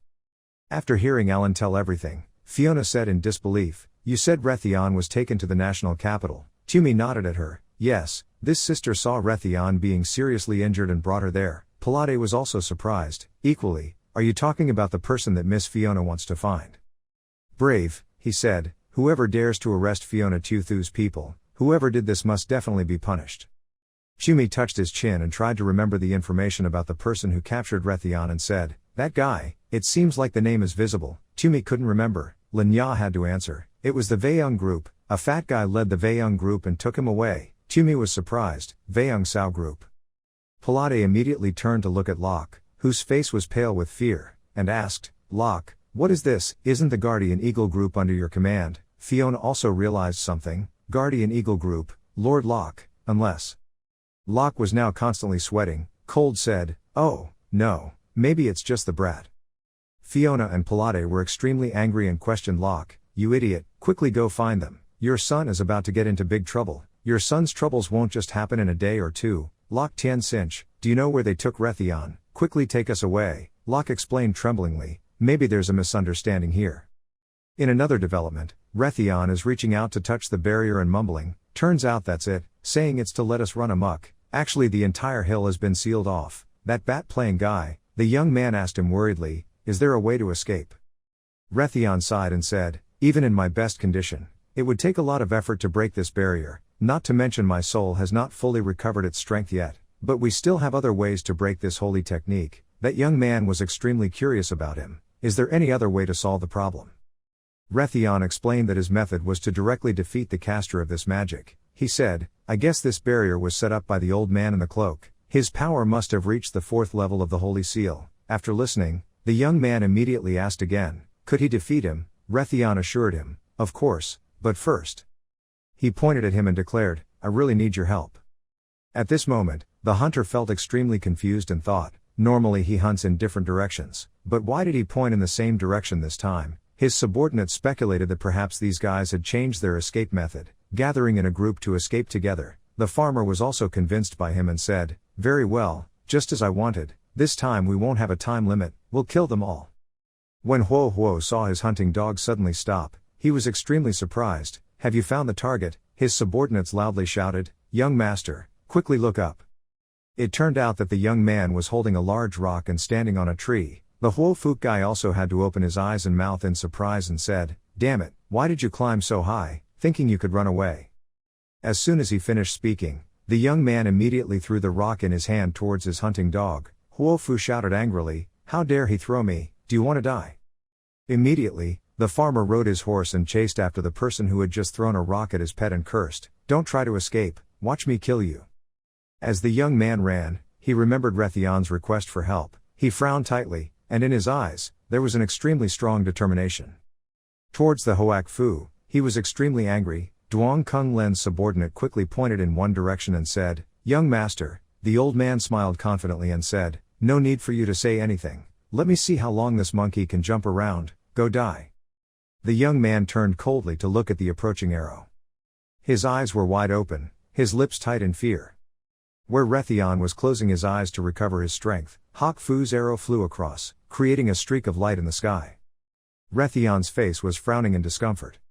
In another development, Alan's questioning voice rang out, why was there no one in this hunting place? Pilate also began to angrily question, Locke, what is this about? Didn't you say that if you have a son, you will lead people to the hunting grounds? How many hunting grounds does your son have? Is there a map? Locke replied a little hesitantly, I also have this. Fiona hasn't spoken up until now. She thought to herself, that Rethon can't be defeated easily. No, even if he is a genius, he is only a level 2 Holy Seal Master. The gap with a 3rd level Holy Seal Master is extremely large. Even if he can really keep it up until we find him, I'm afraid the princess won't be able to hold on anymore. Where is he anyway? She suddenly remembered the conversation she had with the husband while returning to the capital. Ms. Hurry asked Locke, it is Tian Globe Mountain. Do you know which hunting ground is Tian Globe Mountain? Locke assured her, Heavenly Sphere Mountain. Oh yes, there is indeed a hunting ground in that place. Fiona held the horse's reins tightly and ordered him to quickly take us there. Your son must have brought Rethon there. The other young man was sitting on the ground clutching the wound on his shoulder, groaning continuously. At the same time, the voices of the bandits also rang out. Luckily they were not hit, they were hit but not completely on target. He was indeed a bit lucky. The old man continued to say, Duong Kung, he confidently affirmed, this time you can't escape anymore, let me shoot you and try again. The subordinate walking next to him hastily stopped him. Young master, let the Dragon Blood Palace cool down for a while before using it again. The condition of this little man, it's okay to let the dog deal with it now. Huo Huo immediately ordered his dog, which is good, let him know what it means to be abused by animals. Go away puppy. But his dog did not listen to orders, it continuously barked and ran in another direction. Huo Huo angrily scolded it, oh puppy, hurry up so I can bite him to death. That animal quickly come back here, that's strange, maybe it discovered another prey. Motherfucker, don't listen to my orders, don't you believe that I will kill you all? At this moment, the guy jumped up and shouted loudly, the guy was extremely unbelievable, what? Immediately, Hoak Fu's subordinates launched a special technique. Attack the guy again. Looking at the charred body on the ground, Huo Huo continued to praise, good job, Flutter DAC, just consider it your atonement, thank you young master. While they weren't paying attention, the hunting dog ran straight into the forest. Hawk Fook shouted loudly to call it back, hey dog, go somewhere, maybe the prey nearby has attracted it, let's quickly chase it. They immediately rode away on horseback. Huo Huo angrily threatened, his subordinates refused to listen like this, wait until the job is done then stew all of you together. As for the other guy, the wound on his stomach was burned black and was smoking deeply. In the forest, Rethon is surrounded by a beam of power. Suddenly, an arrow flew across the sand and cut off a few strands of his hair.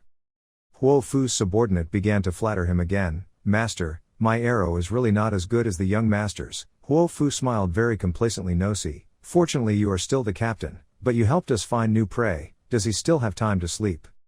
This guy suddenly spoke up, young master, the subordinate next to him immediately explained, young master, this guy is not taking a nap, he is recovering that body, it seems like he wants to fight to the death with us, what, I really don't know whether to live or die, kill him now. Young master is really smart. At this moment, a dark shadow jumped out to attack the group of hoofs. Hoak Fua angrily scolded his subordinate, is that guy still not dead? Fula Dac was also very surprised, this guy. Before he could attack, the young man was bitten on the hand by Hoak Fu's dog.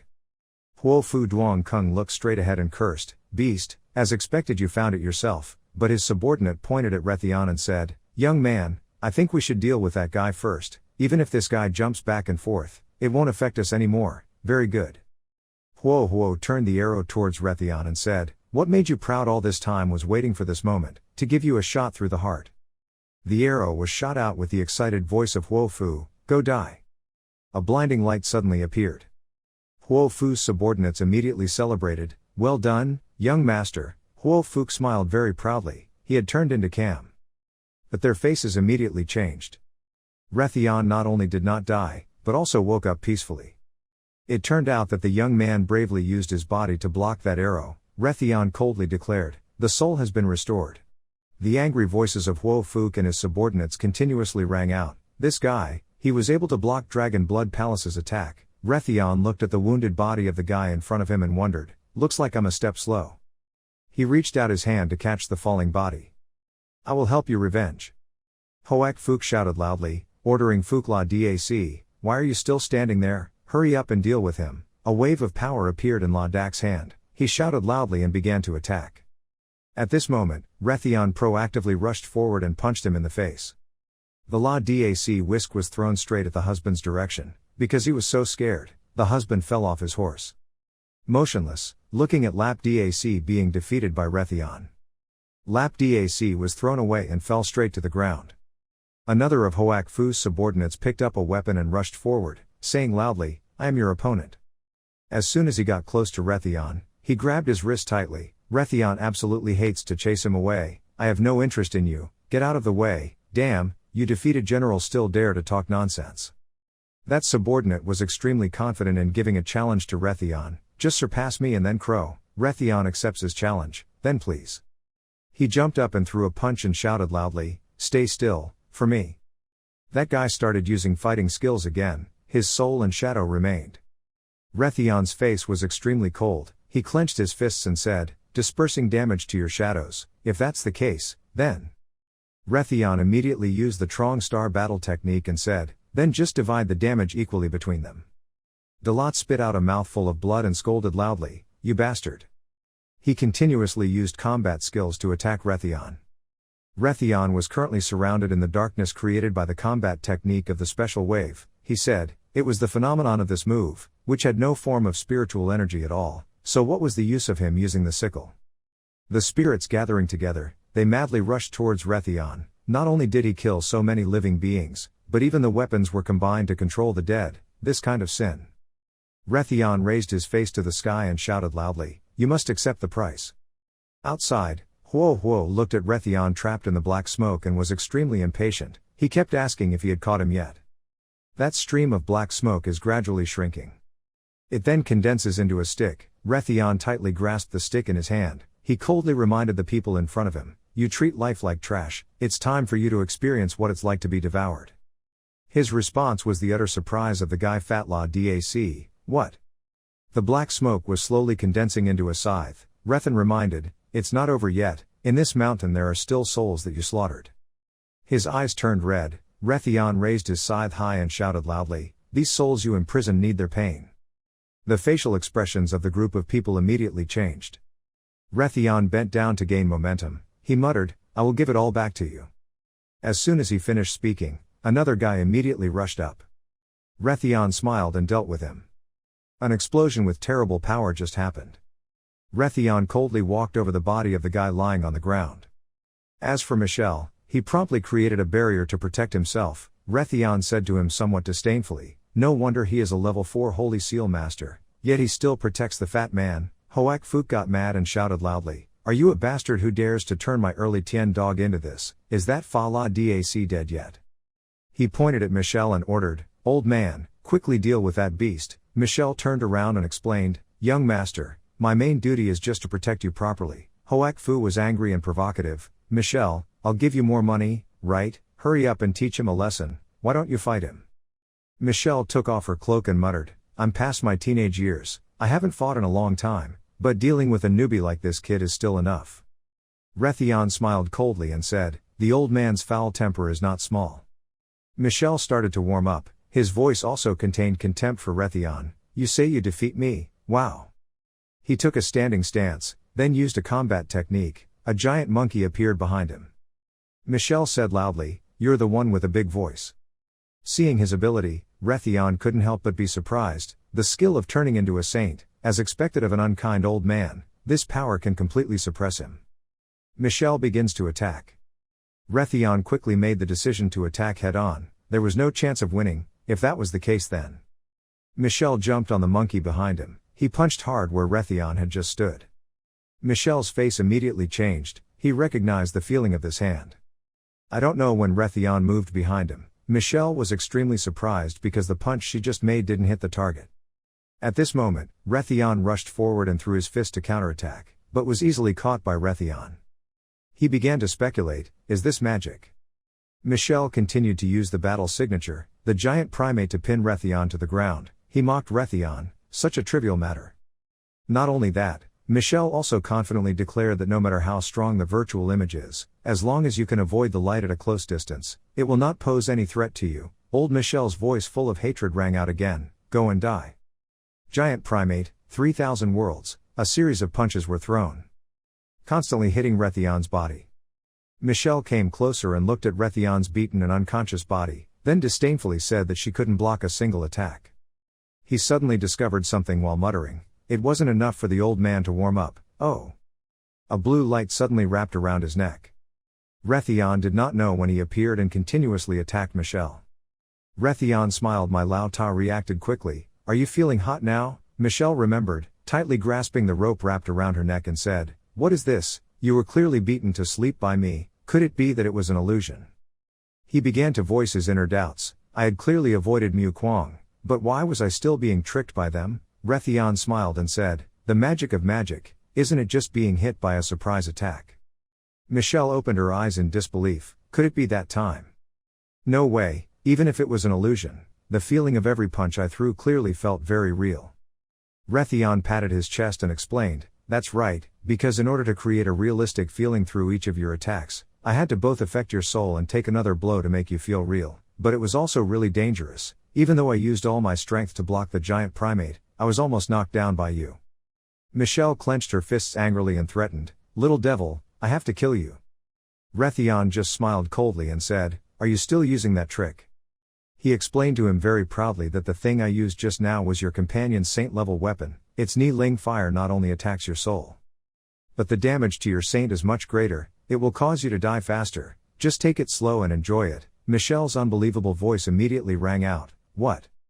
Rethon smiled contemptuously and said, "Everything has turned around, old man." Rethon said very proudly, "The situation is reversed, brother." Behind him, Huo Huo was raising his bow and aiming straight at Rethon. He mumbled, "No, I can't ask for anything. This guy still has to rely on himself." Rethon's eyes flashed with murderous intent. As soon as the arrow was fired, Rethon quickly jumped to the side to avoid it. The redhead immediately shot a second arrow. After shooting this guy, he also fell off his horse, leaving an extremely pitiful cry. Therefore, the other arrow was also shot to the side. Rethon curled his legs and threw the sickle in his hand towards him. As soon as the sickle came close, Michelle promptly rushed out to protect the man from behind. He used the last bit of his strength to use the barrier blocking technique, creating a barrier to protect Huo Fu inside. He said, "Young man, this is the end of this battle. I have eliminated this barrier, you can leave." Rethon asked a sarcastic question, "Are you planning on letting me go, or are you begging for your life?" He bent down to pick up the falling bow in front of him and said, "I don't know if I can win against you, but if I just leave like that." Rethon looked at the boy who sacrificed his life to protect him and determinedly declared, "I'm sorry to my brother who blocked danger for me." In the bushes nearby, there were many people hiding, talking about their war. The Huo Huo man confidently affirmed that this beast still wants to use the dragon blood bow to deal with us. The dragon blood bow won't be able to break through my air wall. Rethon Duong Kung looked straight at them and said, "Holy energy weapons are not toys for you mortals." He confidently affirmed that only in the hands of our holy seal masters could it exert 100% of its power. Let you all admire the true power of this tailed weapon, Saint Seal. Hoak Fook's face immediately turned pale. He broke out in cold sweat from fear. He quickly exclaimed, "What? When I used it, it wasn't that strong." Right after that, Michelle immediately left the barrier behind and shouted loudly, running away. The old man gasped in fear and looked in the direction Michelle had just left. Even Rethon had to open his eyes wide. He immediately Duong Kung looked straight at the direction Michelle was leaving. He muttered, "Old man, your traitor wants to run, huh?" The arrow in Rethon's hand was shot out. Michelle stopped, staring at the arrow flying near her. A huge explosion with blinding light just happened. When the smoke and dust cleared, leaving a large hole in front of Rethon, he said, "Did you run away?" Then Rethon turned to Yang Kung and said, "Never mind, as long as the most obnoxious guy doesn't run away, it's okay." Even though Huo Huo was scared, he still tried to threaten him. "Oh wait, you can't kill me, I am a confidant of the second prince of Tan Hoa country. If you dare to touch me, it will definitely not end well." Rethon smiled and threatened him back, "It turns out you have such a background, no wonder you are so arrogant. Then I should eliminate harm to the country, I'm sure your second prince will miss you very much. Huo Fu repeatedly begged for his life. Don't. Then suddenly a loud call rang out, Rethon. It turns out that Fiona's group of people have already found the place. Seeing him, she immediately shouted Rethon. Fiona felt extremely happy. It was great that it was okay. Alan was still scared and reminded him, Rethon brother, can you tell me if you have any plans for the future? Scammer, Rethon helplessly explained, I was the victim who was forced here by that robber. As for the Huo Fu, when he saw his father coming, he immediately cried loudly and ran to tell him, Dad, your rotten kid is in trouble. Rethon smiled and affirmed, I didn't expect everyone to come here. Surely you told them to come, right? Lenya shyly turned away. Right now Pilate is scolding Locke's father and son, arresting people here, treating them as prey to hunt and kill. It's not a small crime, Locke. If we dig deeper, then suddenly Rethon called him back, Pilate sir. He came closer and wanted the Pilate to give the guy a chance to explain, everyone makes mistakes sometimes, just like the rich boys who don't understand the hardships of the common people, we should give them a chance. Pilate was extremely surprised, what do you mean? Rethon told them about his idea, so he could experience the feeling of being considered prey and hunted. After hearing what he said, the faces of the others immediately changed. Pilate stopped him and said, even though Huo Fu committed a big crime, he should still be handled according to the country's regulations. Rethon curled his lips and smiled coldly. He took out the princess to threaten him and said, if Mr. Pilate thinks that this is your internal affairs, then we commoners will not interfere anymore. If there is any internal matter in the future, don't blame me, just stand by and watch. Pilate had to compromise with him, also telling him not to beat him to death. With Pilate's consent, the people captured by the Huo Fu immediately rushed up to chase the revenge guy. Fiona was extremely worried and told Rethon everything. I used the way you said to save the princess's life, but the situation was not as I wanted. Right now the princess's condition is extremely critical. Come with us to the royal city, Rethon speculated. That method didn't work, it seems the illness is more complicated than I thought. Before leaving, Rethon wanted to finish the matter of the young man who helped him. He said, but before that I still have one thing to deal with. Thanks to this brother, I was able to escape safely. He even blocked a fatal attack for me. He is a person worth trusting. He sat next to the boy and muttered, sorry, I can't keep my promise. Rethon raised his hand to stroke the boy's eyes, but I will take you off this mountain and bury you in the best place. Rethon extremely sadly promised the young man, I will forever remember you, brother. But suddenly the guy opened his eyes and asked loudly, what was he doing? Rethon stood up, he was very surprised and said, are you not dead yet? The other guy trembled and sat up muttering, the pain was so bad, he couldn't move. Am I about to die? Rethon quickly urged Fiona to quickly heal him. At this time, Rethon and that guy were talking to each other under the tree. It turns out that you have the blood of demons and humans flowing on your body, that's why your vitality is so strong, the other guy explained, I only have a quarter of my blood. He rubbed his head and started praising Rethon, but you were really powerful, defeating that old man, Rethon happily declared to him, even though we still let him run away in the end, we have achieved our goal, we are free. The guy suddenly remembered, so he asked Rethon, but I still didn't understand, I didn't give you meat to eat, why were you willing to take me and run away with you? Rethon explained to him, because it was not ordinary meat, but a type of flavored meat that could lure hunting dogs. The refined flavoring mixed in the meat after ingestion produced a light scent that was difficult to get rid of for 100 miles. The hunting dogs could follow the scent and find us. He looked at the man who was being beaten in front of him and continued, the rest of those people also wanted to preserve their lives, so they gave me meat. Only if I eat meat the hound will definitely come to find us first. That young man finally realized, so that's it, isn't it, because feeding you meat means he wants to harm you. Rethon clenched his teeth, his face filled with wrath and said, those people are truly hateful, but if it weren't for them giving me meat, my body wouldn't have recovered so quickly, and compared to the hatred I have for my enemies, my feelings for them are not worth mentioning. After speaking, he waved his hand and left. Okay, we should go, Fiona suddenly called. Rethon, Lenya thought angrily, why should I follow them? She remembered Alan's contemptuous words from before, he even threatened her to not be able to escape. Slave. Lenya used hateful eyes to glance at Alan and thought, hateful, the bondage of being turned into a slave is so strong, that bastard threatens her again, the death of the Hien Guild is certainly not a good thing. The scene had now moved to the princess's bedroom. After checking her pulse, Rethon also shouted in surprise, what is going on?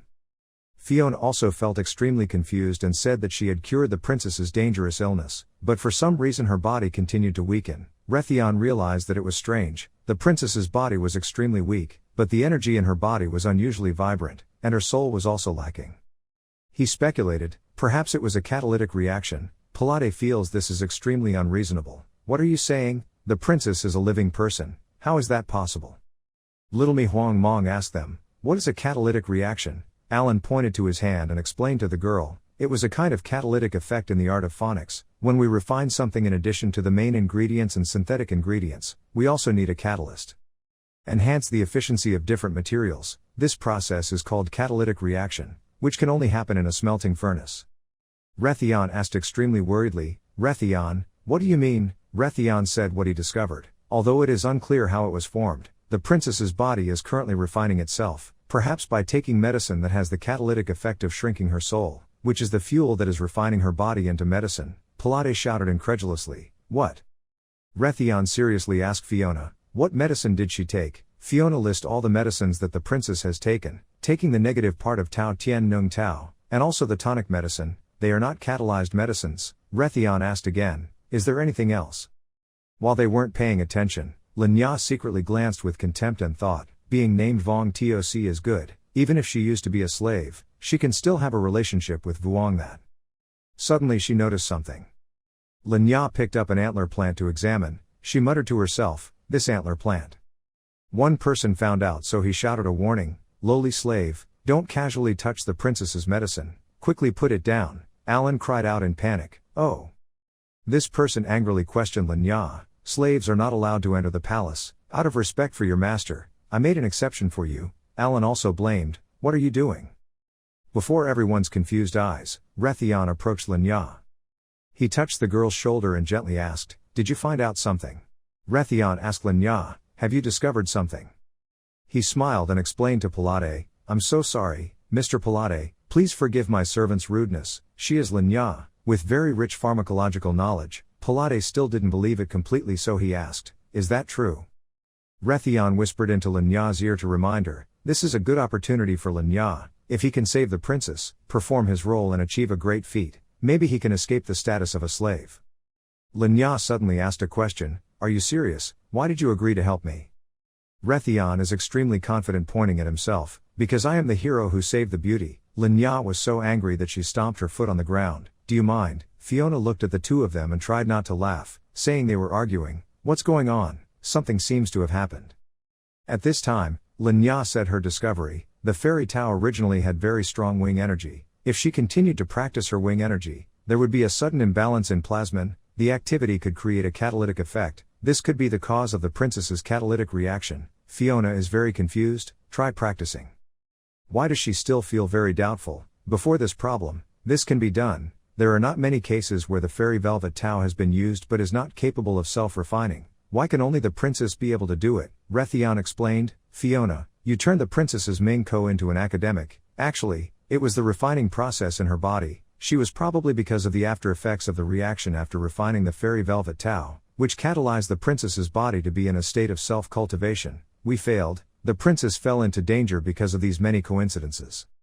Pilate suddenly spoke up worriedly and asked, is there no way to solve this? Rethon was still a little hesitant, saying that the princess's soul had already appeared. The recovery method I just obtained through the essence can only solve the problem, but to prevent the princess from refining herself I don't know what medicine to use. Fiona wondered, well, the therapeutic drugs all have similar characteristics and they can promote the catalytic reaction of plasmin. What should I do? Linya expressed her idea, if we first used poison to inhibit plasmin activity, wouldn't it be better? As soon as Linya finished speaking, everyone in the room gasped in surprise. Don't you need to use poison for treatment? Rethon somewhat incredulously asked, do you know how to prepare it? They kept asking Linya, if you don't have to prepare any ingredients or need any help, just tell me. That's great, quickly prepare it, you've achieved great success. Linya shouted angrily, I still haven't agreed to help.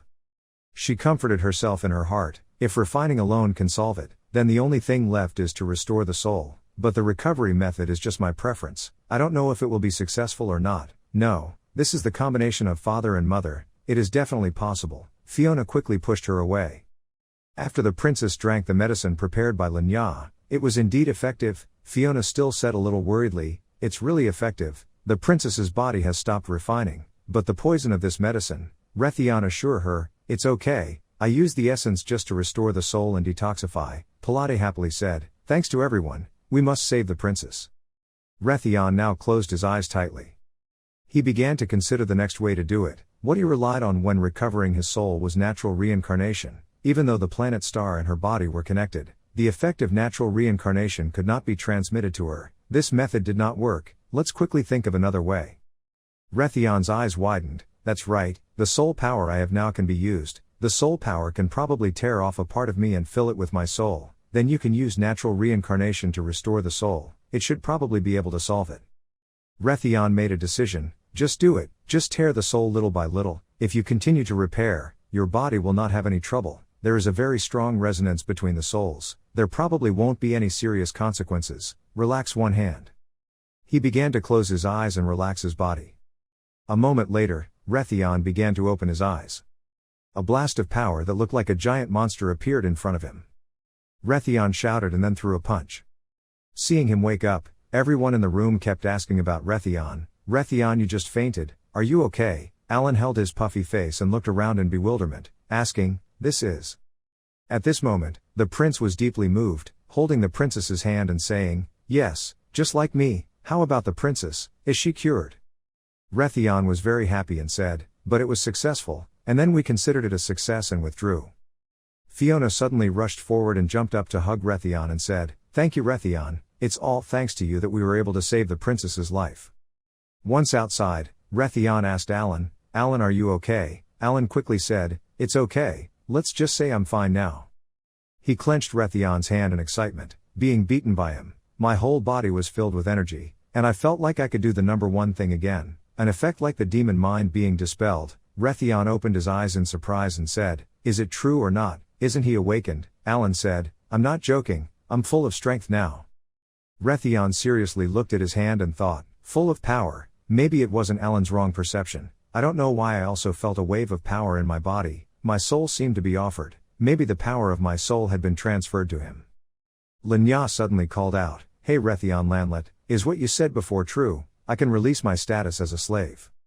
Rethon assured her, yes, if he hadn't discovered a problem with the medicine, I'm afraid the princess wouldn't have been able to be saved. Since you've made a great achievement, the king will definitely reward you. When the time comes, just ask to restore your status as a commoner. Lenya coldly turned her head away. That's good, but Alan blamed her. Isn't that good? You wasted 20,000 more. Rethon suddenly asked, but what do you plan to do in the future? If you can distinguish the medicinal herbs or go to the Sages Guild to work, you can come to him for help in the future. Lenya angrily shouted, stop talking, you won't get there even if you die. She gritted her teeth and said, I hate you people from the Sage Guild the most.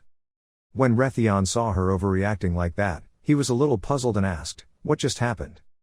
Tumi suddenly pointed at Lenya's stomach and said, Lenya is indeed hungry. If she is hungry, she will be angry. Lenya quickly said, no, who would be angry about this? Rethon saw that and said, so that's it, low blood sugar and mood will be unstable. After speaking, he immediately shouted orders to the others, everyone quickly take Lenya out to eat. I'll wait for Fiona to finish reporting the situation and then go find everyone. Alan angrily left, muttering troublesome kid. Tumi pulled Lenya and quickly ran away, even though Lenya didn't want to go with them. Fiona asked curiously, Rethon, what are you guys doing? Rethon asked her again, how is the situation? Is the princess stable again? Fiona told him the very good news, we have reported it to the king. He is very happy. In a few days it will be the king's birthday. He will open a banquet to invite us. We'll be respectful. Until then don't play the missing game. Rethon winked at her and said, it's best to order all the delicious dishes. Fiona voiced her doubts in her heart again, but I didn't really understand. How could you be captured by the people of the Vaeyoung group and come here? What are you thinking? Rethon pointed at Fiona and replied, I have to say this, of course because of you. Fiona quickly turned away, so that's it. Suddenly her face turned red with embarrassment. She shouted loudly, why me? New Rethon explained, that's right, didn't you expect me to help you? Although this method is a bit stupid, but by the time City Master Rudolph allows me to go to the capital, it will be too late to save the princess. I'm afraid you will also be in trouble by then. New Fiona stammered, so what? Rethon suddenly realized that something was wrong with Fiona and asked, how are you? Well, she didn't seem to be in much spirit. Fiona embarrassedly bit her finger and mumbled, oh, I'm a bit tired without resting these past few days. She thought to herself, Rethon was just helping me save the princess, what was I thinking? Rethon suddenly touched Fiona's shoulder and passed his strength to Fiona. He asked, do you feel better now? Fina's face turned even redder. Rethon, this name, she wondered if she liked me. At Lock Villa right now. The guy with his whole body wrapped in bandages was lying in pain on the chair. He was weak. Call me, my son. Locke is teaching his son that this time he still made a mistake. He comforted his son. He was lucky to be able to keep his life now. At this moment, a person rushed in to report, Dine Yan.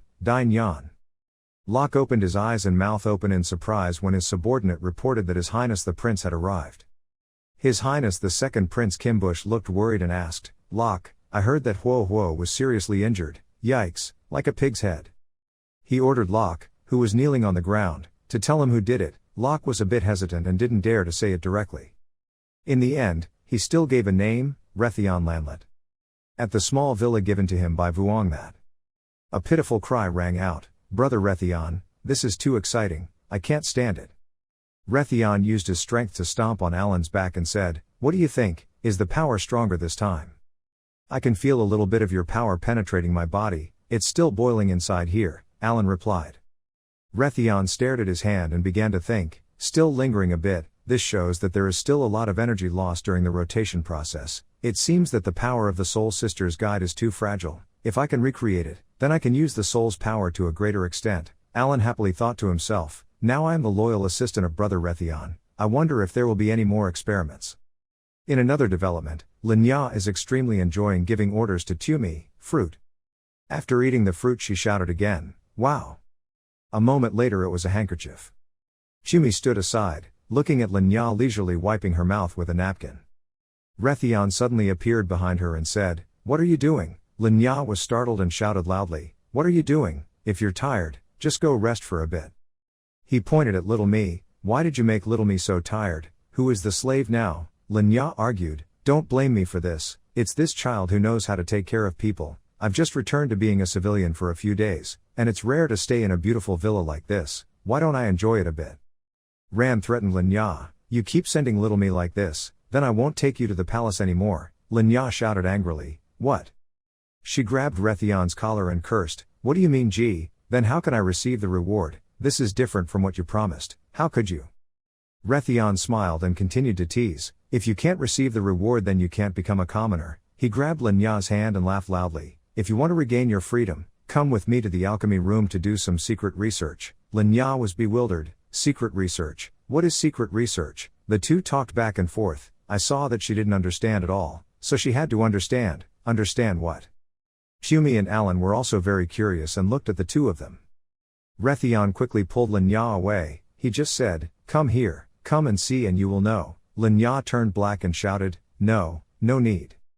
Tumi asked, Mr. Alan, what is secret research? Alan said deeply, that's an adult matter, little me, don't bother them at times like this. At this time, little me had to bring a broom to sweep the yard, she thought sadly, whether it was Miss Fiona or Lady Linya, they could all help Rethon, but I couldn't do anything.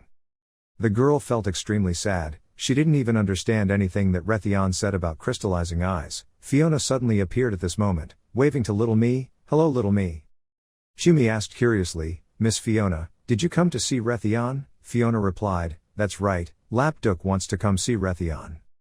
Tumi pointed at Fiona's face and asked in surprise, Miss, are you wearing makeup? Fiona immediately denied, it's nothing, it's the same as usual. Then she asked herself, am I being too obvious?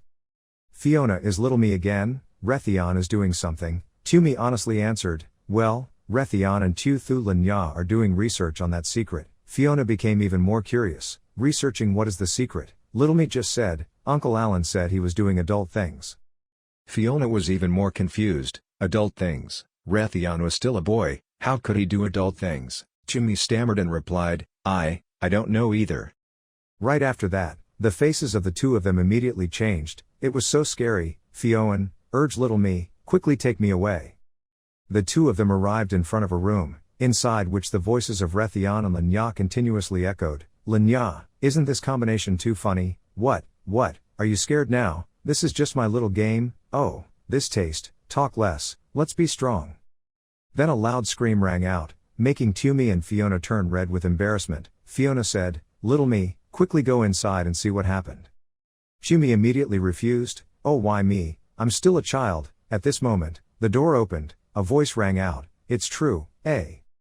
Lenya looked at the two of them with extremely surprised eyes. Were they you? Fiona angrily asked. What are you doing with that Rethon? In the room, Rethon was unconscious and awake on the ground surrounded by many miscellaneous bottles and jars. Ah, if I wasn't careful, I'd ruin it. When she learned about their plan, Fiona also had to gasp in surprise. What? These two people want to use poison to destroy the original spirit sister, and then through strengthening enhancement, Lenya replied, that's right. He explained the limitations of the poison to Lenya, but the poison she made was really difficult to describe. Although it did not cause much harm to Ling Tuong, it caused my body to be severely poisoned. If so, I would die, Lenya explained. Because you are a trash fish, I also want to combine it with more poison. I'm afraid you will be scared to death at that time. Fiona was surprised. So you guys were testing the medicine just now? Alan raised a finger and replied, that's right, if you want to optimize your body's spirit soul, you only need to use alchemy potion. There's no need to use any other evil methods. Leah looked at Alan with doubt. Leah suddenly asked about their purpose. But why do you have to be so reckless? Why do you have to do this? She said, I have never heard of ordinary medicinal herbs giving this kind of power to the Holy Seal Master. So the use of medicines prepared because alchemy has been abandoned a long time ago. Alchemy is to take advantage of the elements of medicinal herbs. Sometimes it will also cause mutations and unwanted accumulation. It is simply an affront to natural medicinal herbs. Alan said angrily, how dare you speak ill of alchemy? Lenya was not afraid to scold him back. You bunch of alchemists are the idiots in general. I am stupid. At least we still have medicine that can be used, but you can't create any useful medicine. You are even more stupid than an idiot. Lenya confidently replied, who said I couldn't prepare it? I just needed a little more time. Alan immediately said, then try making one for me to see. Rethon raised his hand to signal them, okay, stop arguing. He laughed loudly asking Fiona, oh come here today, what's going on? Fiona suddenly remembered and said, Allah Duk told me to go to your sages guild to report that he would give each of us a gift, as compensation.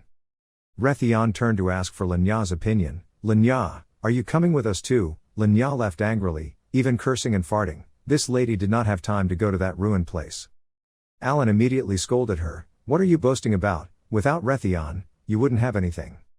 Lenya tearfully turned back to look at Alan.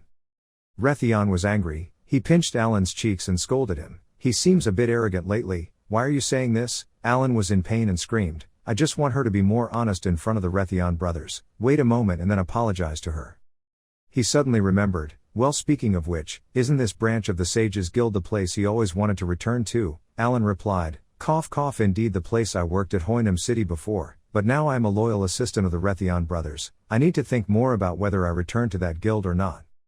Rethon laughed loudly, saying this as if he wanted to go back. Alan shouted, of course, I've become stronger now, it's just a matter of whether I want to go back or not, let's go.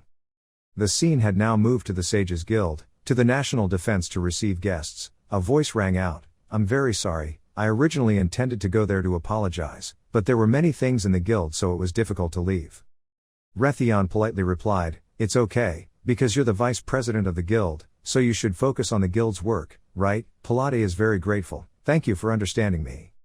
Then he gave an invitation to Rethon, but he didn't expect that the Lanlet family still had surviving descendants. Moreover, he was young like this. I wonder if you have any future plans. Do you want to join the guild headquarters? Rethon asked Pilate, is this okay? I am the descendant of traitors, and the empire will not allow me to exist.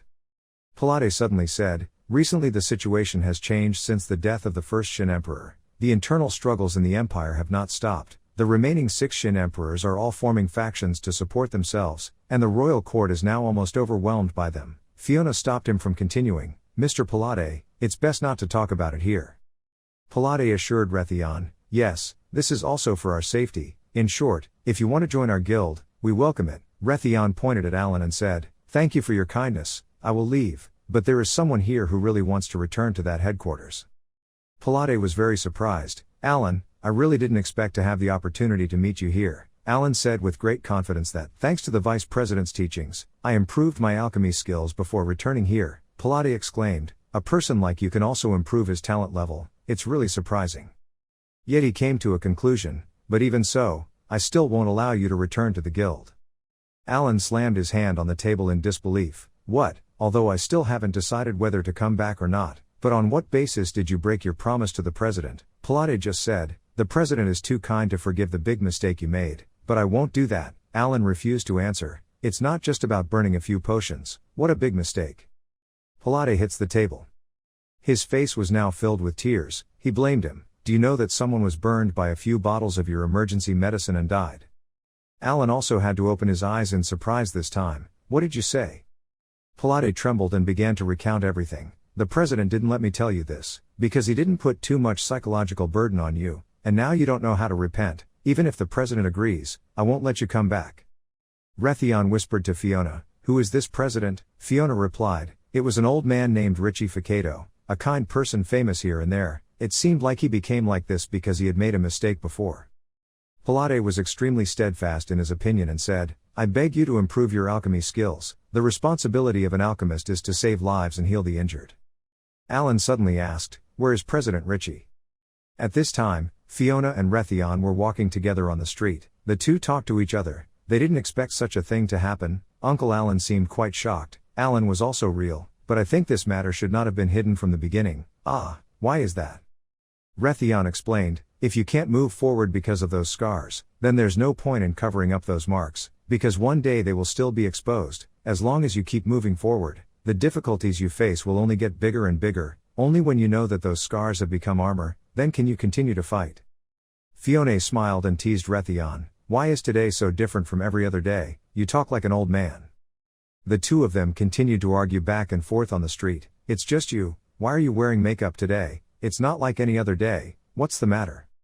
Where they weren't paying attention, there were two abusers secretly watching them. They talked to each other. Is that guy a descendant of Lanlet? It seems to be true. Do we need to follow them? At this moment the door to the room was opened. Tumi took a plate of fruit and tried to offer it to Lenya, but she didn't seem to be very happy. Lenya didn't eat the fruit or not. Tumi still didn't give up and invited her again. It was very fresh, but Lenya still refused and didn't eat it. The little girl brought the piece of fruit close to Lenya's mouth and announced it, but she still refused. At this moment, a voice rang out, the dart stick has arrived. But as soon as she heard Tumi say that, Lenya became a little interested. She turned to bite the melon brought by Tumi. Lenya asked, why don't you follow them to the Sages Guild, then you can get some benefits. Tumi just said, I want to stay and keep you company. Hearing that, Lenya immediately calmed down and muttered, wow, what a good child, different from those two rotten men. Lenya furrowed her eyebrows and looked annoyed. That powerful guy, stop it, that bastard Rethon, but I still trust him, not planning to let me recover freely. As expected, no one can be trusted. Tumi smiled and said, I think Rethon is just joking with you. Lenya frowned tightly. She looked at Tumi next to her and said, that guy is cunning to death, and I don't know which of his words is true and which is false. Tumi told her, no, what Rethon promised, he would definitely do it, he had never broken his word before. Tumi affirmed very firmly, making Lenya next to her a little hesitant. Well, he's always like that, as long as he makes a decision no matter how difficult it is, he won't give up until he can do it, so don't worry. Lenya suddenly felt a little thoughtful. No matter how difficult things are, she will not give up.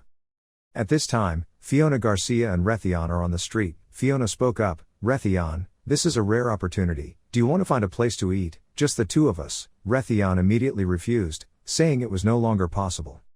After hearing this, Fiona Garcia felt a bit embarrassed. His eyes suddenly noticed something.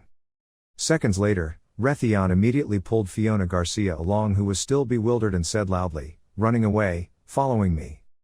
When they ran to a small deserted alley, Fiona still didn't understand what was going on and asked, why did you run to such a place? Rethon cautiously tilted his head to observe outside, then said, someone is watching us. Fiona was stunned. Why, who is that? A thought popped into Rethon's head. The only person he could think of was that guy Huo Fu. It was said that his background was so tough that he could attack. When she saw Rethon's body emitting a strong stream of energy, Fiona Garcia was extremely confused and said, Rethon, what do you want to do to that guy? Rethon said, that guy is 80% an assassin, if that's the case. He did not hesitate to grab the right opportunity to jump out and attack them, then said, it would be better if I, Rethon, directly used his advanced combat skills to create the function. Rethon threw a strong punch at that bewildered man in black, catching you. But when Rethon turned around, he saw a few more black-shirted men coming, making him a bit stunned. Rethon hit the ground hard, then a loud explosion rang out. Loi too frowned and said to Fiona, stepping back. Fiona Garcia witnessed this scene and was a bit worried. It was so damn scary, but I didn't notice that there were so many people following. Rethon, are you okay? Loi too saw that group of people rushing out of the smoke and dust. He immediately asked Fuang's identity. Who are you people? You still dared to attack in the national capital. He thought to himself, maybe they dare because they are in the national capital. After all, this is their place. He frowned tightly. You continued to think, this is troublesome. When you ate Linya's poison before, the toxins in your body had not yet dissipated. 2 of these people were third-rank Saint Hermits. The rest were all second rank, quite difficult to deal with. At least let Fiona escape first. While Rethon was still hesitating, Fiona Garcia did not hesitate to block in front of him and said, Rethon, I will hold them off. You think of a way to run away. She saw that Rethon was still hesitating, so she pushed him hard. They were so crowded that they couldn't fight. I'll cover you and run first, then I'll think of a way to escape. Rethon was angry. You stole my line. When he saw the enemy rushing to attack, Rethon immediately pushed Fiona back and said, stay back.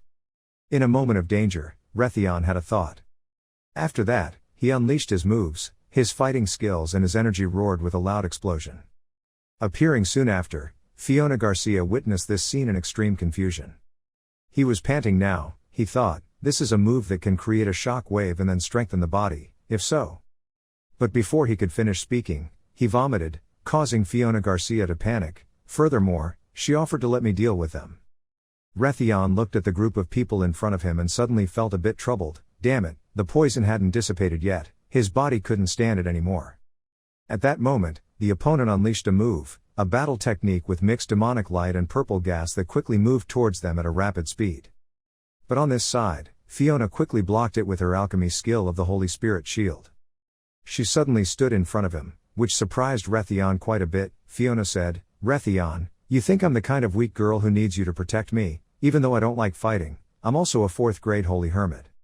She quickly unleashed the alchemy attack and the photonic cannon shelter charm. Her hands were extremely nimble, creating different charm circles. Powerful beams of light from the spell released attacks on those people. Not stopping there, Fiona prepares to attack again. Next time, streams of power carrying electricity attack the opponent. Rethon sees something unusual and immediately warns him to be careful. Fiona Garcia immediately used the alchemy spell to attack the attacker. She then kicks her opponent's body. Fiona Garcia kicked him until his face was distorted. Rethon nearby saw the scene and thought in panic, Fiona. But at the same time, while she was attacking, suddenly a knife flew towards this guy. So cool.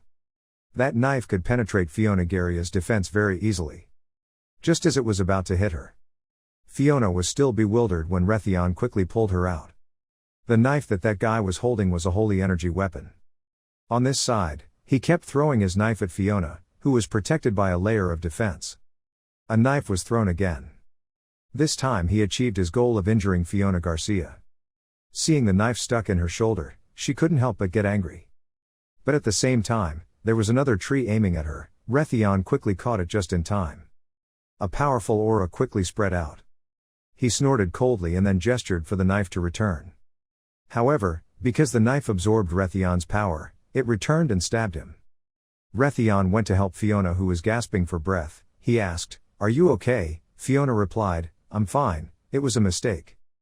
But the battle is not over yet, that guy still has other accomplices. Rethon, run quickly, Fiona said. Rethon gritted his teeth and thought, damn, even if I wasn't poisoned, this situation would be very difficult to deal with, if I had a suitable holy energy weapon.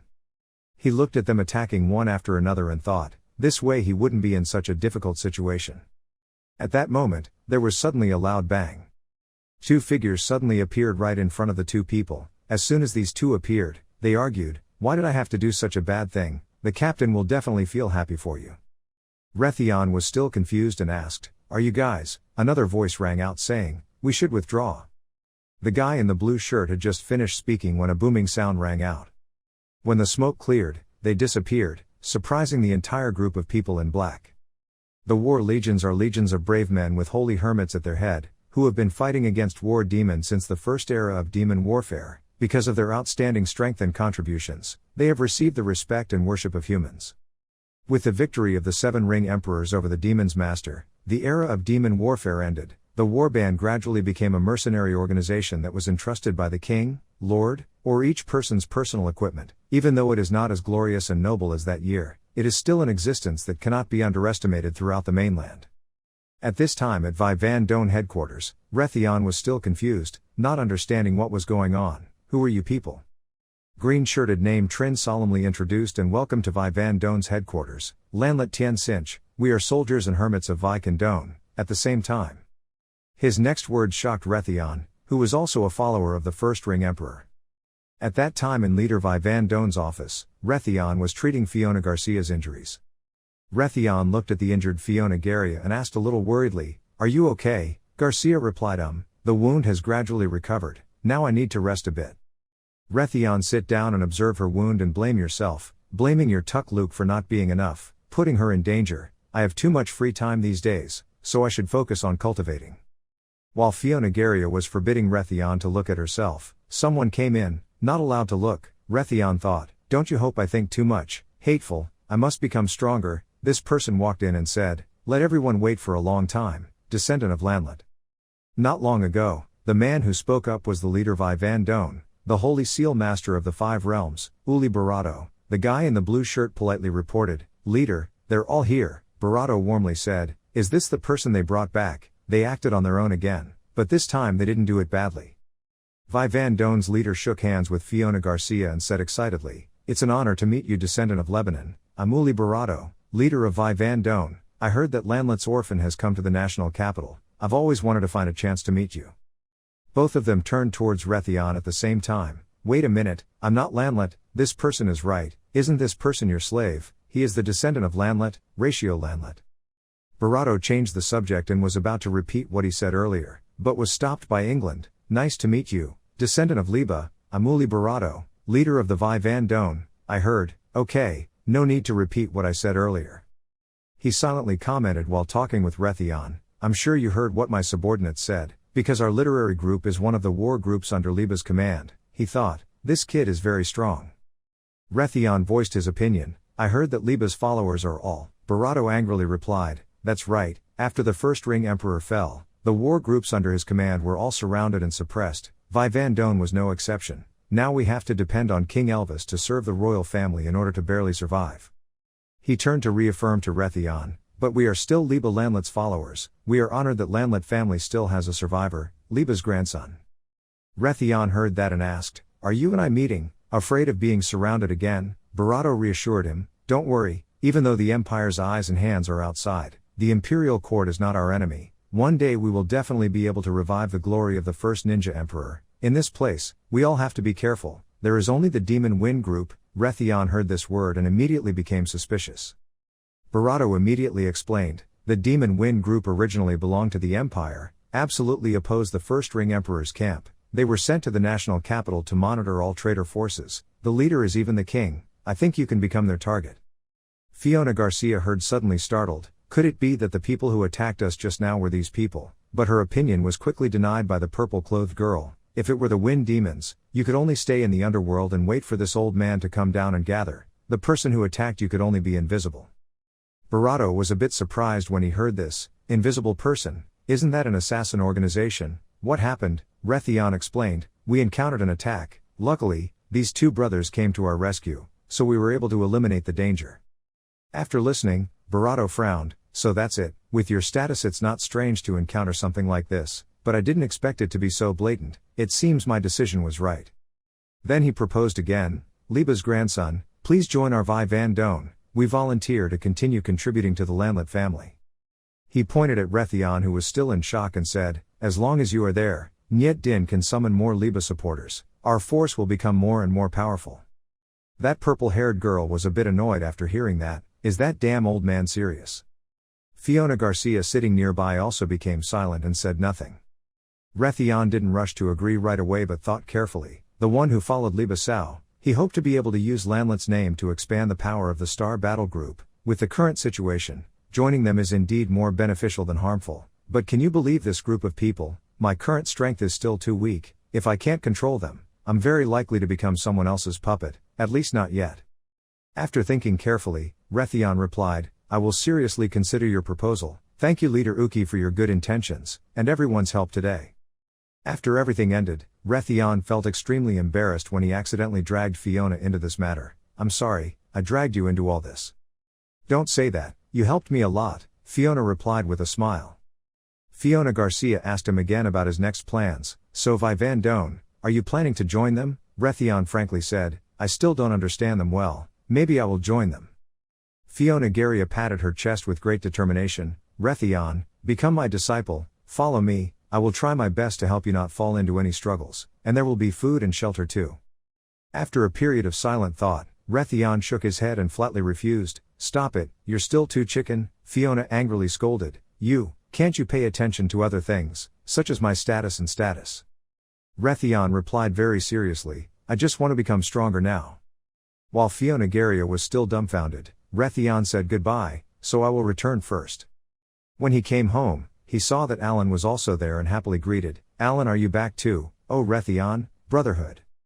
Rethon went inside with Alan. He asked, have you decided to return to the Consecration Guild? Alan honestly replied, now I don't have the face to go back anymore. Without talking about this anymore, brother Rethon, I have a request. Alan became serious. It seemed that this time he had made up his mind, making Rethon a bit surprised. He said, you can force me to do anything, please let me train with you, to become an excellent alchemist. I want to become the chapter president of the Sage Guild. Rethon felt a bit annoyed, causing him to hastily beg him, oh please, you can torment me however you want, I know you have a way. I don't want to continue insulting the title of alchemist anymore, please, you promise to help me upgrade to the Three Realms Holy Court. Linya was nearby, her face miserable calling to them, hey man, come here. When Rethon saw the bottle held in Linya's hand, he was extremely interested. Have you finished preparing it? You can destroy Ling Tao's poison. Linya was tired and fell down on the sofa, while Rethon and Alan were tired, researching the potion. I said I could prepare it because you guys have eyes and can't see the Tai Mountain, Rethon exclaimed, you're really a genius, Linya, thank you very much, but Linya, your face doesn't look very good, what's wrong with you? Linya pretended to be okay, but Tumi quickly told the truth, shocking the other two people. Linya needed to use a test subject to prepare the poison, so she used her body to test the medicine. Linya was now trembling and said, all pharmaceuticals require test subjects, anyway, I only used a small dose of antidote, so there's nothing to worry about, Rethon thought apologetically. I've already injured others because of me, so did Fiona, so did Linya. Rethon suddenly walked over and grabbed Linya's hand tightly and called her name, making Linya scared. What are you doing? Rethon's eyes were extremely sincere. He said, if there is anything you need me to do, please just tell me. Linya looked at Loi Tu's hand holding her hand, a little puzzled, thinking to herself, what's going on with this kid? There is power being transmitted into my body. At the same time, Alan suddenly stood in a serious posture and said, Miss Linya, I am extremely sorry for my rudeness before. You are right, I am a stupid metal magician like you said, I already feel ashamed of my actions and words, I'm sorry. Linya looked at the two men in front of her and became even more confused. What happened to these two people? Their attitude suddenly changed. This atmosphere is so awkward, should I say something? After a while, Linya hesitantly said, I forgive everyone. I don't know how much time has passed, it's already dark and the moon is high, Rethon is standing alone. He seriously looked at the blade in his hand.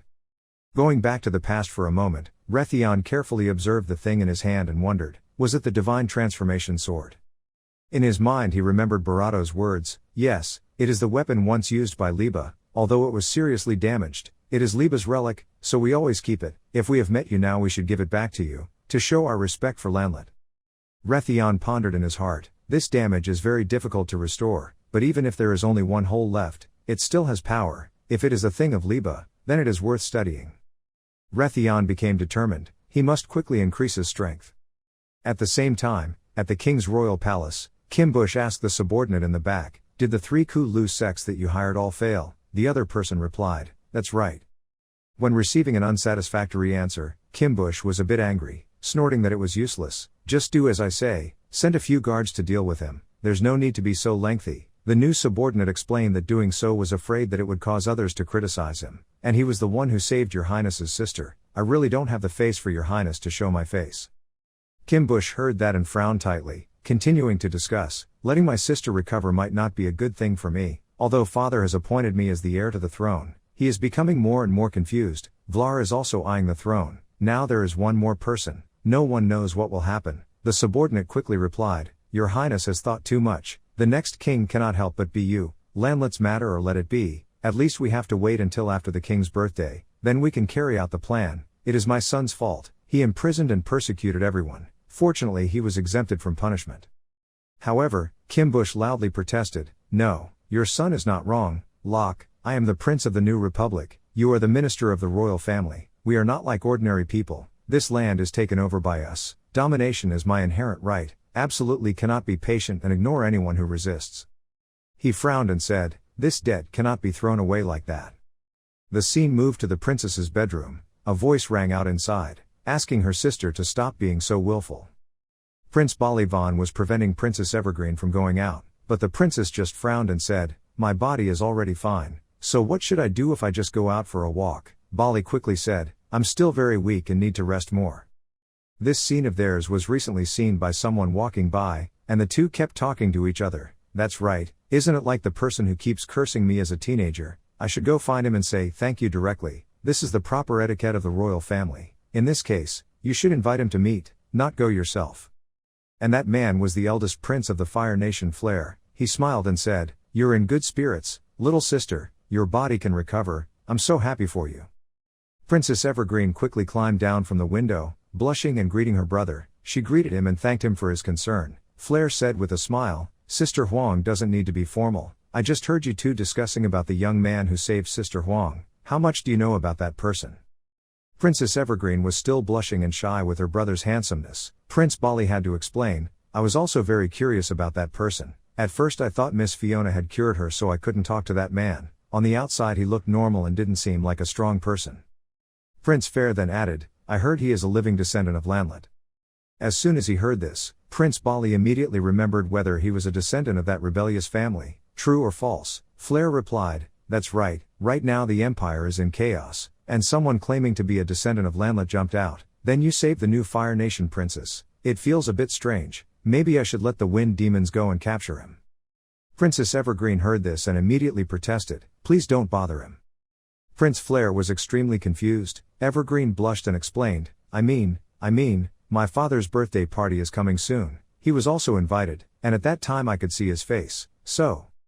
Princess Evergreen hadn't finished her sentence before Flare understood. He smiled and replied, Yes, after all, he was the benefactor who saved my sister's life. It was really rude of me to do so. I listened to you. Prince Bolli saw the princess's face like that and asked, Sister, what's wrong? Evergreen only replied, I don't know either. At that time, on Rethon's side, he was lying on the ground panting heavily. He took something out of his pocket and muttered, Pilate Mr. Cinch. He held a bottle of medicine and muttered, Pilate give me holy water. Soon smoke emitted around him. Rethon regained his strength and sighed, I'm alive, my soul has successfully reconstructed. At this time, Linya came to ask, Why are you here practicing all night, are you crazy? Rethon appeared okay, don't worry, I took a break halfway through. Linya blushed and replied, Who cares about you, I just want to see how my medicine works.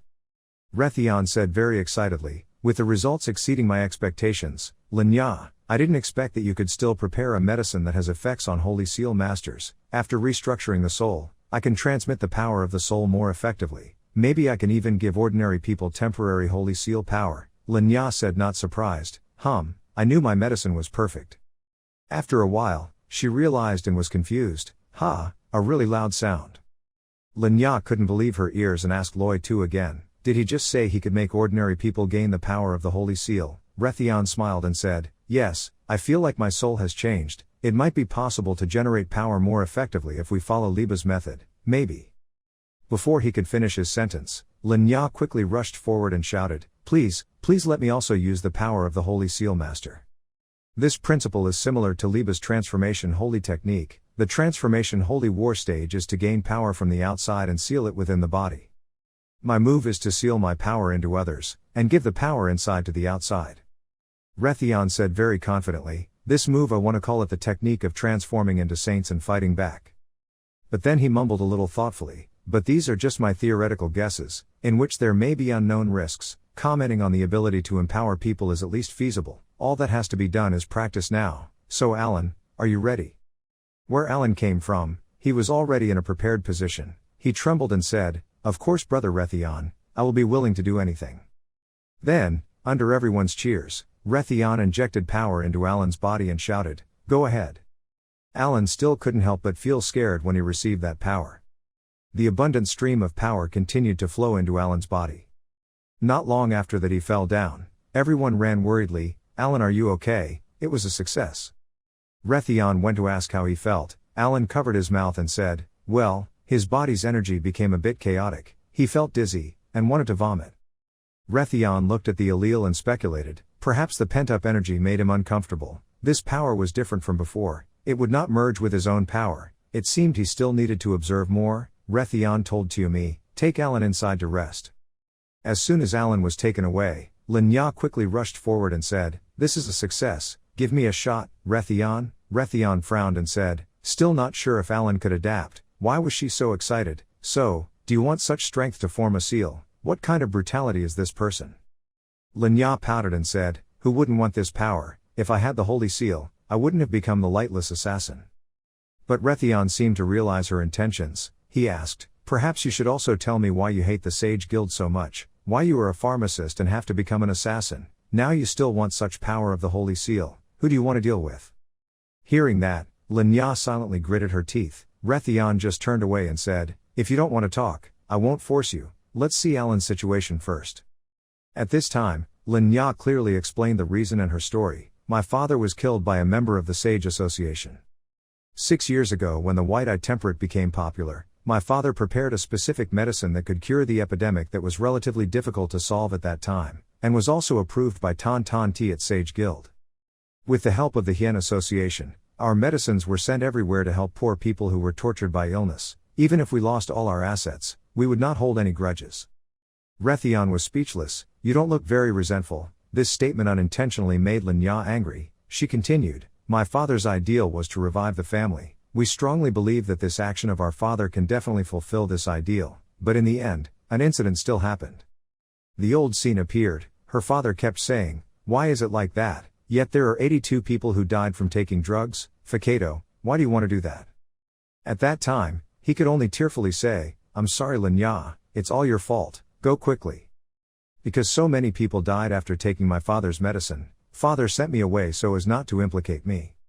Not long after, my father could not bear his guilt so he committed suicide. At first, I thought this accident was my father's fault, but then I discovered that a batch of medicine had been manipulated by people from Ton Sage. They added other medicine to the medicine without permission and suggestion, and the medicine produced a new poison that led to the accident and his death. From that moment, I decided to avenge my father. So I started researching and making medicine. Joined the organization without light, wanting to gain the power to reappear."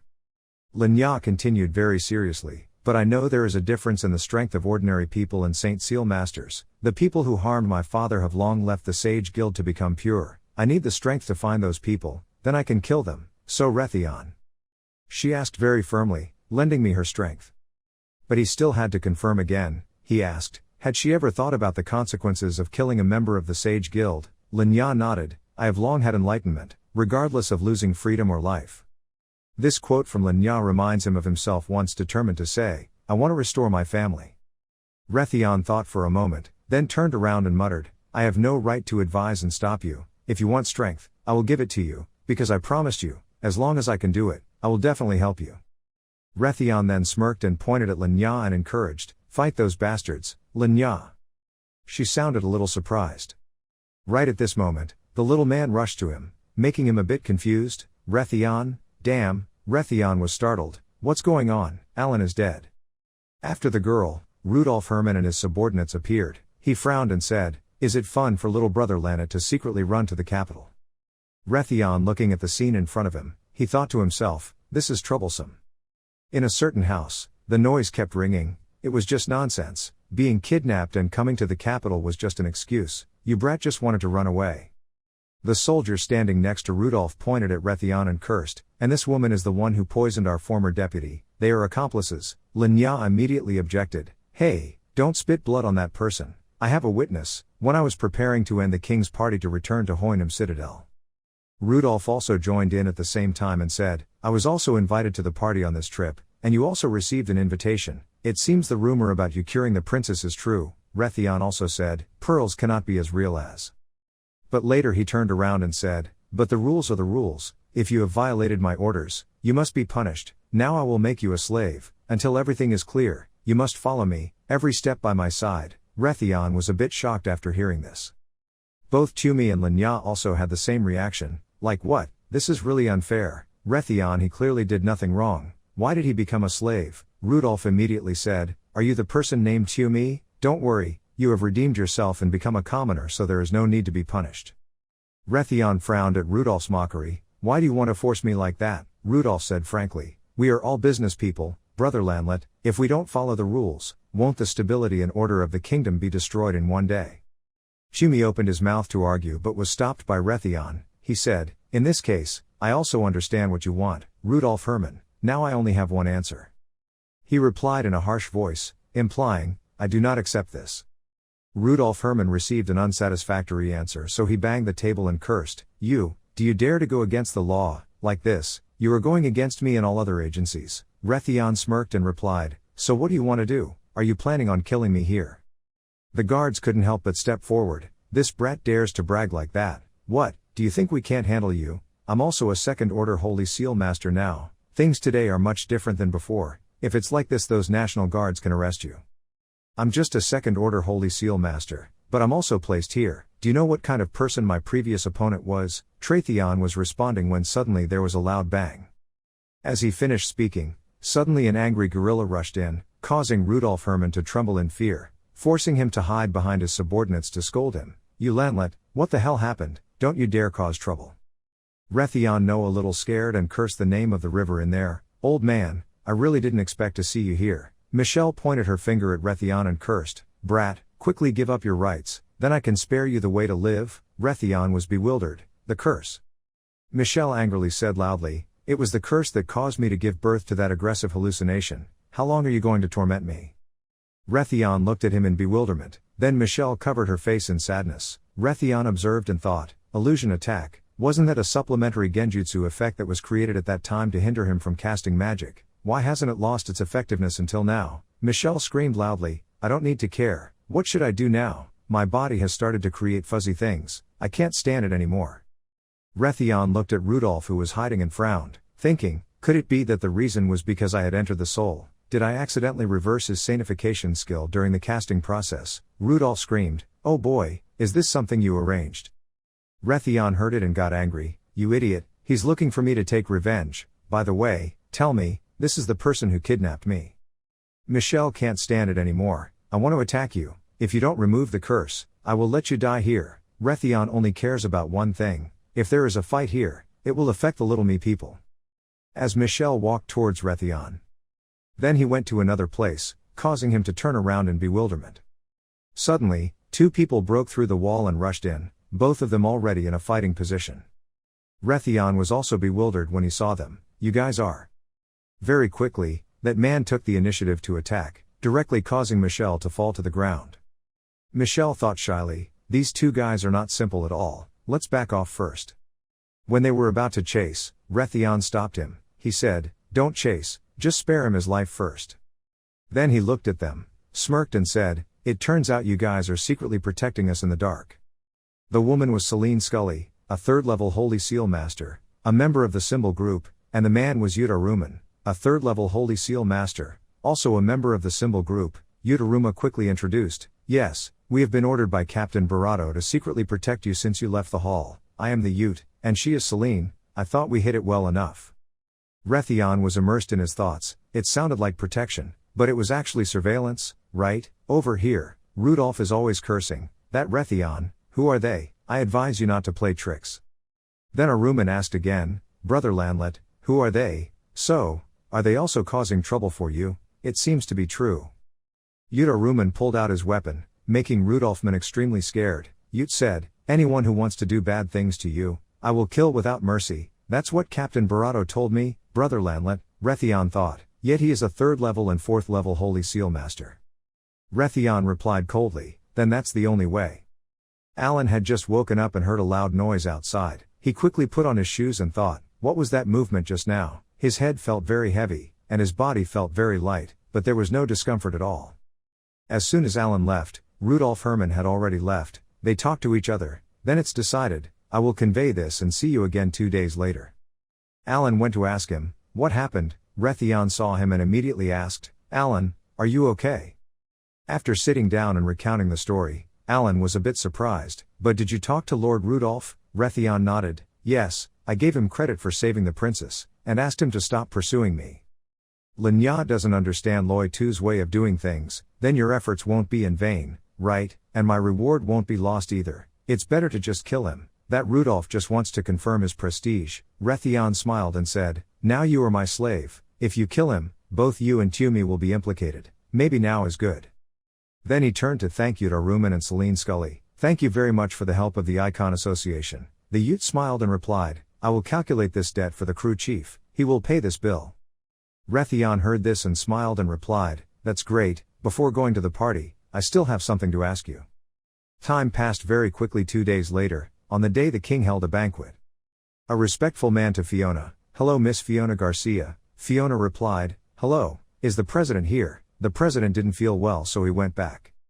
Fiona Garcia looked around and was a little confused, why hasn't Rethon arrived yet? Ah, they were the ones who kidnapped Rethon, right? She looked at those people and thought to herself, assassins are coming to attack us now, but can we still be so arrogant and attend a party like this? Suddenly a voice rang out, making Fiona Garcia surprised, oh, you guys must be a group of demons, it's okay if you don't have an invitation, everyone is our honored guests.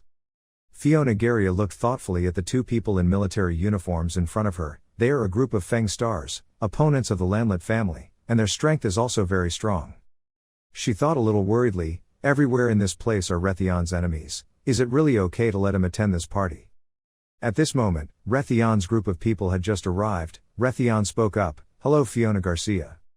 Tumi politely greeted, making everyone happy, hello guests, hello Fiona Garcia, you are so beautiful. But when Rethon raised her hand, Fiona Garcia was a little confused. Then he raised Fiona's hand and kissed it, making her blush. He said, all the best, Miss Garcia. Fiona blushed and replied, what history Rethon, you today? At that moment, Fiona Garcia noticed the difference in Rethon. She exclaimed in surprise, Rethon, you have become a third stage holy hermit. Rethon smiled and replied, you already found out. Fiona Garcia suddenly asked, Rethon, you have already become a third-level holy hermit. Wah, how can this be promoted to the 3 realms in such a short time? Rethon turned his head and saw Barato. He said with great confidence that this was also thanks to someone's help. Barato then came in and smiled and said, is Rethon's nephew doing well lately? Rethon politely replied, thanks to the help of the Weenda, it's going well. Barato heard this and immediately smiled understandingly at him, making the others who saw this scene bewildered. That's good. We're all family members, so if there's something wrong, we can just say it. Then Rethon asked Yuta Rumen, are you still okay? Does the wound still hurt? The Ute replied, oh wound, even a little mosquito bite can become a wound. Fiona Garcia was still confused and asked, what's going on? These two people from before. He remembered the scene where Celine and Ute were training with him. Rethon remembered their conversation, yes, there is someone training with me, maybe we can quickly upgrade to the Holy Seal realm. No, our mission is only to protect your safety. But Yuta Rumen raised his hand to stop Celine and said, it's okay, I already wanted to know Landlet's strength, how strong is it? I'm worried that you're just a holy seal from another world, so I'll be gentle with Cow. Rethon picked up the potion and replied, then thank you very much. I don't know how much time has passed. At this time he was practicing with Yuta Rumen. He was already tired and said, good, better than yesterday. But at this moment, Rethon attacked again. He put his foot on the rail and kicked towards Aruman, but he quickly dodged away. Then Rethon shot away again. Aruman felt, there is a change under my feet. Rethon smiled contentedly and said, I caught it. At this time, there was a bright circle under Aruman's feet. Aruman couldn't help but be shocked when he saw it. No, what kind of move is this? I'm dead, the soul side can destroy you from the inside. After that, he unleashed a mind-bending attack and fighting skill. The Yuta Rumen smiled defiantly and said, just kidding. At the same time, Rethon was attacked and could not resist. Aruma looked at him falling with a bit of contempt mixed with a bit of praise, saying, little old Da can force me to use this fighting skill, you are already more powerful than many Saint Seal masters in other worlds. Good song, I just want to praise you for coming here today. But at this moment Rethon's body was raised again, the abnormalities made him also shocked. He broke through the three realms holy seal in front of him, making Aruman confused, hey, you're kidding. Then countless amounts of power entered his body, causing Loi Tu's body to swell. Then a loud rumble rang out, fighting skills, angry roar updated. Aruman clearly understood the problem. He walked over and put his arm around his shoulder and said, you are about to make a breakthrough, then come to me to practice, right? I have helped so much, shouldn't you thank me a little? Rethon also smiled and replied, how about I suggest to the king, let him be the princess's son-in-law, how about that? Aruman thought about it and was still a little angry. You rotten boy, Rethon exclaimed, don't mess up my hair. Fiona was speechless, thinking when did sex become so good? Time quickly passed, now it was time to join the banquet. The king stood up and raised his glass to speak, my loyal friends, thank you for participating in my Do Yen.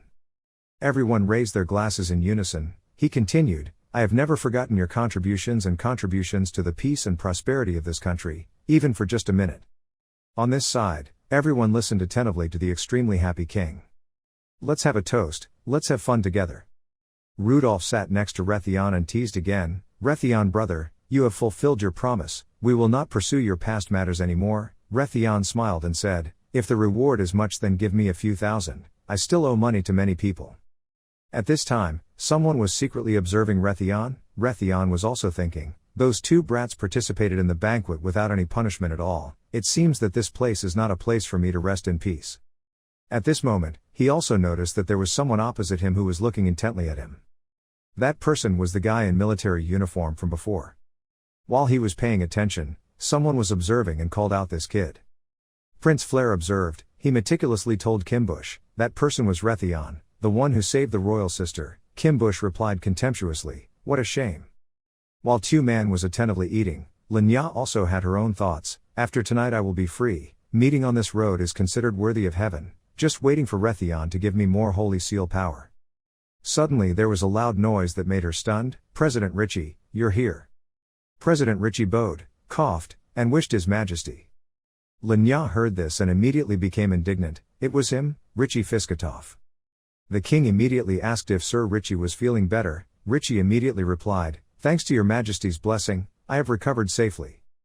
The king praised him, you also spent a lot of effort to cure the princess, speaking of which, I heard that there are many heroes behind the treatment of the princess, can you also stand up and let the king meet, the king wants to reward. When everyone stood up, Richie also respectfully said, yes, the princess's illness was treated by everyone's cooperation, one person from the empire, Fiona Garcia, there was also the alchemist Rethon sent by Lord Herman from Lava City, and his slaves, Lenya. At that moment, Lenya's face darkened. Fisat seems to recognize this name, is it Lenya? After hearing this, the king was also extremely happy, he was truly a posthumous examiner, you were instrumental in saving the princess, Herman, and Garcia, the two of you were rewarded with 100 taels of gold, and the remaining 50 gold, all responded, thank you, your majesty. Fiona Garcia did not forget to tell the truth, actually, the main credit goes to Mr. Lanlet and Lady Lenya, if it weren't for them, we wouldn't have been able to do anything. King Avon turned to ask the next courtier, next to Lanlet, the empire has had to punish the Lanlet family. After hearing this, King Avon immediately agreed, okay, this king will reward you two separately, you two can state your request, I will comply and thank you, your majesty. He bowed respectfully and said, your majesty and the people hope to be able to borrow the power of the kingdom to find Aaron Lanlet's sister. King Avon was a bit surprised when he heard this, little sister, are there still people from Lanlet still alive? Rethon replied, that's right, although I don't know where it is, I hope your majesty can send orders to the cities to search, Tau people are extremely grateful. But he was a bit hesitant, what about this? Princess Evergreen was at his side and suggested, father, if Lanlet is no longer being hunted, why not follow his wishes and repay this kindness? Then he reluctantly replied, okay, I approve. Prince Bali nearby also laughed happily. Kwok Vuong Avon then asked Lenya, what about that lady's request? Rethon smiled and whispered, Lenya, the opportunity has come. But at this moment, Lenya immediately pointed her finger at Richie. She immediately said loudly, then please kill that person Richie Fiskatov, saying this is like dropping an atomic bomb into a lake with waves sinking. Lenya pointed at the face of the man opposite and said, "I hope your majesty will kill this man Richie Fiskatov." This statement shocked the Rethon group. Not only them but also the royal family were surprised by this harsh statement. Richie trembled in fear when he was pointed out. He asked, "Are you Balmain's daughter?" As soon as he finished speaking, he coughed loudly, causing his subordinates to eagerly ask, "President Fiskatov, are you okay?" While the king was silent, a middle-aged man spoke up, "Bold slave, how dare you talk so carelessly at the banquet? Fiskatov is the president of the Sage Guild in New Fire Country." Tumi was still bewildered, but Alan quickly said loudly, "Miss, what are you doing, Lenya? Don't say meaningless things on occasions like this." Rethon seemed to guess. Could it be that he is? Lenya gritted her teeth and said, "He is the one who killed my father." The man urged the king, Your Majesty has not yet made a decision and has already spoken. What are you waiting for? Hurry up and arrest him."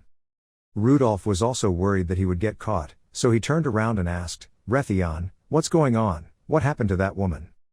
He suddenly spoke up, "Wait." Rethon Hanla told the story, "Your Majesty, the servant in the house has a personal grudge against Guildmaster Fiskatov, so she just lost her words. She did not mean to offend your Majesty. I hope you will have mercy." But the person with the royal title above does not accept it and says that daring to speak nonsense in front of the king is a death penalty. Don't think you can arbitrarily be ambiguous just because you are treating the princess. Mr. Ritchie has also made a lot of contributions to the royal family. The more Rethon spoke, the darker his expression became. Some even said that as her master, if you weren't strict with the prison, your crime would increase by 1 level. The guy noticed him. "What is your attitude, Rethon? You want to resist, ah?" He started to criticize. "Rethon, the word rebellion is deeply rooted in your family's bloodline. Are you planning to challenge all of us? Do you think you are Liba Landlet or something?" The middle-aged man heard it sarcastically. "One against many stars. This makes me nostalgic. When we were children we challenged Liba to a fight, but couldn't even touch a single hair on his body. In the end he realized our potential and let us go, so now we have that new Fire 4 heroes." The guy didn't understand what he wanted to say, so Barato said, "What he wanted to say was that if you can't let go of the past, then why don't you think about the fact that Liba spared your life?" He also anticipated and said, "I expected you to protect him. Don't say I'm forcing him. As long as he obeys and doesn't resist, then that's not our problem." As soon as he finished speaking, Rethon wanted to fight head-on with the guy standing next to him. Fiona thought with fear, "No." Kim Bush couldn't stand this scene, so he loudly threatened, "You rotten brat, you dare to be impertinent here. Have you all finished eating yet?" President Fiskatov then signaled, "Slow down." He finally admitted his mistake, "Please don't blame them, this is my fault." Lenya and Rethon were both shocked by this confession. Fiskatov began to explain clearly, "That was the incident with the special medicine to treat leukemia. Due to lack of consideration, my eagerness for success led to the use of special medicine, leading to these incidents. This was a mistake, both I and your father made." Lenya did not accept it. She said indignantly, "Making mistakes together, how ridiculous." She pointed straight at the president's face and screamed, "You set a trap for my father. You were the one who intentionally prepared my father's medicine to create the poison." Fiskatov is sweating profusely. Is he practicing medicine? Could it be? Princess Evergreen spoke up, "President Fiskatov, can you explain the whole situation? There seems to be a mystery behind your highness." Fiskatov recounts, "It goes like this. When I was still in Tan Tiat Tan, the white eye epidemic was raging when there was no medicine. Balmain prepared medicines that could solve our urgent needs. The church transported medicine to many places, but also encountered some problems in the process.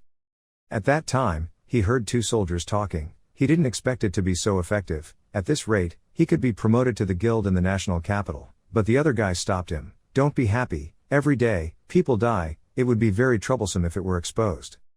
Fiskatov asked again what this was about. The new soldier quickly replied, "The weather has been very bad recently, so we added some fluorescent shell powder to make it drier, but I don't know how effective it is. I'm afraid it's all ruined." He also just wants to save people. Every medicine saves a patient's life and everyday treatment is delayed. Someone dies. This is completely unacceptable. Fiskatov ordered, "Let's use alchemy to refine and purify these things," but the subordinates didn't want to and replied, "This is okay, but it will be very difficult for you." He hoped to restore them to their original form. However, a bad situation occurred and another patient died after taking the medicine. The report replied, "That's right, that patient was not that seriously ill." Fiskatov wondered if it was because of this prescription. as expected, the folk remedy is completely unreliable, so maybe stop using it. Indeed, we stopped using the medicine to investigate and reported the matter to Balmain, and then we heard the news that Balmain committed suicide. At that moment I realized something was wrong with that formula. This was all my mistake. Fiskatov's face was full of remorse as he said, Balmain couldn't bear the blame in his heart. This is my fault. I should have discovered Fuang Tu's problem in time. Those patients and Balmain too were all killed by me. But he still affirmed that I have never heard of anything happening while refining medicine. Lenya got mad and lied. My father had already written it clearly. If the truth had been told, father would not have been humiliated and committed suicide.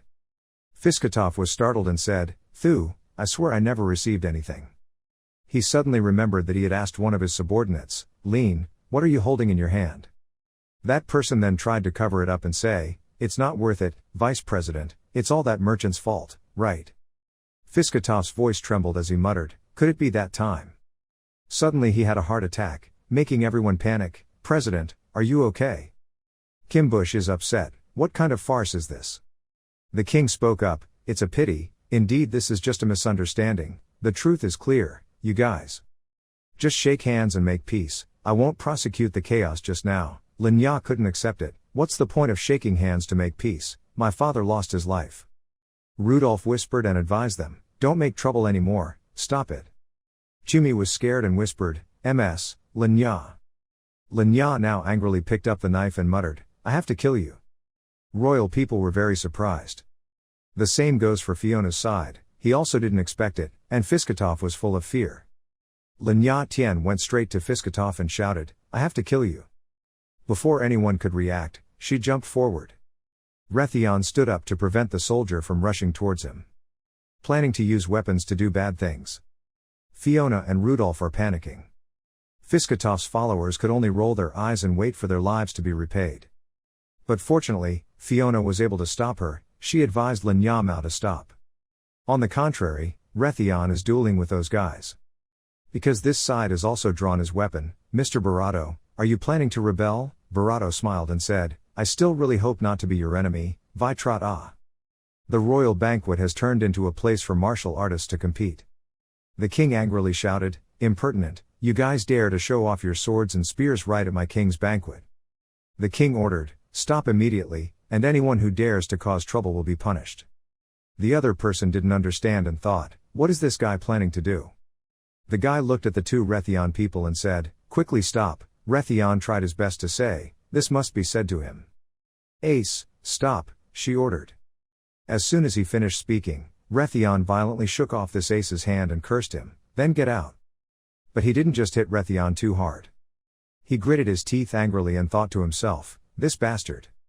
He continued punching down hard. Rethon dodged and shouted, you want to play, don't you? I'll play with you to the end. Although the king said so, he still sat still, only letting his subordinates speak. Hey, you guys are crazy, stop quickly. From the princess to the prince, everyone did not move. But inside, my heart was churning. Prince Flare was worried. Kimbush found this very interesting. Princess Evergreen didn't show much on the outside, but inside she was very uncomfortable. Rethon decided to defeat Ace with the strategy of using the fighting technique Lactin Strike. However, even facing Mr. T's fist, he still smiled as expected, and a shield appeared. He only needs to gently use his feet to destroy Rethon's ultimate technique. Aruman was angry at Ace and muttered, this guy, but Barato stopped him. Rethon judged Doan, is the Tan Dao he used a holy energy weapon. Ace without giving him time to react, he held a knife and approached Rethon at lightning speed. But a strong light, the power of Rethon rushed in, causing him to stop his actions.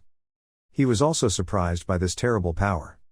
That's it, Barato smiled, her eyes widened, she seemed to know this weapon before, she thought, that is. As for Ace, he still stood still, because everything was flying around making it impossible for him to aim. Stop here. Suddenly, someone else appeared that was beyond everyone's expectations. Rethon was also surprised and thought, what? A burly man appeared leading an army. He spoke loudly and had the audacity to cause trouble at the king's party. If he injures his majesty, all of you will be beheaded. He immediately gave an order. Everyone took action to suppress me. The two sides separated one after another. Fiona knew that this person was coming. She muttered, this was a big trouble. Fiskatov was helped by his subordinates. but he apologized and said, "Miss Lin, this is all my fault. But you still have to make it clear, I have no intention of killing your father and insulting your family. Everything is because of my stupidity, I am willing to sacrifice my life." His words made Lin angry. His subordinates advised him, the president, to stop talking, go back to the guild and let me heal your wound. After this incident, Rethon and Lin were locked in prison. Rethon mumbled, every time she went to a place, she was in a cell. Where is that place? After saying that, he turned back to Lin and mumbled, saying that it was very difficult for her to have the opportunity to escape the status of a slave. Why did she? But I thought, forget it, if it was an enemy who killed my father, I wouldn't be able to bear it. It's just that your situation is more complicated. It seems like it was an accident. Lin got angry at you. What do you mean? Are you trying to convince me not to take revenge? He smiled brightly and said, of course it's revenge, it has to be done beautifully. Rethon did not forget to add, but it must be noted that even if you escape safely, you cannot assassinate a Holy Seal master, even if I give you the power of that Holy Seal. This did not make her back down. Lin said, even so, I will still avenge my father, I have made up my mind. Rethon asked back, determined, have you ever hesitated? She admitted it, isn't it obvious, revenge is inherently a painful thing. Lin once thought, I was very scared when I faced my father's murderer, when I saw him I wanted to run away, even pretend like I recognized the wrong person, but my responsibility is to avenge my most beloved father.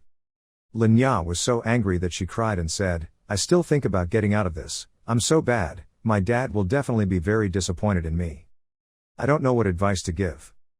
But then again, if you can't take care of yourself, you still want to kill someone, I advise you not to do it. Lin immediately said, what, even if I can't do it, I still want revenge even if I lose my life. But this understanding is not entirely correct, Rethon explained, I'm not saying don't take revenge, I'm just telling you that revenge doesn't necessarily only involve killing, you're not fit for it, and you should do what you can do. Don't they believe in your prescriptions and abilities as a pharmacist? Let's make a medicine that surpasses alchemy's medicine and prove it to them. A clever revenge from Rethon version, you should revive your family to become a famous family. If they escape the trial, publicize the evidence of their crimes. The one paying the price is them, not you. This type of revenge suits you better and is also what your father really wants to do, isn't that so? Lin was so grateful that she cried. When it was morning, Rethon spoke up, I thought Richie Fiskatic was your man and would speak for him. Rethon analyzed, good or bad people who make mistakes must be punished. I, like you, am a vigilante. Lin has guessed, you are indeed, Rethon said, you must have guessed that my family has been destroyed. He harbored a heart for revenge and said, I must kill those nobles who mistreated my family, and also the one who caused this to happen, the Six-Ring Emperor. Lin said in horror, clearly she was advising me not to use this method. However, she thought again, your situation is not like mine, you are a family, Rethon said, no, not because of this. Rethon said with murderous intent, the difference between me and you is that this method of revenge is very suitable for me, after all I am Liba Lamlet's grandson. I was determined, I must continue to become strong, at the same time find my sister, and then overthrow the empire's leadership. Someone else heard this story, this person praised it, his voice was very loud. This person even spoke sarcastically, I don't know if you can get out of prison or not. So it's Fiona, Rethon quickly asked, how's the situation, can we go out? Fiona replied, I don't know, I had a hard time meeting you guys, Tumi and Ellen couldn't come in. She was very annoyed and said, the crime of treason can be big or small, you guys have no power right now, you should just pray for peace to go out. Rethon exclaimed, is there no other way? Fiona continued, there is also something else to talk about, with Lady Lin behind you. Lin was startled, The news was announced that last night, Chairman Richie Fiskatov suffered an acute illness and passed away. Both Rethon and Lin were surprised. She didn't expect that Fiskatov was dead, Fiona said coldly, yes, it's hard to believe that the president of the Sage Association passed away from a serious illness. Rethon wondered, what happened? Fiona explains that the president always has a disease in his body, but it is not an incurable disease that cannot be cured. The reason is that he always refused treatment and let his illness torment him, perhaps because of Lady Linya's incident, he wanted to use this method to atone for his sins. Rethon also had no choice, I didn't expect it to be like that. Linya still wanted to retaliate, she muttered, she died just like that, the things from before were not. Fiona said frankly, I sympathize with your situation, but acting rudely is hard to agree with. If you don't care about your life, you should also think about the people around you. Rethon didn't want to talk about it anymore and said, "Why do you say that, when you encounter something like that?" But Fiona interrupted him and said, "Tumi is very worried about you." Fiona shouted loudly, not paying attention to someone coming, "You guys always act without caring about the consequences. It's hard to survive just using courage to survive." Prince Flare has arrived, he smiled and said, "That's right, no matter how strong you are, you will surrender to power. Power can motivate many strong people, while personal power has limits." Fiona bowed and paid her respects to His Royal Highness the Prince. He continued to speak, "Your courage is like proof of fighting. I came here to sentence you to death." While Lin Ya mumbled apologetically, "Maybe it's because of me," Rethon noticed, "Does this taste?" He continued, "However, since I saved the princess, I will generously grant you your wishes before you die." Rethon smiled and replied, "Really, that would be great." He arrogantly said, "Then let us go." Flare didn't like this joking. He said, "Are you still joking at this hour?" Rethon said again, "I'm not kidding, isn't that what you came here for?" Rethon smiled to expose Flare. "I don't think the prince of such a powerful empire needs to personally come here to pronounce the death sentence on these two exiles. If it's important, please say it directly." Flare laughed loudly, "Not supporting, I beg you. What's going on?" After Tong, two people went to prison. They had a meeting to discuss. The king said, "I didn't expect you to return from the border so quickly." Li Duk replied, "Your Majesty has assigned me to quickly report rumors of demonic activities. We have investigated but have not found any traces other than that trace. Signs of some kind of ritual, and also a body of unknown origin. These signs extend in the inner direction, the main direction towards the capital. We should be on guard." He added that the border guard force is lacking and difficult to mobilize. "We suggest recruiting troops in the capital to strengthen defenses and investigate these traces." Kim Bush countered, "Are you too worried? If you think like Li Duk, if you discover unusual traces, we should trust his judgment." His Majesty ordered, then according to Li Duk's wishes, mobilize the soldiers. Kim Bush was surprised, but Li Duk immediately replied, "Yes, Your Highness." The king ordered Kim Bus to be the commander to support Li Duk. "Go to the border to investigate clearly," Kim Bush said indignantly. "What? I can't leave the scriptures." The king only said that leaving was only temporary, he would complete his mission and then return. Flare achieved its goal. He smiled and said, "This will help you achieve success and enhance your reputation." He was angry but couldn't do anything. His Majesty continued, "That's right, what about those troublemakers?" Li Duk just replied, "Waiting for further instructions." Kim Bush shouted loudly, "What are we waiting for? Kill the name Landlet and his subordinates. He is a descendant of a traitor." Flare begged, "That person saved the princess, we should be more generous. He is good strength. Right now we really need soldiers so we can recruit them to atone for our sins." Kim Bush is not afraid to curse and talk nonsense. Landlet has great ambitions, now he dares to be so arrogant at such a party.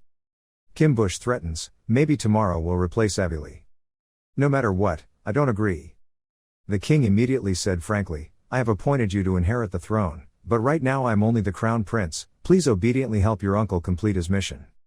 Flare also received orders to defend Keen Du, as well as conquer Landlet.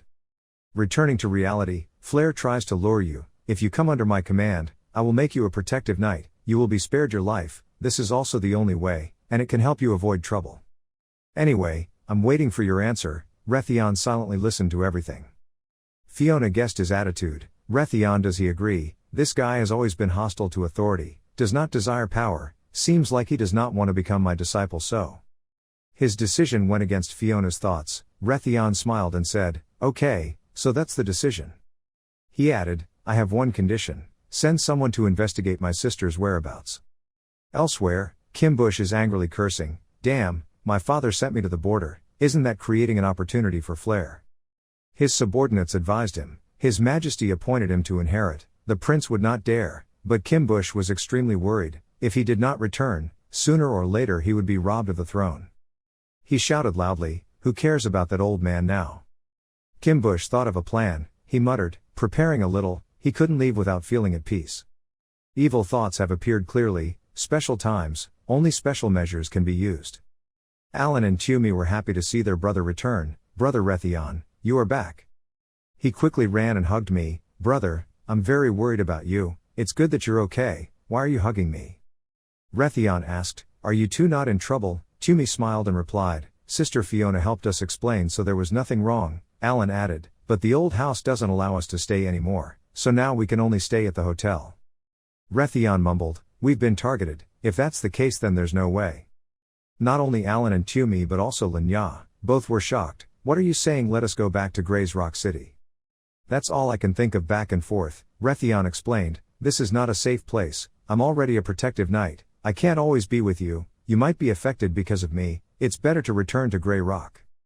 Tumi didn't want to but had to follow Alan. Rethon also said not to worry, I knew her whereabouts and would leave here to find you guys. Alan also followed suit and said, if you can't help here, you'll only be a burden. Brother Rethon is right, if you can't protect yourself, it's better to leave early.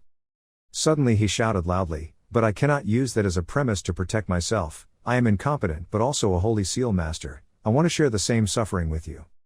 Rethon started to threaten him again, are you serious? I could cause more trouble and be targeted by more dangerous people, aren't you afraid? Alan said loudly, don't be afraid, you promised me you would help me advance to the holy seal level. Tumi heard that and wanted to follow, he said, I also want to stay. Rethon didn't want it at all, he said, little Mikan Lanya, you guys are not holy seal masters, you should still go back to the citadel. Tumi still stubbornly said, no, I was able to get to this moment, thanks to Rethon, I will not leave. Lanya and Tumi together attacked him with words, isn't there still that trick, playing with the clothes, wouldn't it be enough just to give me and Tumi the power, to reverse the holy war technique, yes, please infuse it into our bodies, we will protect ourselves. Rethon still tries to convince them that if they stay, they might die, don't you guys feel that way? In the end, he had to compromise and smile, saying that it was good, letting the girls hold the power to protect themselves was not a bad thing. Fiona in the back thought to herself, Rethon, did he confirm their determination as a trusted person? She told him, Rethon, if you need help, I will also raise my hand to support you. Rethon smiled and said, Lady Fiona, thank you for always coming to help. But the next sentence wanted to completely extinguish Fiona's joy, he said, but she was just an outsider, from now on, he wouldn't bother her anymore. She got angry and hit the guy in front of her with a painful slap. In the end, she got angry and left, making Rethon confused, what are you doing, it hurts so much. The other three saw that he didn't understand the reason and couldn't bear it anymore and said, saying that is a bit hurtful, so it's better to learn how to talk to girls. Rethon stopped paying attention and shouted loudly, in short, let's begin. Rethon began to give power to Alan and asked, can't you feel the power given to you? Alan replied, very vague, impossible to grasp, so unable to use. I guess the reason is, due to transmitting too much power at once, there is no connection with the power in the body, so you cannot use it, is that right? Alan frowned and muttered, what should I do? Rethon continued to transmit power, just withdraw a portion of the power, then rely on the power in your body to fill the void, the power will create a connection you will be able to use. Rethon uses pure magic to absorb power from Alan. But something else happened that shocked Rethon. The recovered power directly strengthens my body, is it because the power has been nurtured in Alan's body for a while, so I have obtained the results of the nurturing process? If so, we just need to divide the power among everyone, and after cultivating it to a certain level and then recovering it, we can obtain the results of their cultivation. Alan had absorbed the power and shouted loudly, I can already feel the power you have given me. Rethon replied, now take it back into your body. Rethon cheers Alan, just need to feel a certain level, let's try. Alan feels, even though I feel it, I still haven't mastered how to control it. Tumi also said loudly, Uncle Alan, come on. Then a second later, Rethon's body tried to hug and soothe Alan's pain, the three of them immediately widened their eyes. Rethon immediately hit him on the head and scolded him, what are you doing? He mumbled angrily, which means I still can't control it right now. Rethon sighed and said, I will help you press back into your body, you must grasp the power to raise your holy seal stage. But please note that you have my power in your body, I can control you through the crystalline talisman. Alan was helpless to let himself be controlled continuously. He also thought of another way, so he smiled happily and said, I can't control you guys to fight, like puppets, only Tumi said excitedly, great Rethon, quickly give us strength. Suddenly someone came in, everyone speculated, Fiona is back. Who is it? Tumi opened the door, who is it? Turns out the person who came wasn't Fiona but Ace. He reacted strongly and immediately rushed to the door to interrogate him, it was you again, what are you doing? Ace no intention other than to announce, His Highness told you to go there now. Rethon was stunned when he heard this news. Prince Flare took the paper and read it, Knight Landlet, it's a pity that we don't have much time to rest, the Grand Marshal has led part of the army to leave the national capital, so we need your help. He ordered Rethon, annoyed, start your mission. Rethon asked confused, what is this, why is this guy here too? Flare smiled and said, I forgot to tell you, the Demon Wind Group is my service team. Rethon was surprised to hear this news. Flare continued, they are like you in charge of defending the capital, let's forget the previous unpleasantness and complete the mission together. Outside, the people happily said goodbye. When the knights set out on their mission, only Rethon was despondently thinking, what are these people's intentions? Surely it's not just purely defensive work. He started to pay attention to Ace and muttered, that guy deliberately came to the hotel to confirm if there was anyone around us, we have to quickly let them learn the ability to protect themselves. But that's not enough, we also need a stronger confidant. Suddenly someone ran after their delegation. Looks like he has something urgent to say.